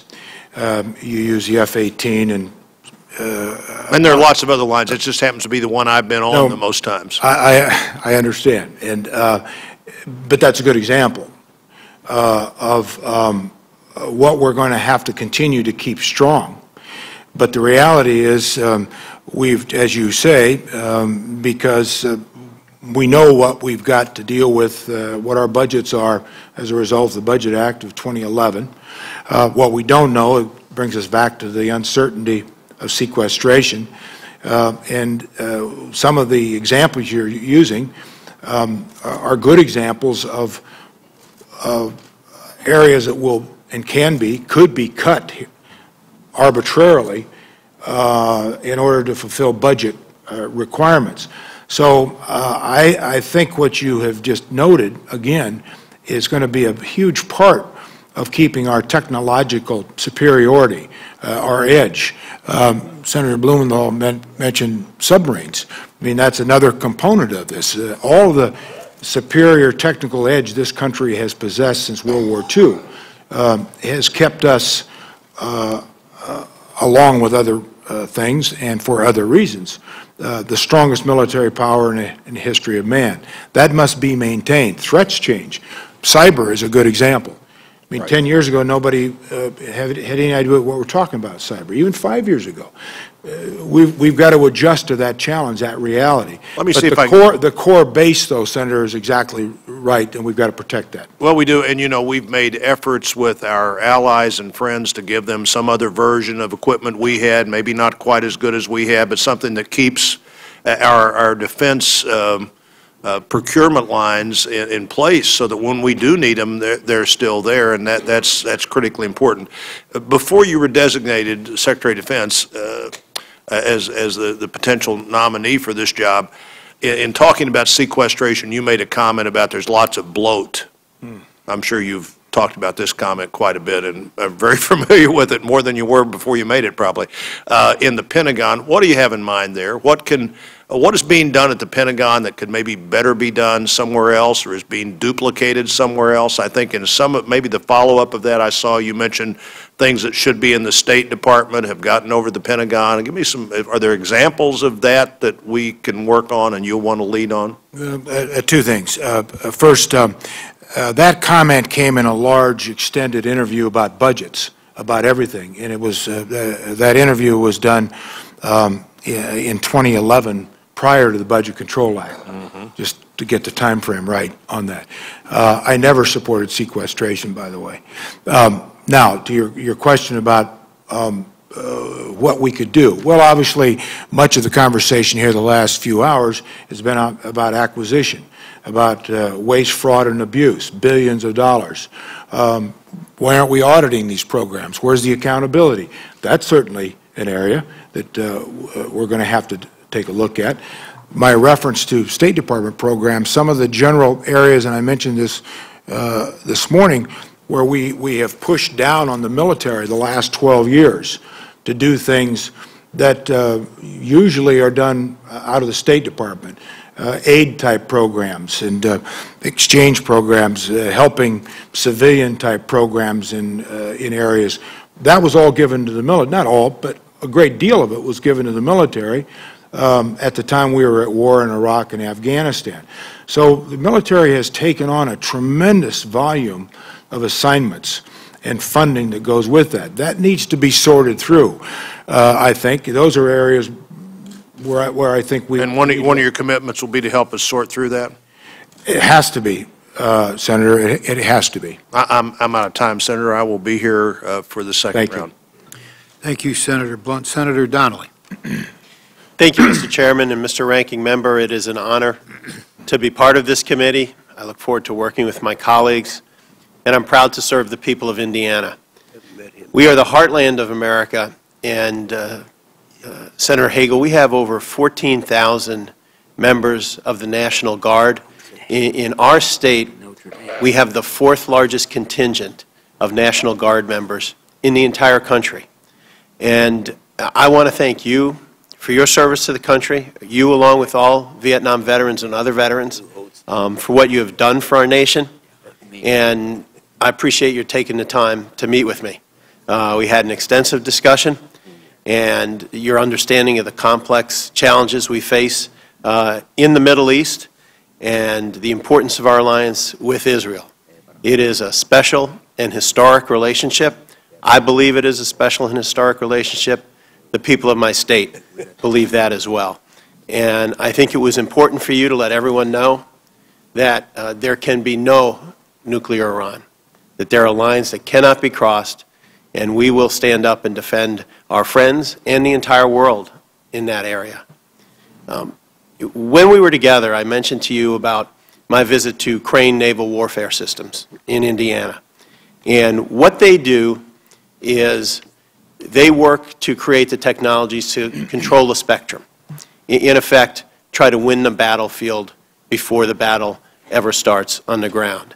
And so we were wondering what can be done in this time of challenging budgets to ensure that in the area of technology, in the area of spectrum, we can maintain our budget so that, as I said, before the war has ever started on the ground, we have won it on the spectrum level. And how critical is that in terms of your planning in the Defense Department? But Senator, I think that focuses on as much the core challenge that the Pentagon has in front of it as any one thing. This committee is going to be particularly important to help the leaders of the Pentagon sort through that, because as evidenced in the whole series of questions that have been asked today, Senator Blunt's most recent questions, this is a time of priorities. Budgets drive that, but missions should always drive everything. And what are going to be our missions in the Defense Department over the next few years? How are we going to resource those missions? What are the priorities going to be? And it's the entire universe of what the responsibilities are and how do we carry those responsibilities out to secure this nation. So your general questions, and most of the questions asked here today, have been about this until I would get over it to the Pentagon, if I'm confirmed, and understand more of the specifics and work with the chiefs and get a better grasp of exactly what we've got. I won't be in a position to be able to say this, or we'll do this, or we won't. Obviously, that's why I say this committee, the authorizing committees, are going to be particularly important. And my next question probably ties into that as well, which is, as I mentioned, we have over 14,000 members of the Guard in our state, Army Reserves, and they have done tour after tour after tour in Iraq and in Afghanistan. And as we wind down, I think it is critical to make sure that we have a strategic plan for the Guard in the future, so that the Guard we have today, equipment-wise, it's struggling on equipment. We have to upgrade not only our vehicles, but in other areas as well. And so I guess the question is, how do you view the mission of the Guard in the years ahead? Well, as you know, during our conversation and a couple of the questions I've had here today on the Guard, I've said I am committed to a strong National Guard. It is an essential part of our force structure going into the future. And again, I think it was proven quite clearly and effectively the last 12 years. That will be maintained. And again, I think further evidence of that, putting a chief of the National Guard into the Joint Chiefs. So you have my commitment that I will be continually focused on that integration and the upgrading in every way. I've had the privilege of working with General Shinseki in recent years on veterans issues.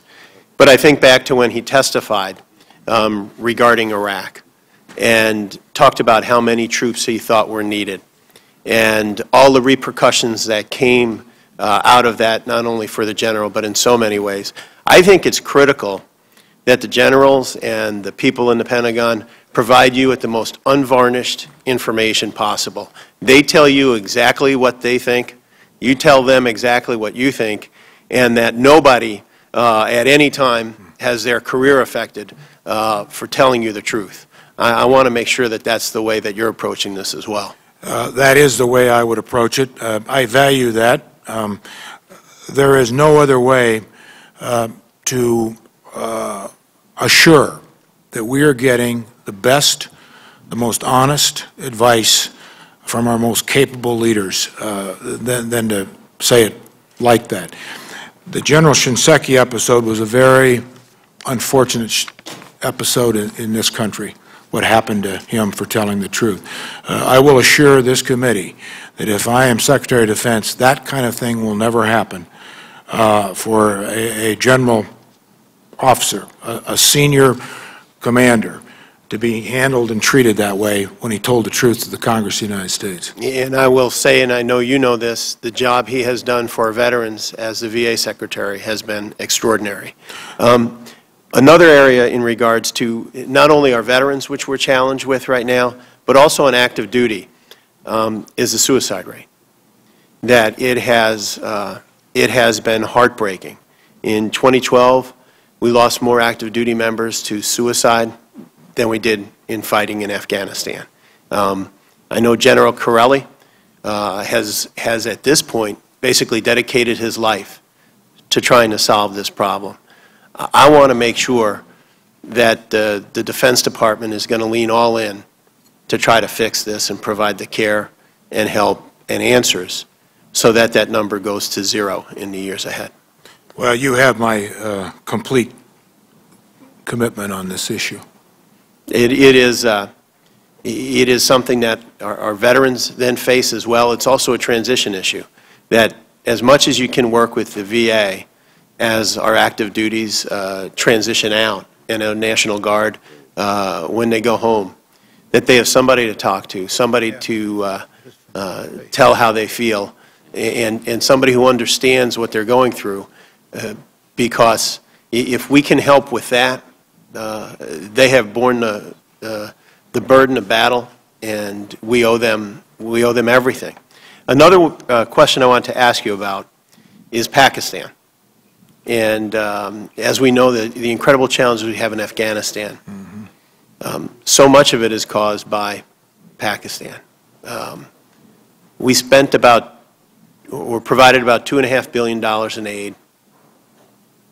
Do you think those were dollars well spent? Pakistan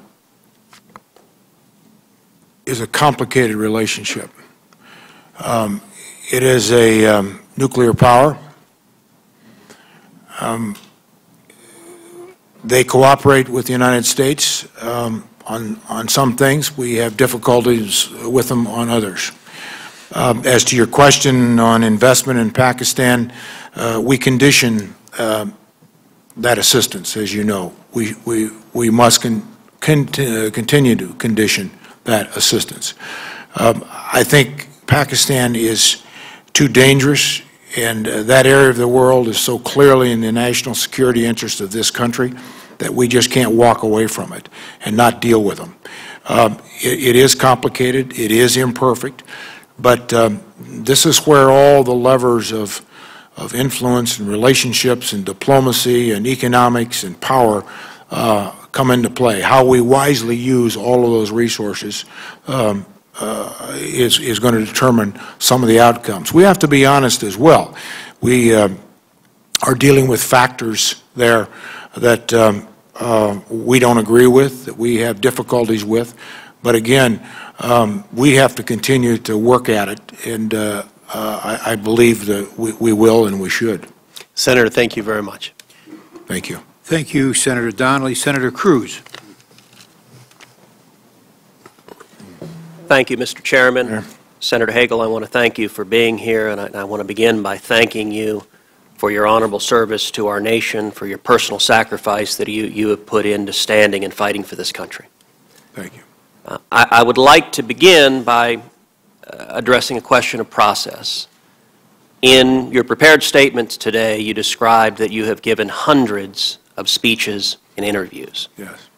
This committee asked you in this process to submit those speeches in the last 5 years, and in response to that, you handed over a total of 4 speeches.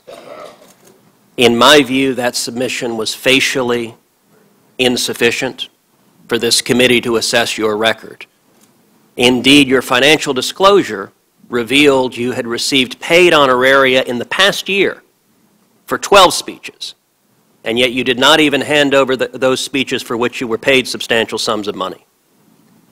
Beyond that, 2 days ago, 6 senators, including Ranking Member Inhofe, sent you a letter asking for financial disclosure.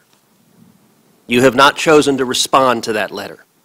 That letter in particular asked about the private organizations that have paid you over the past 5 years and the degree to which any of those funding sources have come from foreign countries, foreign nationals, foreign sovereign debt funds.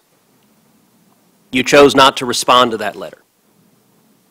In my view, unless and until you respond to the requests of members of this committee does not have a proper record on which to assess your confirmation, and I think we need full disclosure and adequate time to assess that. Now, I'd like to ask initially a point of clarification. With respect to the International Criminal Court, do you believe the United States should become a party to the International Criminal Court? Senator, may I quickly respond to your first comment? No, I'd like you to answer my question. My time is limited. That question is one that I am most likely not going to be dealing with as Secretary of Defense. It's a simple question. Do you think we should be a member of the International Criminal Court? Yes, sir. I'm asking for your judgment on whether the United States should be a party. I support where the United States is today. So we are not a party today. You think we should not be a party. Is that a correct statement of your position? Yeah. Okay, thank you. I'd like to draw your attention to an interview you did in 2009 with Al Jazeera. And with the chairman's indulgence, if we can play an excerpt of that interview.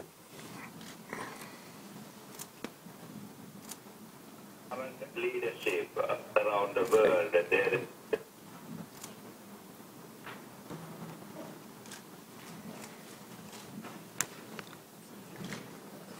This is Molly from London. Go ahead with your question. Hello, sir. Good evening. It's a very good proposition. But first of all, I believe, very strongly I believe, the current leadership around the world, there is a moral failure going on. Unless they have a moral capacity to talk and do what they talk. For example, if you look at Palestine, there is a war crime and they are not dealing with it. But in Sudan, they are dealing with it and they are really biased justice. And if you look at Sri Lanka, the Tamils being killed, there is a genocidal war going on in Sri Lanka. Nothing being done. So there is a total moral Molly, what is your question with regards to the issue we're talking about, the reduction of nuclear weapons? My question is that leaders, there is a total moral failure. Unless we bring these leaders to a moral standard, nothing can be done. That's my question. What do you think about it? Okay, thank you. Let me put that to the Senator.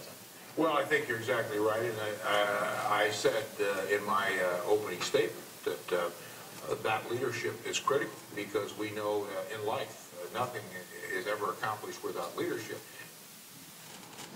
Now, in that excerpt, Senator Hagel, the caller suggests that the nation of Israel has committed war crimes.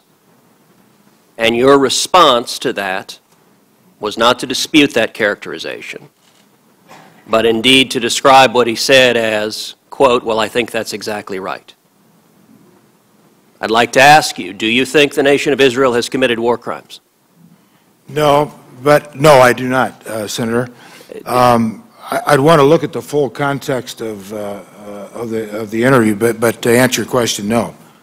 I mean, the context of that question, we played the entirety of it, and I wanted to give you that context so you can hear the question and you can hear your response. I would suggest that a suggestion that Israel has committed war crimes is particularly offensive, given that the Jewish people suffered under the most horrific war crimes in the Holocaust.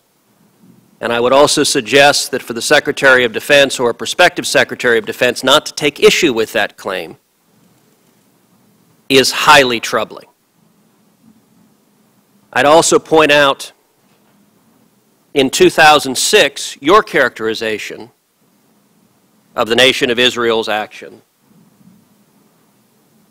and that was in a speech on the floor of the Senate, you referred to Israel's military campaign against the terrorist group Hezbollah as a, quote, sickening slaughter.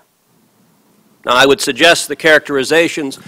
Do you think it's right that Israel was committing a, quote, sickening slaughter, as you said on the floor of the Senate? Well, I think, again, I would want to read all of it, what I said. First, I've said many, many times, Senator, every nation has a right to defend itself. And do you think a sickening slaughter would constitute a war crime? No. Depends on, they were attacked, depends on many factors. If Israel was defending itself, there was slaughter going on both sides. Does one typically characterize defending yourself against terrorism as a sickening slaughter? No, but again, Senator, I'd want to look at everything because... Okay, well, let's look at another excerpt from the same interview, if we can play the second excerpt. We've got an email from Wendy Day. She writes to us from Georgia here in the United States, and she writes, can the rest of the world be persuaded to give up their arsenal when the image of the United States is that of the world's bully? Don't we indeed need to change the perception and the reality before asking folks to lay down their arms, nuclear or otherwise? Mm-hmm. Well, her observation is a good one, and it's relevant. Yes, to her question. Senator Hagel, do you think it's appropriate for the chief civilian leader of the U.S. military forces to agree with the statement that both the perception, quote, and the reality is that the United States is, quote, the world's bully? I didn't hear her say that, by the way, the United States. And I think my comment was it's a relevant and good observation. I don't think I said that I agree with it. With respect, I think the record speaks for itself. It was in writing that she said the U.S. is the world's bully, that it is the reality. And your response, you did say you agree with it. You said her observation is a good one, it's relevant. Yes to her question. You explicitly agreed with the characterization of the United States as the world's bully. And I would suggest that is not a characterization. I think the United States has spilled more blood, more treasure, standing for freedom, liberating people across the world, and to go on Al Jazeera, a foreign network, broadcasting propaganda to nations that are hostile to us, and to explicitly agree with the characterization of the United States as the world's bully, I would suggest is not the conduct one would expect of a Secretary of Defense. Senator, she said that was an observation. I will point out that her quote was the perception and the reality. And with that, my time has expired. I look forward to a second round of questioning. Thank you. Now, what we're going to do, given the fact that some of those tapes there they need to be transcribed to be made part of the record so that people can judge exactly what was said and what was asked. I heard that first question, by the way, as a response to the need for moral leadership. I didn't hear it the way the Senator Cruz did, but in any event, it's important that the words be transcribed so that they can be made part of the record. This is a rather unusual thing. I told Senator Cruz that I preferred that we have a transcript and that you be asked questions from a transcript, but that I didn't want to stop him from offering the tape of it, and he went ahead and did it. And in any event, I think fair thing now is that the transcript of each of those segments be made part of the record, and that we give also Senator Hagel an opportunity, should he want, either on this question or, by the way, on other questions, an opportunity to answer for the record in any way he might proceed as though he were answering questions for the record.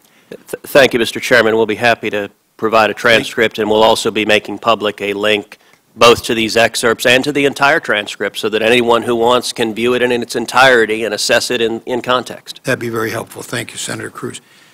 Senator Hirano.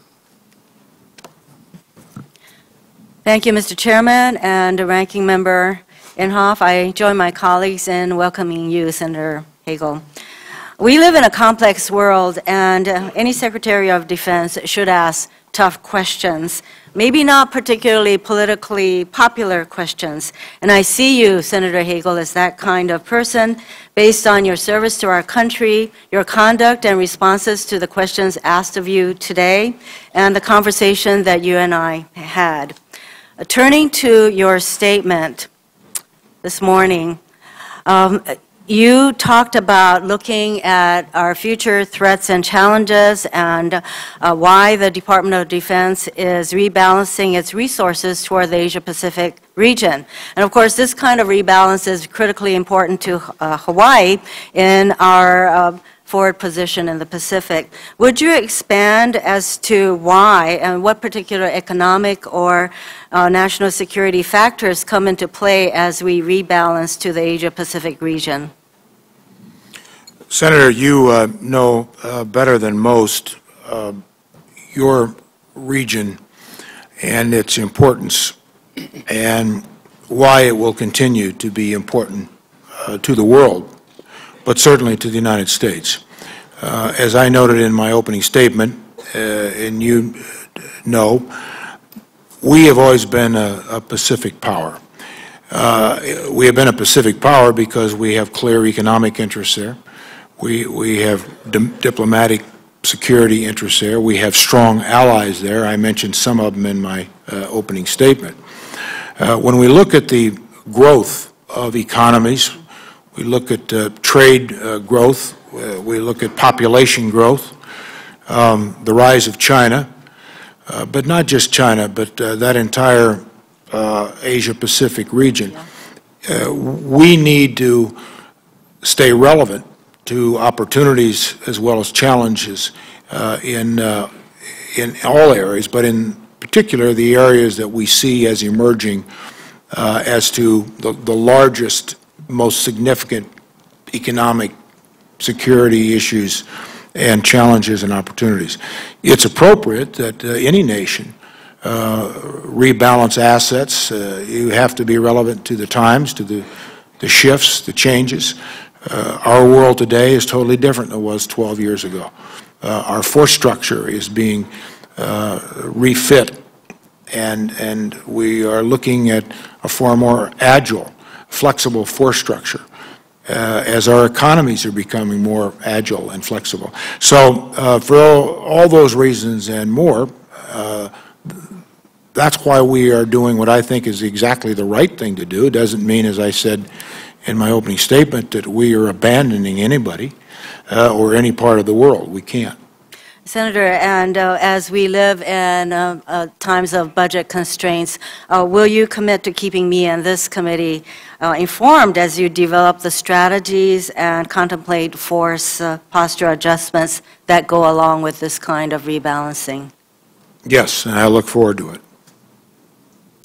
I am very heartened by your perspective, turning to another question, that you always ask the question, is the policy working worthy of the men and women that we send into battle and possibly to their deaths? So I am very heartened by that kind of perspective from someone who served our country. What will be your top priorities as you look to care for the men and women in uniform and their families?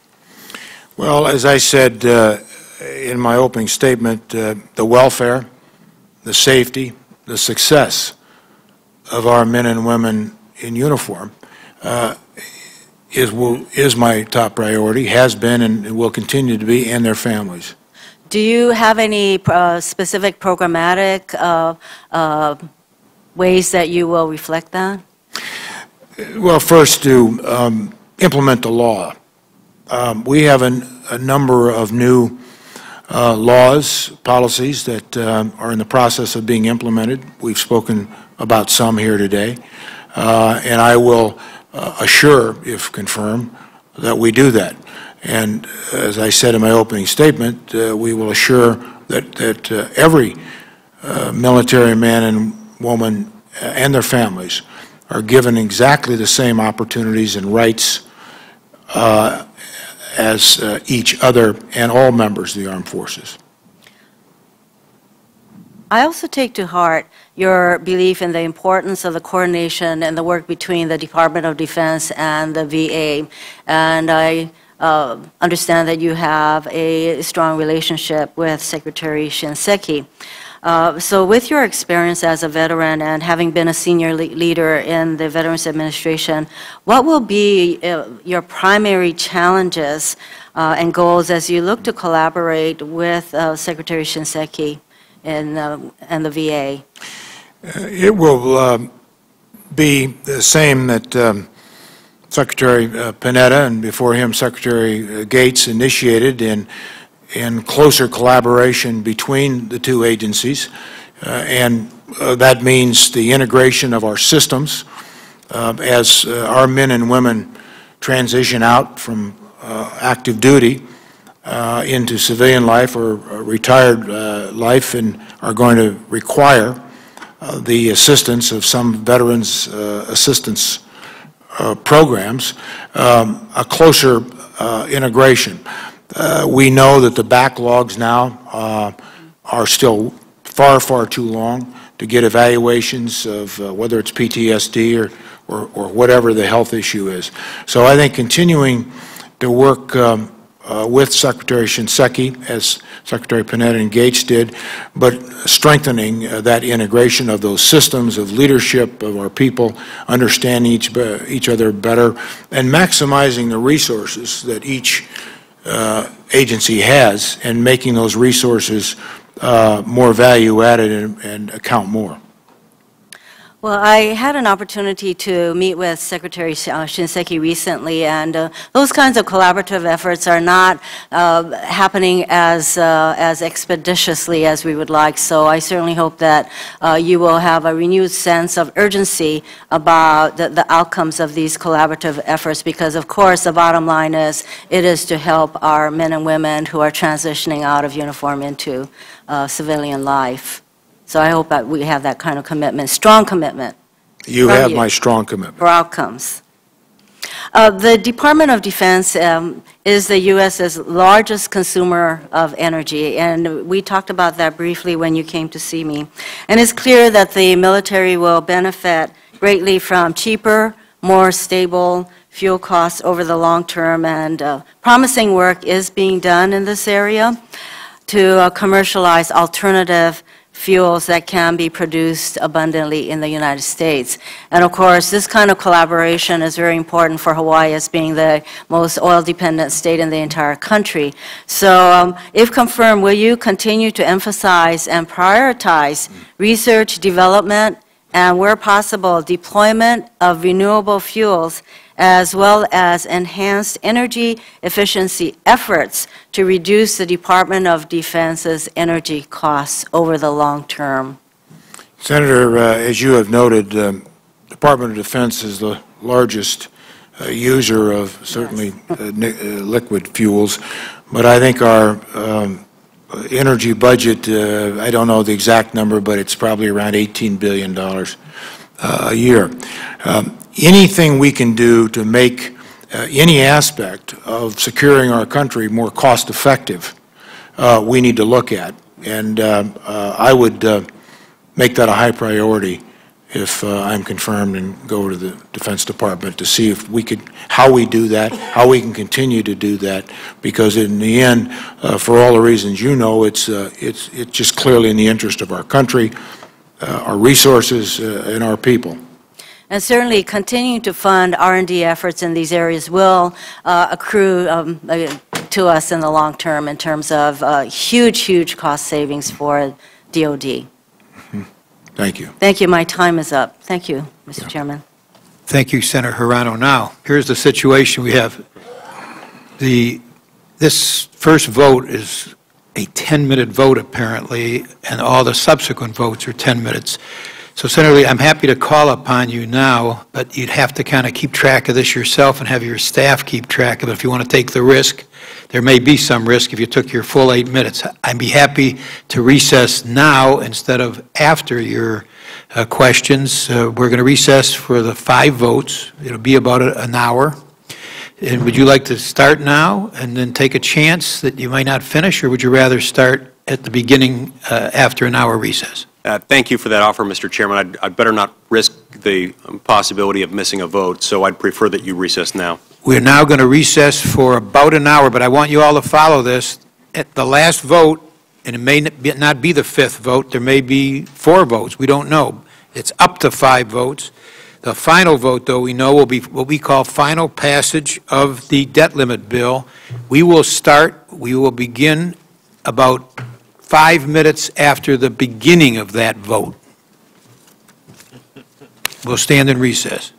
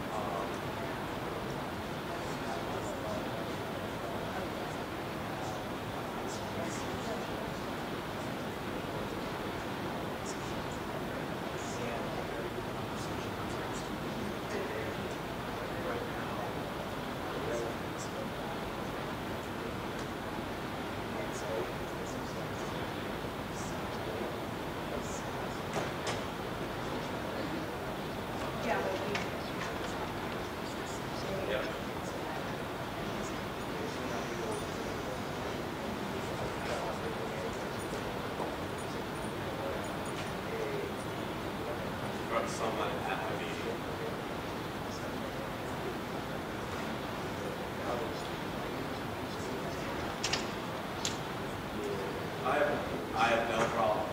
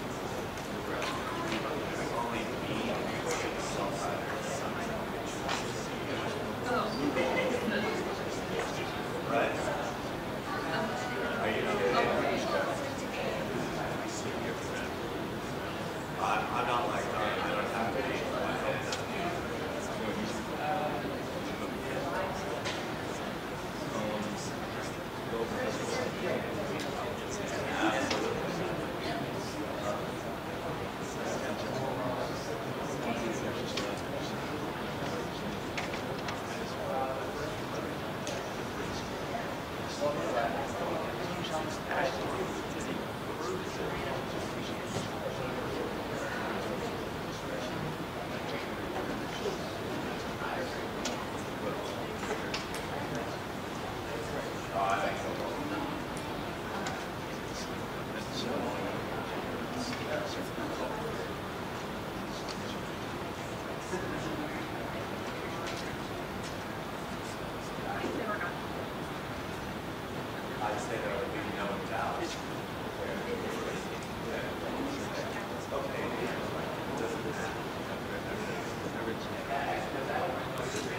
Exactly.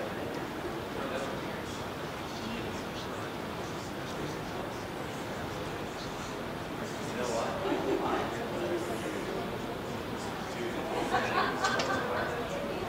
Now I'm more.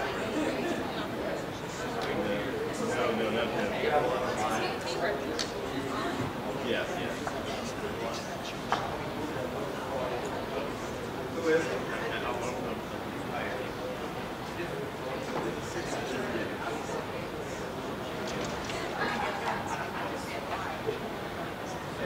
I'll be interested to hear what you think of these.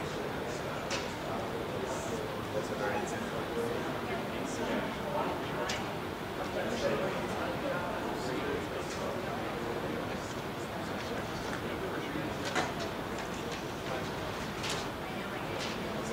They explain why it actually